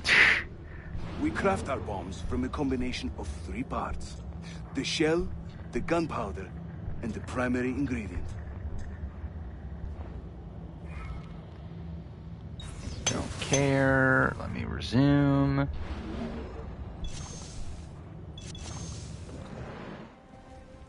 You'll find many ingredients for bomb recipes scattered throughout the city. But to be honest, I think 41 is probably the point in the channel where like I kind of fully recognized what I wanted to do with it.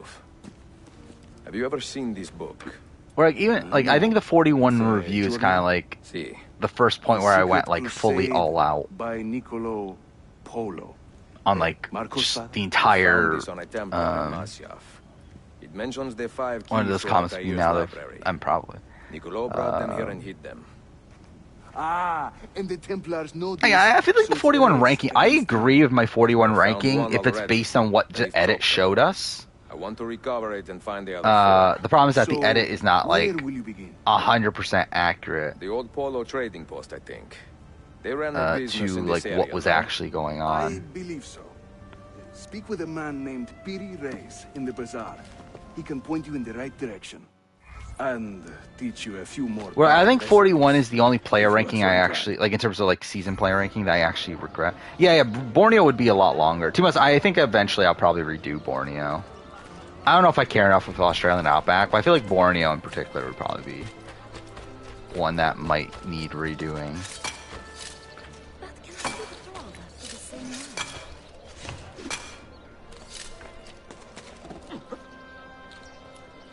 Like for me, the way I think of it is I think like any video I made Wait,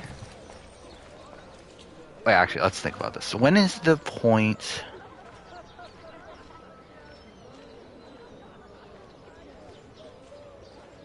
So it's like, yeah, so like 41 is the point where like I think I like fully decided on what I was doing. I think it's the Winners at War reviews the other point, right? Is that I'm thinking of, that's the other point. Like I think Winners at War was the point where like I came up with like the general structure of the channel and like how I want it to be structured. But then I don't think it's until 41 that like I realized like how in depth I wanted to go. But to me, I think I like now I know exactly how I want the channel to go. But I haven't been able to like fully go in on that yet. Because I think it's in the middle of this batch of videos I kind of realized what I should probably do. Is BB Can 9 the most messy gameplay in general Big Brother? It's probably up there for sure. But there's not really a great player in sight, and yeah, they're all playing like extremely messy games. Is this Puri Reese? Fuck, we're really behind, aren't we? I just realized I wanted to get to sequence. Wait, no, we're gonna get to sequence 4. I think I have seen some of your earliest work. Yeah, actually, now I think about it, we're gonna get to sequence 4 somewhat soon, but Yes. ideally we'd get a little bit past that. Did Yusuf Tazim send you? That sounds like one of his exaggerations. See, he said you could show me the location. I remember listening to my Borneo vid a few days, and you brushed up past a lot of big moments. Yeah, again, like it definitely, like it would be a lot more in detail now. Lothario? Ezio. I don't hear. Hourglass granted Erica immunity at the final The old 12. polo show. Trimol, meanwhile, Yul and Tony lorded Mega Idols all season. I think the difference there is that they were able to utilize their idols, like, strategically to maneuver through the game. Also, like, they didn't know about Tony's idols, so that's not even a valid point of Tony. But with, like, Yul, like, I think, like, it's a different situation where, like, it's him in the game being able to utilize, like, he's actually, like, actively using that idol as a way to protect himself in the game. Where, like, really, it's like they could have put the votes on Yul and just flushed his idol, but he gets everyone to not do that. Like, even at the final 5, like, there's, like, such an easy scenario there for Sundra and Ozzy to flush his idol. So he's vulnerable at 4, and they just don't do it. Everything you see here is for sale. If you come well, like, with Erica, it's like a one-time thing handed to her by production. Like, that's, like, radically different in my eyes than Yul and Tony. Just let me know.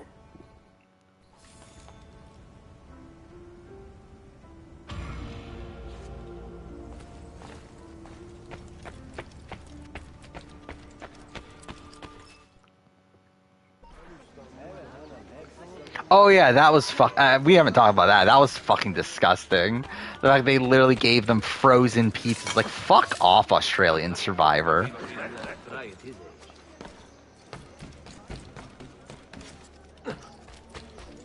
Oh, yeah, well, what'd they do before? They did something dumb like that for a reward before, right?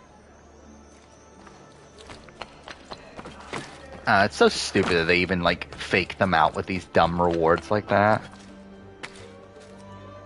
Who's better, Becky or Sandra? Becky.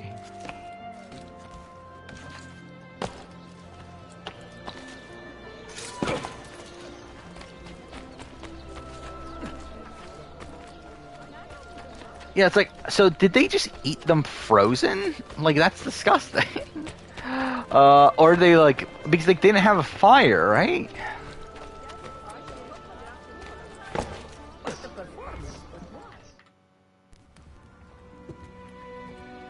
Buongiorno, merhaba. That's not always good play, but I do like it when players are open to their idols and use them. Yeah, it's always fun that way.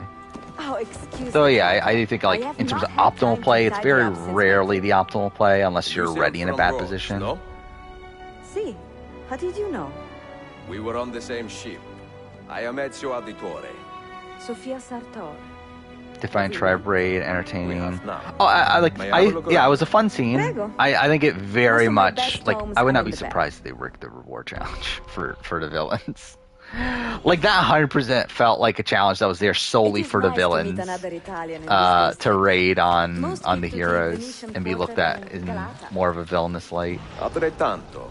I one, assume right? the Ottoman war with Venezia. Is it not? Leaving Okay, most well, of I'm you just a away. fucking idiot. I lived here with my parents. Oh, when I was a it's girl. this one The then. war pushed us out, but I always There we knew go. I would return. It's not like I've played this game like 40 times or whatever. Interesting? Mio Dio. Who put that there? The players with idols informed. Where does it lead? Wait, the players with idols are informed when they get voted out, or do they just go with their gut? I mean, like, Only the most interesting man in your life. so Wentworth. So I believe the Wentworth situation was I will that return in a moment. Joe had told Sierra that Wentworth was getting voted out, and then Sierra told Wentworth, not knowing that Wentworth had an idol. But this obviously, like, made Wentworth know that she had to play her idol.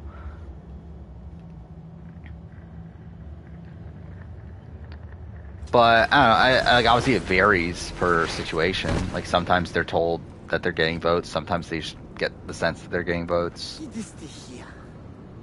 Do you know how long we've been searching this filthy cistern? I've been here a few weeks. 13 months! Ever since the Grand Master found that damn key. But he hasn't got a clue what he's doing. I love how, like, in this game, they fucking mention the Grandmaster a billion times, but they, like, never mentions Ahmet until, like, it's just so convenient that you need to know that. I said. Back to your post, Ayrtes. What time is it? Yeah, it's already almost 3. God damn it. I would say, I do have to get up earlier tomorrow, which is kind of annoying, but, like, realistically, it's, like, more than likely I'm probably not going to be able to go to sleep even if I tried to go to sleep right away, so it's not even really worth, like, ending stream early for the sake of that. But, yeah, I'm going to have a busy day tomorrow because I have stuff going on, like, pretty much all, like, morning / afternoon, and after I have to watch Australian Survivor and Last of Us.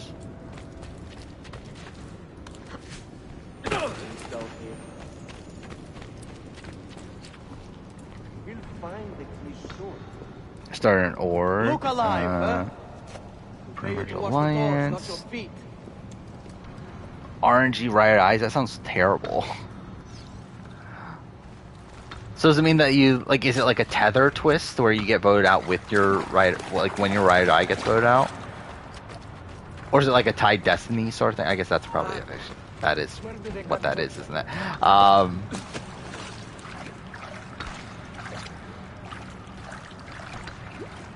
Oh, I forgot you have to kill a guy. God damn it, I'm not even paying attention.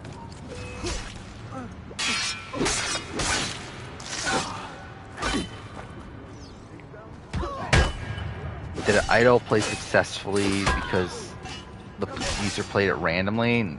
I don't think so.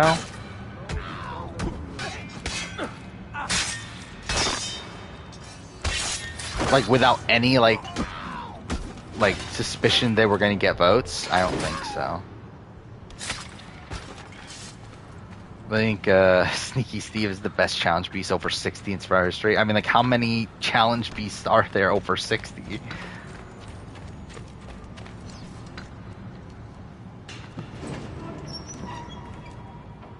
get benefit from having your partner in the game.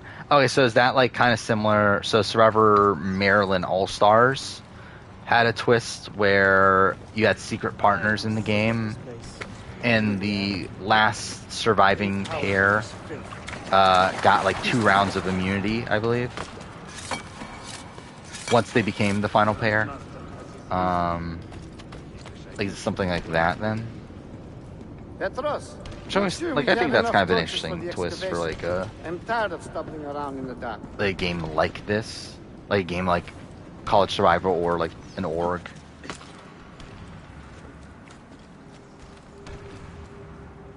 Don't know what the end reward will be. Oh, okay. I forgot, in Maryland, did they ever reveal it? I don't think they did they? So, maybe I spoiled you on what the reward could be. If they just took it straight from Maryland.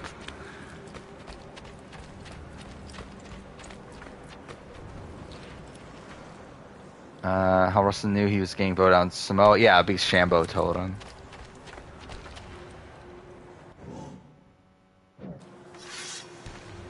I love how, like, there's always been this path here, and I never even knew that was there until, like, a year ago. Because I always assume... Okay, well, that was me being... Okay, well, I fucked that up entirely. The better player between Sierra and Wentworth? I think I'm inclined... Like, in terms of better player in the grand scheme of Survivor, I would say Wentworth.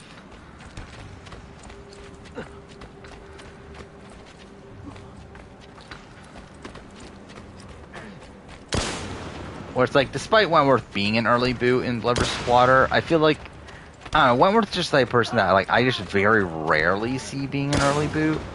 Like, I feel like Blood vs. Water was, like, an anomaly. By the way, light shafts, whatever, look terrible here. Yeah, like, I just feel like that's like such an anomaly with like her dad being involved and her being swapped with him and everything. Oh, okay. How did I not die there?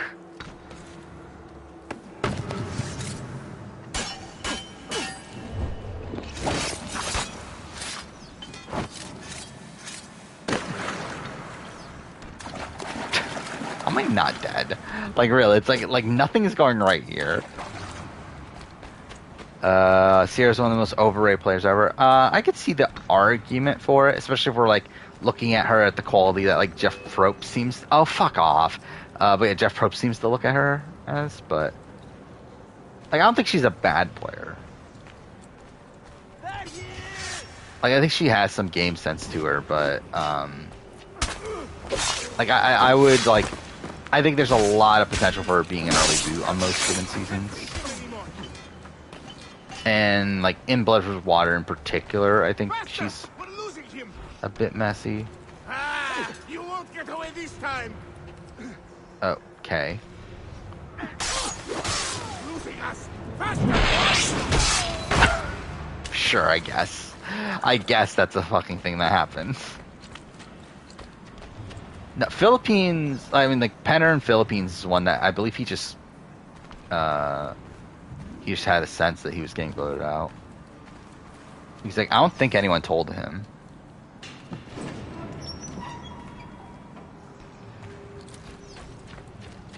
Touch every shadow. So if there is an idle play that like randomly saves someone, I think that the Penner one might be that one. As I think it might have been a situation where like he was like, okay, it's the merge, and I don't want to be taken out with the merge, so I'll play my idol here. I think that might have been a factor for Penner. There is someone down here. Yeah, that's what I'm saying. Like her going to rocks. It's like, yeah, that's an impressive display of like her having this like killer instinct, her having this like ability to shake up the game in the situation where like she's on the bottom. But it's like she should have known that she was on the bottom the previous round. It's like she's only in that situation because she fucked up the previous vote. Number 4 is crazy. What is this?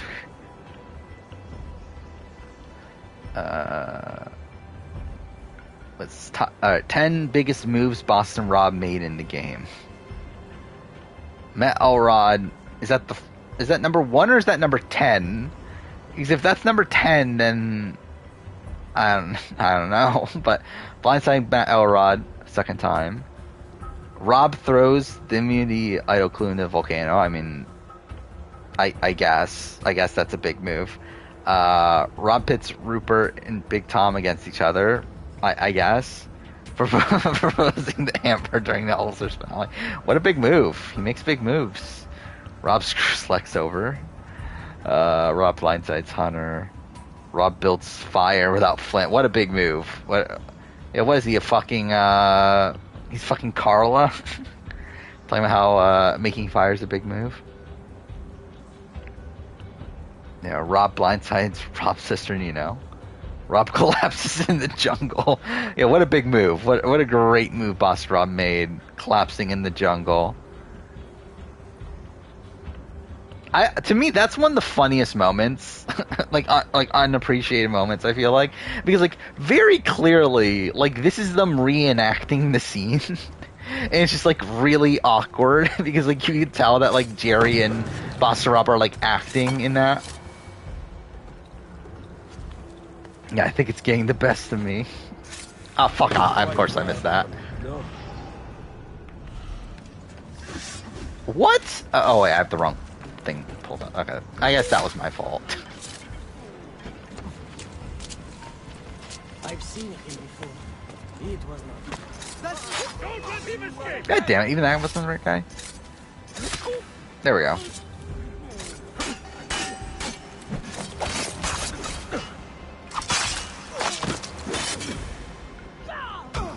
Oh yeah, and the Danielle Amanda one's funny too. Yeah.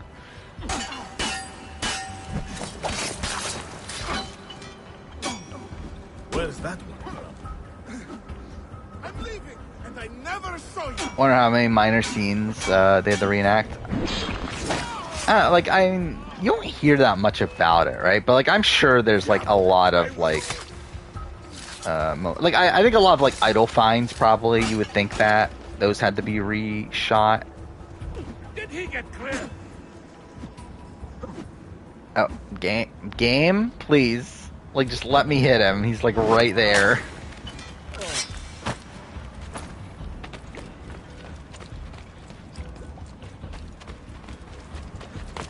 That's the thing I find funny with like College Survivor too, is that like College Survivor, it's like there's like many points where like they don't even have the footage of people finding idols. They just have to like piece it together through fucking confessionals and everything. Did Jerry flip on Rob because she was at the bottom of his group? To a degree.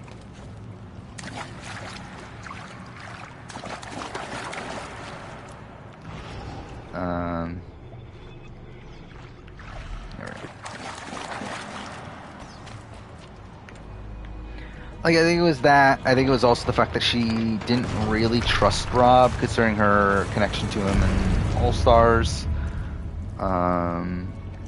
Also, she like started to build a good relationship with Russell. So I think it was like a number of factors, but I think it was probably the right call for her.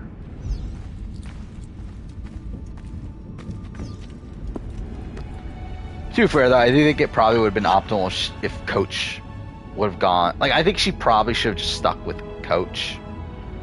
And gone like where he went. Like, obviously, like I think ideally she flips, but flips with Coach. The fact that Coach doesn't flip is kind of like, I mean, to be fair, it doesn't really backfire on her, right? Because like it ends up like Coach ends up taking the blame anyway.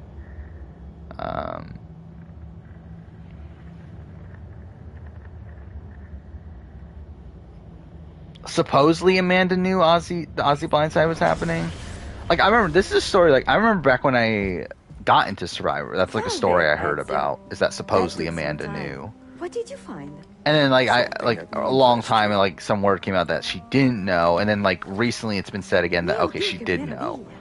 So it's like, I think she knew. Like, that's a story I've heard for a while, but, like, I don't know, it seems to be a story that's, like, not super consistent. Rare books. But I have this, like, I would have, like, I would bet money on the fact that, yeah, she probably knew. These maps should tell us where. Because, like, I don't think Parvati would have made the move not telling Amanda. From what I can tell, I need to find these 3 books first. They may contain clues to locate the rest of these. Molto curioso. Another was What's up found with beneath sequence Topkapi 3? Palace. Is it just the Altair There's mission? still time to reach the others. Found by whom? Men who do not read. Sophia, can you decipher this map? Help me find these books. Yeah, next, my plan is to finish this game next stream. I don't know if we're going to be able out. to unless I do a really long stream, but maybe we'll just say fuck it and try to finish it anyway. Does Ty beat Jason Scott? I don't know. I mean, like, it depends on like how everything plays out from that point forward. Salute. Piri told me I might. I think Scott can't win, so at that point, I think it would be between Ty and Jason. This is one of But I could see a world where Jason's more respected by the end. Think you know why Bruno hates Kevin? I'm like sure you nothing do. I've ever seen. You should keep it somewhere safe. At our headquarters, see. I will. What is this list? I am coordinating with our allies today. The thieves in the bazaar. The The 10 last winners ranked on how much they deserved it. You are spread a bit So this is in reverse order then, right? Let me speak with the Romanis myself. I'm assuming. I have had so little contact. So are they with them saying in the Michelle past. is last? That would ease my mind. If you are in a hurry. Oh yeah. So they're saying Michelle's last, then Chris Underwood. Which, like, too fair. I would agree with Michelle being low, but like again, below Chris Underwood's funny. Natalie Anderson is third. And then Wendell. Wait, where's Ben in this then? Is Ben like super high? Jeremy, okay. Yeah, then Ben. Alright, I guess. Adam Klein is above Jeremy and Natalie, okay. Nick Wilson, fine, I guess. Sarah Lucina. Wait, Mike Holloway's number 1? I guess it depends on like how you determine deserves, because like obviously deserves is just an arbitrary term. Oh fuck, I have the Romani mission too. I completely forgot about the Romanis.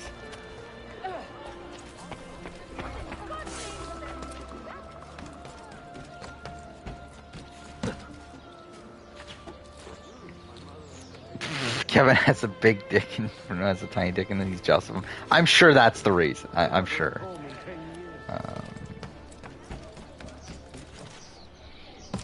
Bruno is the Rachel Riley of BB Can.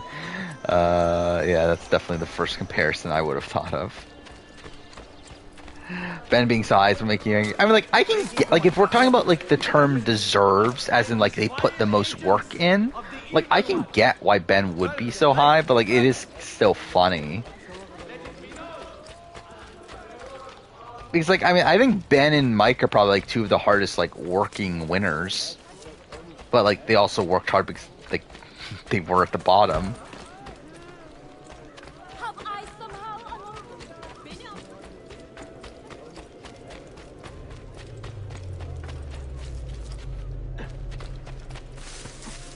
Is Cody Blindside the best and most effective play in recent history? Yeah. I said this before. I think like on paper, the Cody Blindside is like one of the best moves ever made in Survivor history. Like I think in terms of like the purpose of the move and like how hard the execution of the move is, I think like it's done pretty like flawlessly. The problem is that like obviously it's like Jesse like still needs to get to the end after that. But I think in terms of like the point of the move, in terms of like again like taking out his closest ally, using his own idol, also flushing Carla's idol, while also gaining respect from the jury, like it does like everything there perfectly. It's just that it also puts him in a position where he'll need to win the final fire making, which was not a guarantee, obviously.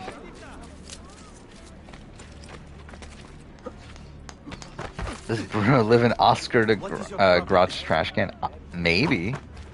I doubt it, but I guess that's a possibility. I don't think I could have even named that character. Like, I know who you're talking about, but like, I don't think I could have named that character at the top of my mind. Of course I missed that. Or not. I guess I made that.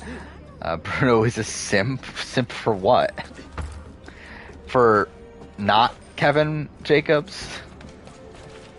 For everyone but Kevin Jacobs?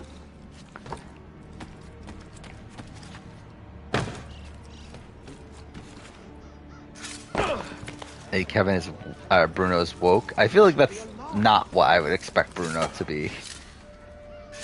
Unless we're talking about woke in the way that like Jesse was woke. In BB Can 6.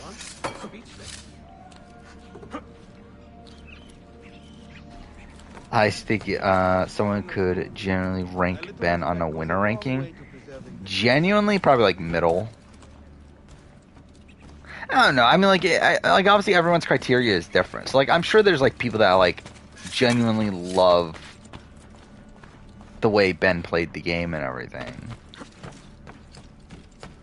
Though even then, I feel like they would have to like still like knock him for the fire making. But still, like I could see people like legitimately like putting Ben like, you know, near top 10. I just wouldn't agree with that.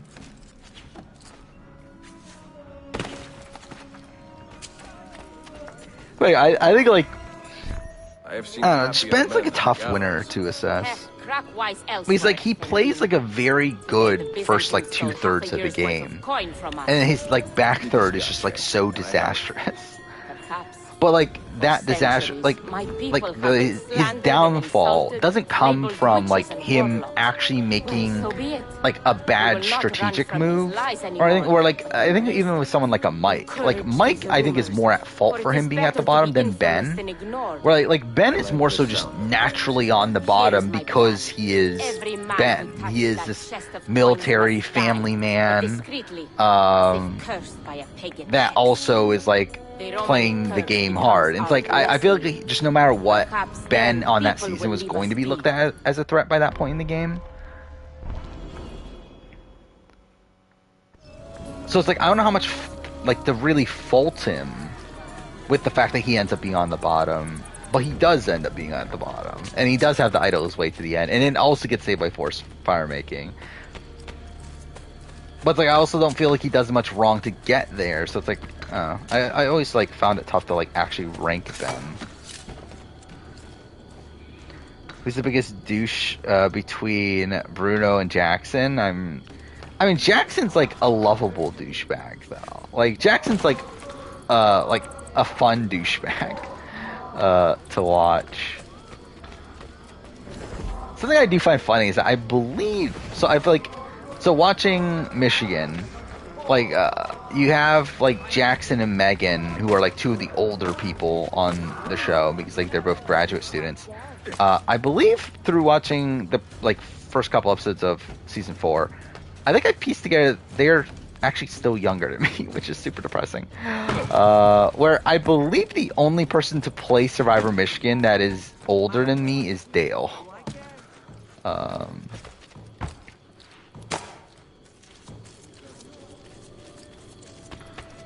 Where I think the only exception could be some of the season 1 people, but I believe even then they're probably like a year younger than me. So that's kind of weird to think about. Because I remember like watching College Survivor, like when I was in college, and thinking, oh, these people are like older than me and stuff. But it's like, it's funny, like not realizing that like Survivor Michigan, the entire series, these people are younger than me. Who wins McCrae Amanda final 2? Probably Amanda, but depends on like how anti Amanda they are. But like I would suspect they would vote Amanda.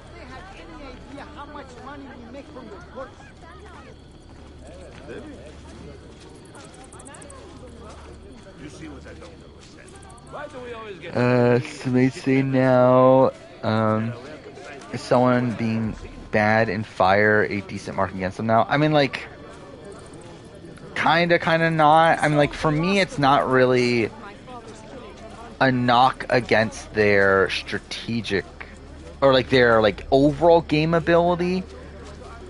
But I think, like, when looking at, like, people's chances to win, I think that's something to take into consideration. Agreed. Like, I think for me, it's like I wouldn't use someone's like poor fire making ability to knock them on like a winner ranking, or on like even like a general player ranking. I guess. I don't know. Maybe I would on a player ranking at this point, just because it is like kind of a mainstay. But I don't know, I feel like it's weird too when you have like the inconsistent formats of it all, though. What is happening? There was this. Oh yeah, I did see this. Yeah, Last of Us episode 5 is gonna be on Friday instead of Sunday, which is cool. I'll probably watch it right when it gets released. Probably.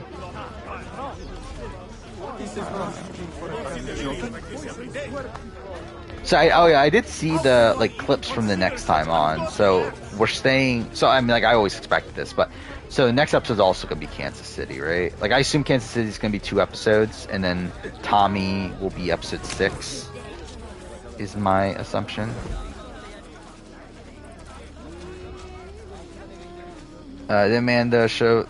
No, Alyssa should have been keeping Amanda around. She made the right call. If only she could actually keep her around.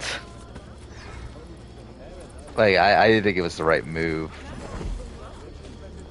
Mind you, a move I'm surprised that Alyssa made. But there's other things that factor into that.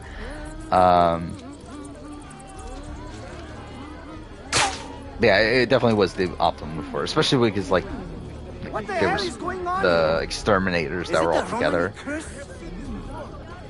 God help us. This is a bad idea. You see, that's what I'm saying. Like, I don't think I would retroactively,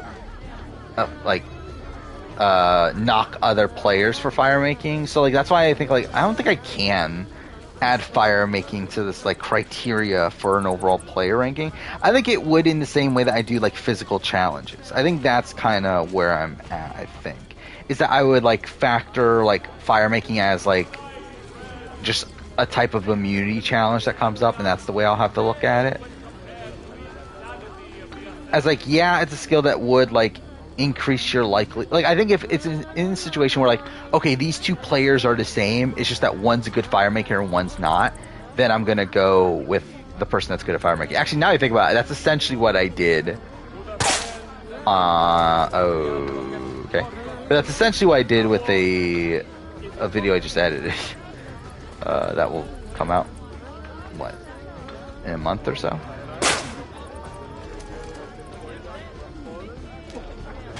But yeah, so I think it's in a situation where, like, they're extremely close. I think that might be the tiebreaker. God preserve me! I was a fool! But yeah, I don't think that'll be, like, the deciding, or, like, that won't be, like, something that jumps you up a lot on the list. Because, like, at the end of the day, it's like, fire is still avoidable through social ability. Like, we saw Tommy do it.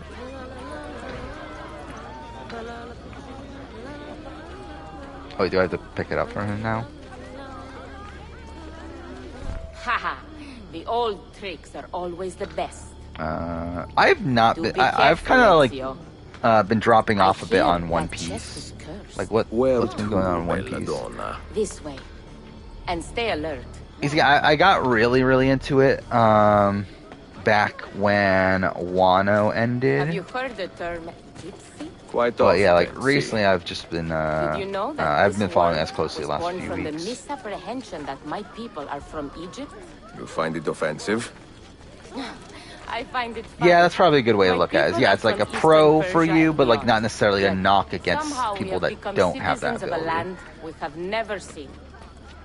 People are quick to judge and slow Does to correct Wiggleworth beat themselves. Rudy, Sean, Sue in a People final are two? She stupid. beats Rudy. Or no, she loses against Rudy. Ezio, the simplest Um, answer is always the best. I think she beats Sue.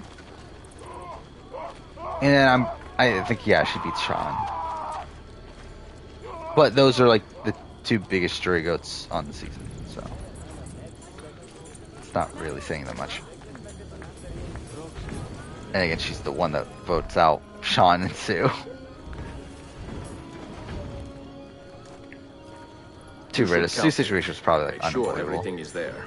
Like, it is weird that they'd even bother creating a tiebreaker rule back then. They were just like, okay, well, we'll just revote until someone changes. It's like, at that point, it's like, I guess Kelly would have been the more willing one to flip than Rudy. I will ask you.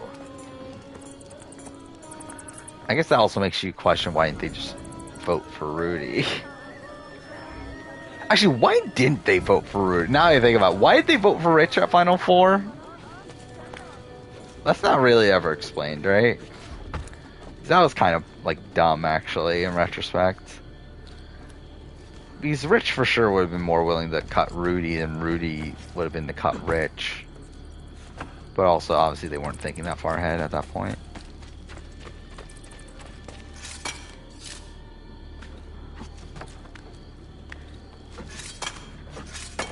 .46 returnees, kind of to be old school versus new school. I doubt they'll do that for 46. I think it's either second chance 2 or fans versus favorites if it has returnees. Peasants are not allowed up here. What's But I don't know, old school versus new school, I feel like that's, like, the type of thing that if they were to do it, that would be, like, more of a Survivor 50 sort of thing. Like, that would be a more landmark all-star season than what I'm expecting from an upcoming all-star season.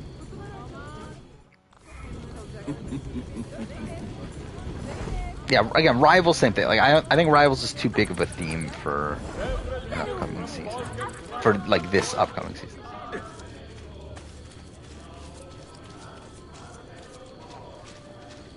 Yeah, I think personally I would definitely prefer like a full All-Star season. There's just like so many people we can get at this point.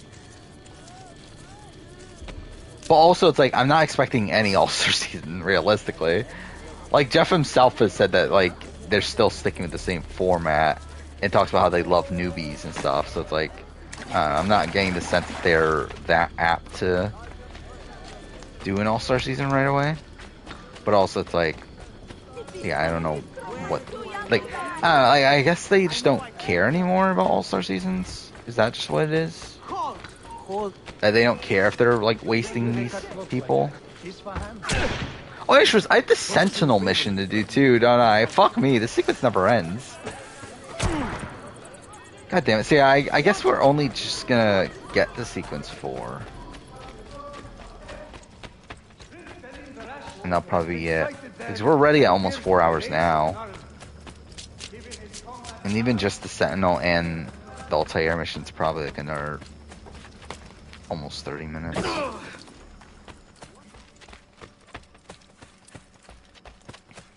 Probably praying for 44 to flop. Too fair, 44 flops, it'll be too late. Because more than likely, well, I guess it won't be too late for 46, I guess.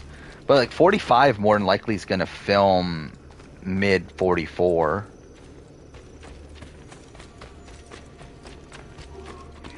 But I guess 46 would film after 44. But also it's like, I doubt it will flop. Because like, we already know from production that they love the season. So like, unless it's like as bad as like something like Karamoan, like I don't think they... Wait, what? How did he die? What do you mean he's dead? Whatever. Fuck yours. Impressive moves. But the thing is, like, most people do love 42. And really, actually, like, and at the end of the day, it's like, like the actual audience response doesn't actually matter. It's more so how they perceive the audience responds. Another one for the mortuary. Pay attention. What on earth are you doing?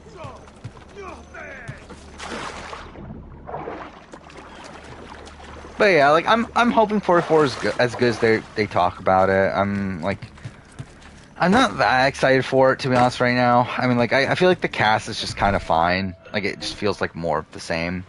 And yeah, we've heard of like certain things that like there might be like a swap on this season. Like maybe that means that like they're gonna shake things up here, but based on Jeff Probst's interviews, he really just seems so gung ho on this current format. That's like, it's kind of worrisome.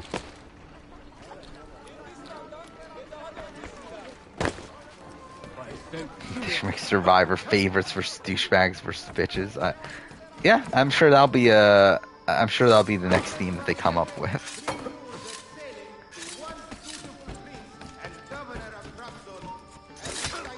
Best Big Rare Blindside, like for me, it's like the Betty Blindside. Like I just feel like those are kind of, I don't really consider those real blindsides when it's like one person. Like whenever I think of like a Big Rare Blindside, I think of like the Rachel Blindside, or like when it's like a big group of people blindsiding like another group of people.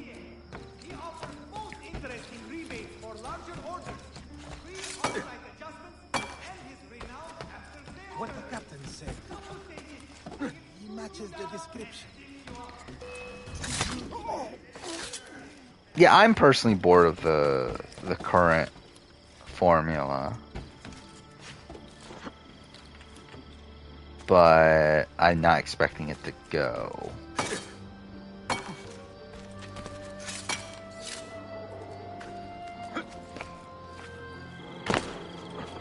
And it is a blindside, but it's not really like one that I would like.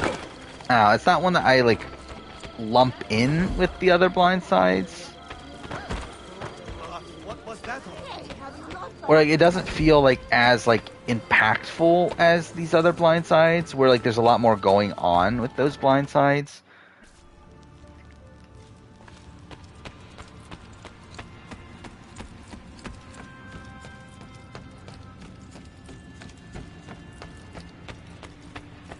Like, it's definitely, like, an all-time great, like, vote off and whatnot. And, like, it is a blind side. But, like, it's just, like, when I think of, like, these epic Big Brother blind sides, like, that's not really, like, what I consider. Where it's, like, I feel like these, like, 5-4 votes where, like, half the house is confused at what just happened. Like, that's what I would consider, like, a true blind side.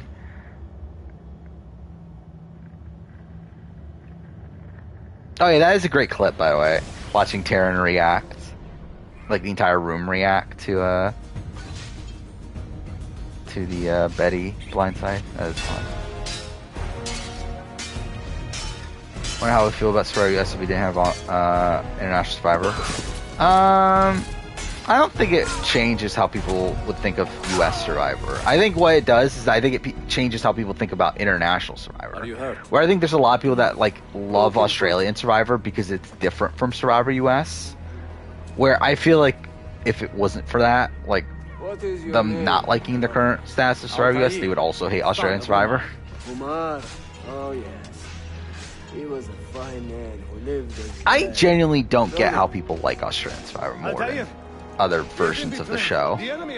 Like, to me, there's literally nothing that I like better in Survivor US than in the US format. We can do nothing. Like, SA, okay, yeah, there are. But, like, I think, like, Australian Survivor, I don't think there's a single thing. Flank the Crusaders in the village and drive them into the camp. You don't stand a chance. Do you think there'll be a crossover Survivor Big Brother? Like, a crossover between Survivor and Big Brother? Or we're talking about, like, crossover, like, between, like, Survivor with, like, the international ones, and then Big Brother with the international ones. Like, between just Survivor and Big Brother, possibly. I mean, that's essentially what the challenge is, right? Or are we talking about, like, okay, so you mean, like, a Survivor player on Big Brother? Then, like, I don't know, probably, maybe, I don't know. I don't know if they care enough, to be honest. I don't think Big Brother cares enough. It could happen, but... Like, I don't think, Big Brother's like that. Like, they don't feel like they need, like, a random Survivor player to be on there.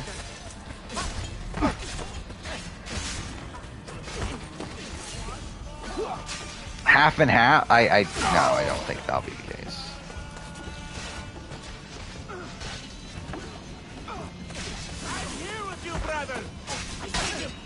Yeah, I think SA is definitely the better product. SA 9 I feel like is kind of weird. Like, I just feel like the overall, like, structure of Return of the Outcast was just really weird in retrospect. That makes me not like it as much. But yeah, like, SA, yeah, 6... Even, like, I think SA 7, for, like, considering how bad of a season it should have been, I think it was done really well. For I cannot betray those I never truly loved. My favorite character in Assassin's Creed, by the way. Living a lie. Probably the character I relate the most to is the fucking random Templar you kill here. Or not even Templar, he's not even a Templar, right? Now you call on your lapdog to protect you? You disappoint me. Why not share what you have learned with everyone, like a yeah, also, yeah, I just don't remember Return of the Outcast that well anymore, just because of how it was released. Your ambition. Where is your sense of fraternity? Hey, get down now!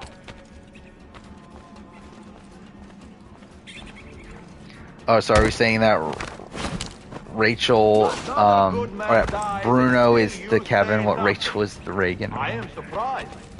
You taught me many things on No, obviously. Patience was not one of them. I think Heidi will do better on 44 than Heidi's on Amazon. Probably not. I think Heidi could be like one of the first few people booted.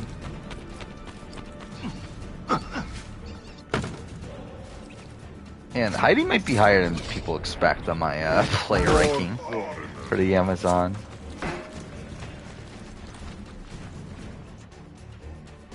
With the biggest power trip? Oh, what, Willie Hance, maybe? You put too much faith in the hearts of men, Altair. The Templars know the Devon? truth. It's probably Devon, right? Humans are weak. Frenchie, maybe? I don't know, I would say Devon's worse than Frenchie. No. Our In terms of, creed like, is the evidence to the contrary. power trip that they went on. Perhaps I am not wise enough to understand, but I suspect the opposite. That I am See, too this wise is my to life believe motto. Such rubbish. I'm too wise to believe such rubbish.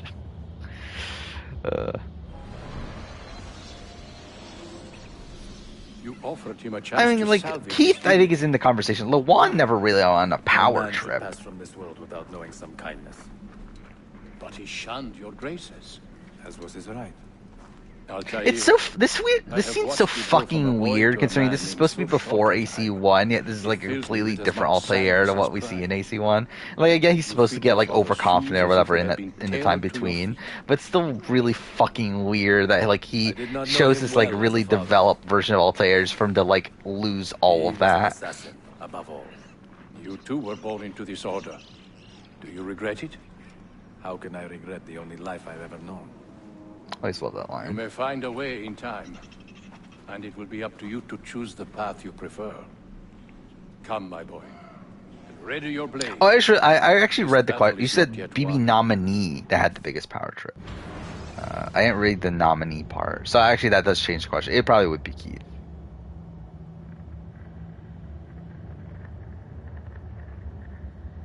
So if we're doing nominee, then yeah, it probably is Keith. So they contain recorded memories, these keys. Started was These passive, ancient scared seals. HOH of all time. Probably not. What is Altair trying to tell us, I wonder? What does he want the future Should they continue to as the know story? No. or to learn? Like, this is the perfect ending. Like, really, this should have been the end of Assassin's Creed. They should have just ended Assassin's Creed.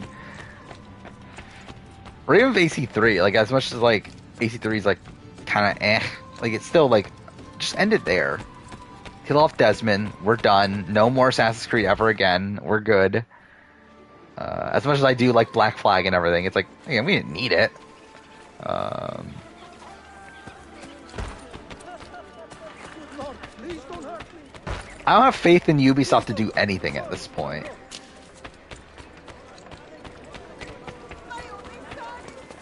And to be fair, even back here, like, I mean, like, I even think, like, if it wasn't for Darby McDevitt, who wrote this in Black Flag, it's like, I think Ubisoft didn't even have it here.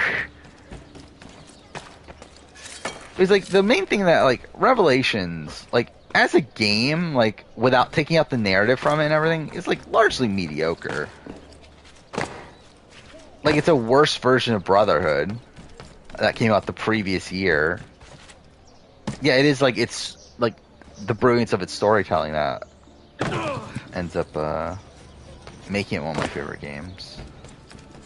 But then, like, following this, we have AC3, which is a complete mess. And, like, while there definitely are, like, a lot of cool things in it, it's like, yeah, it's just a fucking mess.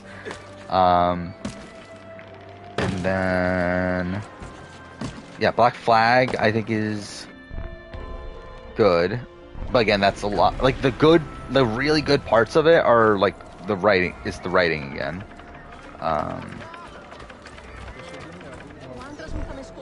Actually, I'm trying to think, like, what has Ubisoft made recently that's even good? Is Michael overrated? I mean, I don't know how he's rated. Like, if people are saying he's, like, an all-time great player, then yeah.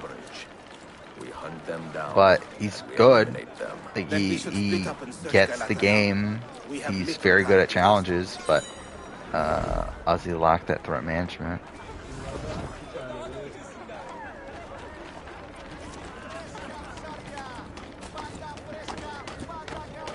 Do the AC franchise will ever return to form? No. I think that's been long gone at this point. Where people are still holding out hope for Mirage, but like, it's not gonna happen, is it? Like, because like I think the issue, like, for at least for what I want from Assassin's Creed, the issue is that like what I loved is already fundamentally gone. Like literally every piece of what was there in the original game is already gone from like fundamentally from from the overall like way that the game handles and everything. Like the current engine is just very like floaty, I guess is maybe a term to use. Like very unresponsive. But then also you have like just the fact that narratively it's like just all over the fucking place at this point.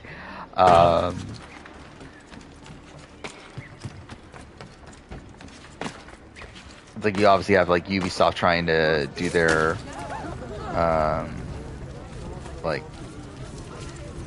microtransactions and all that stuff.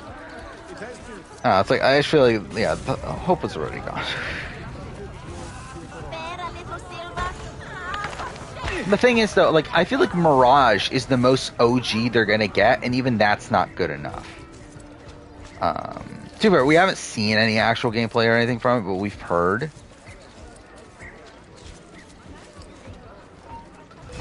Oh well, okay. I did mean to get detected there.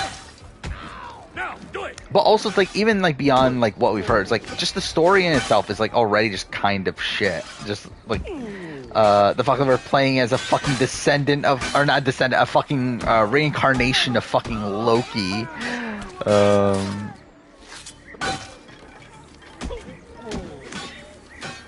Actually, fuck Assassin's Creed. Really, fuck Assassin's Creed.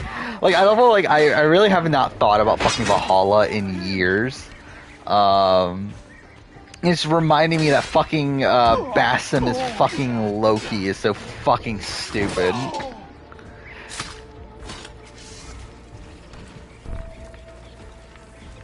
Do I hate kids? Yes, I do. I fucking hate kids.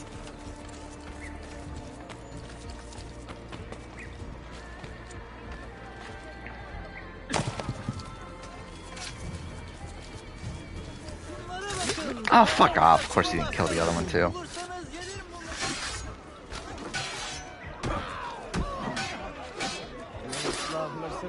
Oh, I'm sure they'll, like, try to remake the Ezio trilogy to some degree at some point, and it'll just be really shit.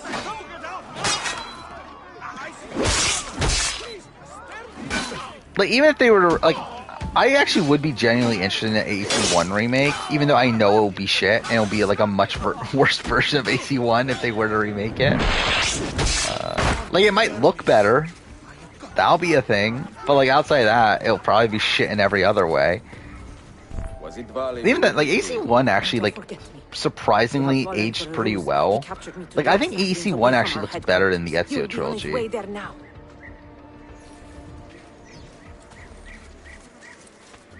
And I think that's like there was like a slightly different art style between games, but like I don't know, AC1 is like aged really well from a like graphical standpoint.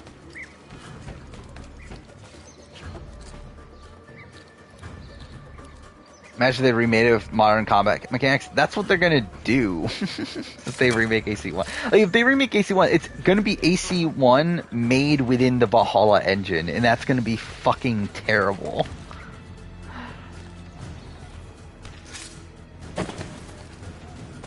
But like, to be fair, like for Mirage, I believe they've like turned the combat or the parkour back to Unity, which was also within the same engine. They're like taking that approach, which is also like Unity's also really shit in terms of the parkour system. Mind you, it's better than the current one, I guess, but like marginally, as they're both really bad. But like at least Unity looks nice, I guess. That's probably the one benefit.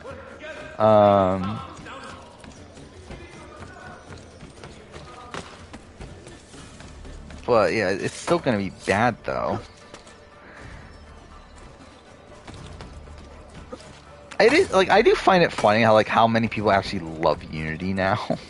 And like I like Unity, like I always felt like I liked Unity more than most people. Like even at the time when it originally came out, when it was like super glitchy and everything. Like while I was like frustrated how like nothing happens narratively for like the core. Okay, cool. for like the main narrative, which like nothing ever happened within the games.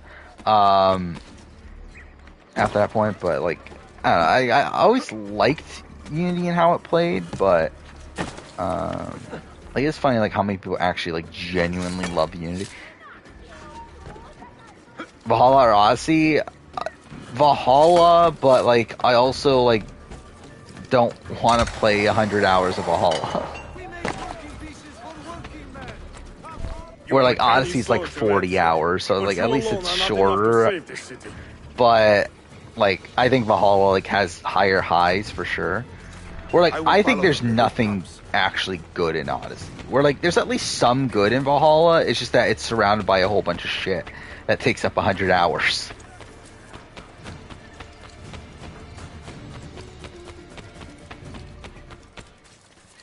But like both are really bad. Like when I do my updated series ranking, like they're both at the bottom. Once your creed was as vital to me as air and water. I really want to do that updated series ranking again. The plan is to do it next year, but I just want it to be this like final like fuck you and farewell to Assassin's Creed. Let him protect his people, his home, and his family.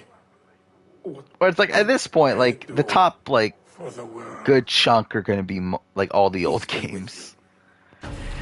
Because I think the current ranking, I don't know where Black Flag is just yet. Again, we'll replay it coming up, and I'll probably solidify my opinion on where that is after that. But as of right now, it's probably Brotherhood, Revelations, Black Flag,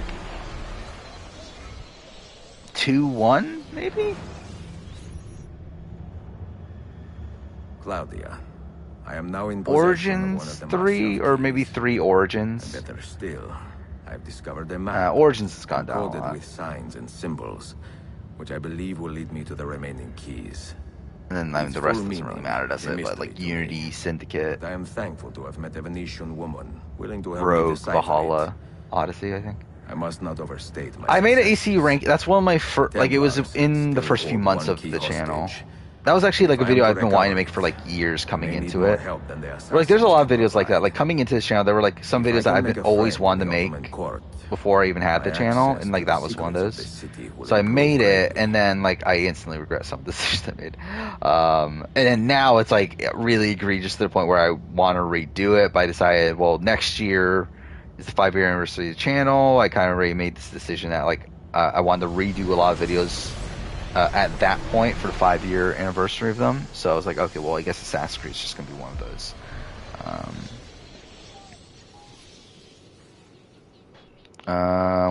One we should make why are you so mad though as emo? I need to find that image. Okay, so this is where I said I would end. We're 3:30 in the morning. Yeah, we'll probably end here. Ugh. Yeah, I technically want to get further in the game. I would have liked to finish this next upcoming mission. But it's like, also it's like a 30-minute mission. So it's like, at that point I'm staying up till like 4 o'clock, and I probably shouldn't do that. Do I love AC because it's made in Montreal? No, that's probably like my least favorite aspect of it. Actually, no, to be fair, Quebec is worse, but like still, Montreal's like, I don't know. Like just fuck Assassin's Creed. Fuck Ubisoft. Mainly it's more so like fuck Ubisoft. But yeah, I think like I love how like I just keep on like that's something I found super funny watching like some of my old gaming videos. I constantly mention how much like I fucking hate Ubisoft Quebec. In like almost every video game video I do, even if it's not even about Assassin's Creed, I just like randomly mention that like Ubisoft Quebec has scarred me for life. It was the 2020 year in gaming. That's what it was. Where like I talk about Immortals Phoenix Rising, and the first thing I have to say there is that Ubisoft Quebec has scarred me for life. So that's why. Oh, you see how their main screen. So yeah, we'll probably end here. I know Bad Girls Club 15 was a cast of sisters, and 2 separate pairs lied about being sisters to get cast. That's pretty funny. Like, imagine if that was like the fucking, they did the twin twist in BBUS, and it turns out they're not actually twins. They just lied about being twins. Like, obviously that'd be very hard to do, but that'd be so funny if that was a thing. Like, if Natalie and Adria weren't even twins. or Liz and Julia. To be fair, Liz and Julia probably would have been better off if they weren't twins. But yeah, that would have been pretty funny. But yeah, so we'll end here. Again, we'll be back on Wednesday. I don't even think anything's... Well, I mean, we'll have the 2 Australian Survivor episodes, but like that's about it between now and Wednesday, right? I guess I'll watch Last of Us. But like no Survivor Michigan because they're having a week off. And yeah, I guess it'll just be Australian Survivor. So I guess we'll talk about then. But yeah, see you guys next time.